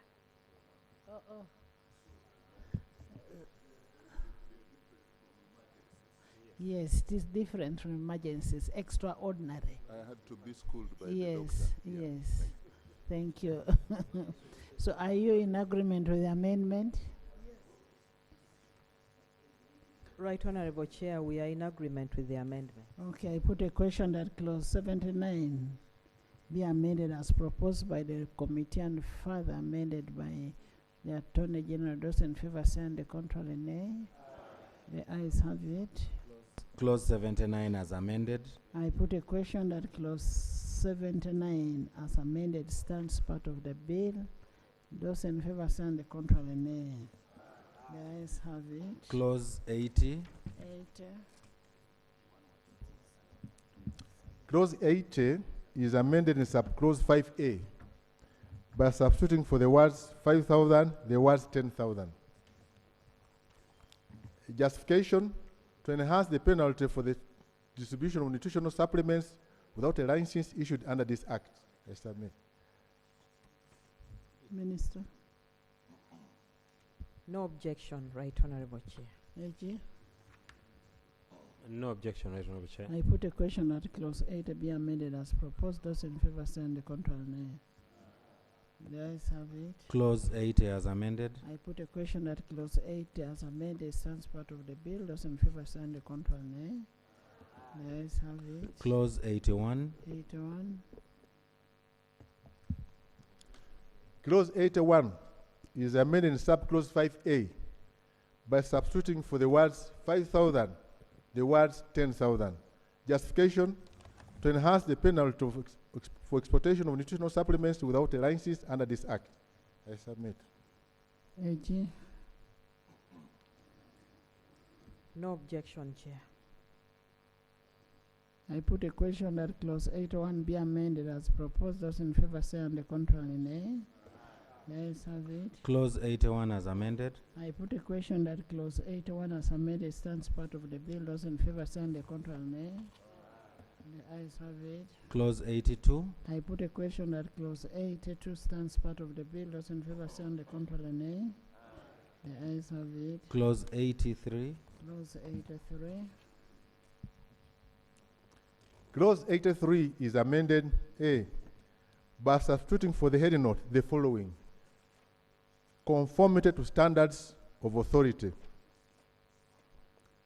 B, by substituting for subclause 1 the following: a person shall not manufacture, import, export, distribute, or supply a regulated product which does not conform to the standards prescribed under this act. B, by inserting after subclause 1 the following: the authority shall prescribe standards for regulated products under this act. C, in subclause 3A, by substituting for the words 5,000 the words 10,000. Justifications: to avoid duplication of mandate between Uganda National Bureau of Standards and the authority. To enhance the punishment for non-conformity to the prescribed standards. I submit.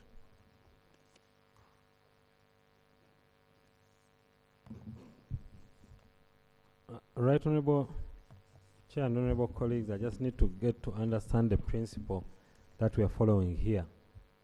NDA and UNBS are not going to work in isolation of each other, because the standards of the country, all standards, are all put under UNBS. So if someone wants to know the standards in Uganda, you have a Ugandan National Bureau of Standards. So even if NDA prescribes standards, they must be kept and managed under that UNBS standard. So I think I understand what we are saying, but I want us to understand whether the clause clearly understands this. A person shall not manufacture, import, export, distribute regulated product that does not conform with the standards prescribed under, I think we want to say under the law, instead of under the act, or prescribed under this act, because what I'm trying to say is, it's not one law which deals with standards. Once NDA finishes doing its standard, it must put it in the Bureau of Standards, because all the people who are dealing with these will have to go to the Bureau of Standards. So all standards in Uganda are put under one bureau, under that ISO certification. So I just wanted us to be, the authority shall prescribe standards for regulation of products under this act. That's correct. The products under this act will be prescribed by this authority. But if you say to conform with standards prescribed under this act only, then when you get to the UNBS Act, we may get a contradiction. Yes. I beg to submit. Madam Chair, coming from the border, UNBS, Uganda Bureau of Standards, regulates institutions that offer services and also have standards. Because at the border there, we have staffs of National Drug Authority. But so if you are imported drugs, you must first get clearance from Uganda National Drug Authority, then it goes to Bureau of Standard to clear you to move the cargo. That's how it works. And other products. Right, Honourable Speaker. Right, Honourable Speaker, what we are trying to cure with this law is the issue of dual regulation. Where a product comes into the country, for example, gloves, UNBS does analysis. Then NDA also does analysis. So two entities are regulating one item. Why we are saying that we must insist on the standards under this act is to avoid the dual regulation. Because what is currently happening is, you find one entity has passed the item, the second entity fails it. Yes. So then you end up having people confusing it. So that's why we wanted to insist on under this act. However, those standards will be kept at UNBS. Right, Honourable Chair, I concede, but I wanted us to understand what we are trying to achieve here. But it is okay, we can say under this act, and we'll administratively deal with it in government to ensure that the standards are put there, but a person can check for standards under this act. I concede. I put a question that clause 83 be amended as proposed by the committee. Those in favor say, and the contrary nay. The ayes have it. Clause 83 as amended. I put a question that clause 83 as amended stands part of this bill. Those in favor say, and the contrary nay. The ayes have it. Clause 84. 84, Chair. Clause 84 is amended A by substituting for the heading note the following: monitoring system and reporting of adverse reactions or adverse events of regulated products.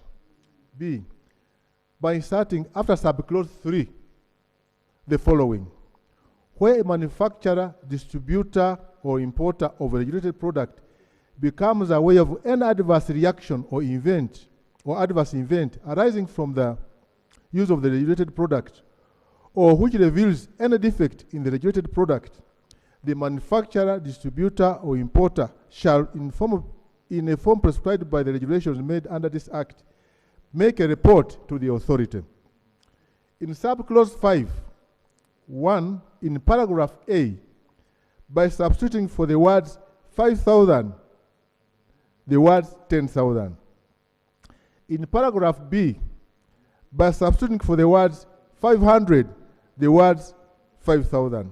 Justification: the insertion to provide a compulsory reporting to the authority by the manufacturers, distributors, and importers in case of an adverse reaction or adverse event. The amendment is in subclause 5A and B is to enhance punishment for non-conformity to controversion of the provision. I submit. Minister. No objection. AG. No objection, Right Honorable Chair. I put a question that clause 84 be amended as proposed by the committee. Those in favor say and the contrary, nay. The ayes have it. Clause 84 as amended.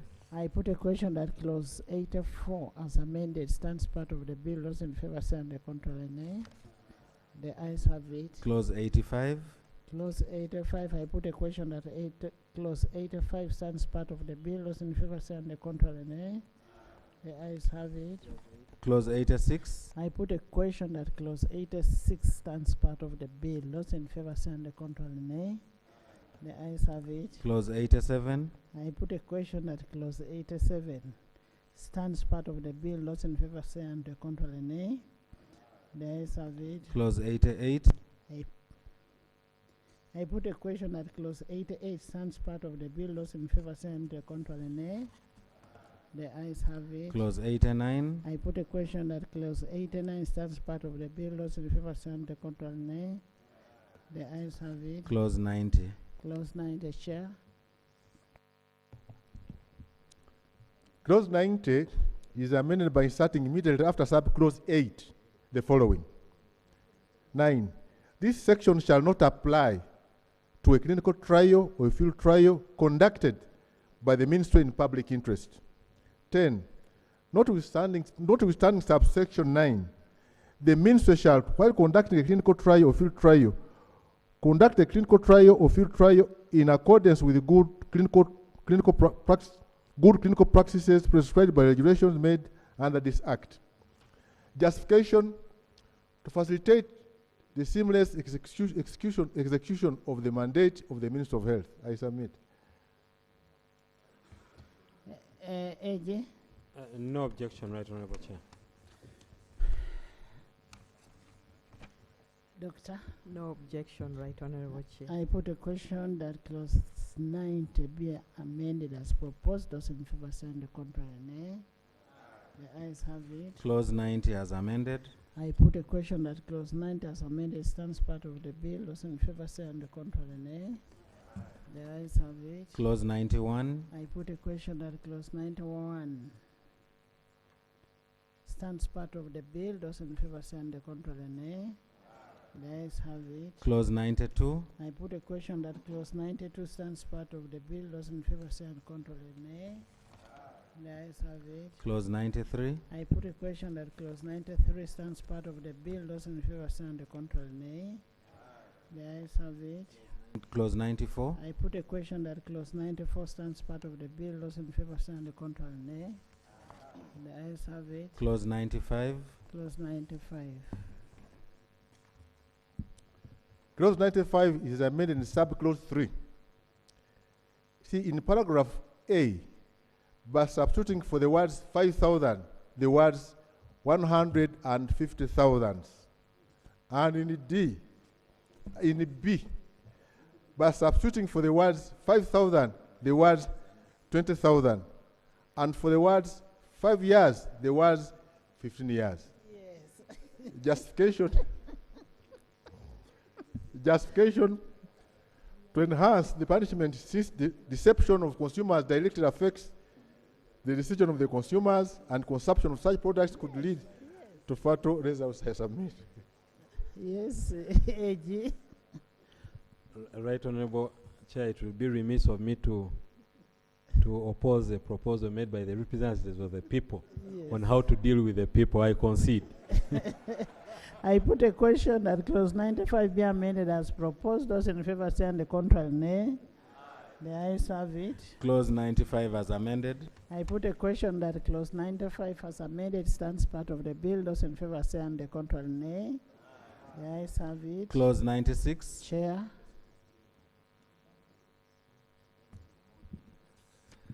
Clause 96 is amended by A, inserting before subclause 1 the following. A person who intends to advertise a regulated product shall, upon payment of prescribed fees and in the form prescribed by the regulations made under this Act, submit the advertisement to the authority for approval. 2. A person who intends to advertise a regulated product by A, publication publication of information on a regulated product or by promotion or distribution of of information on the regulated product.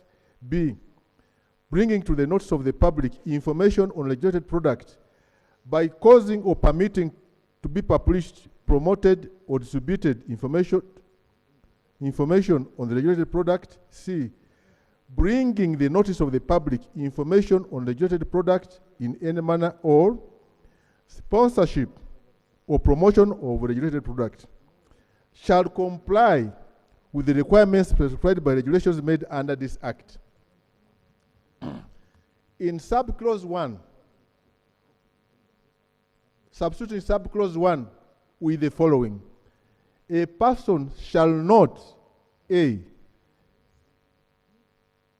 person shall not advertise a regulated product or cause any other product to be advertised as a regulated product. B,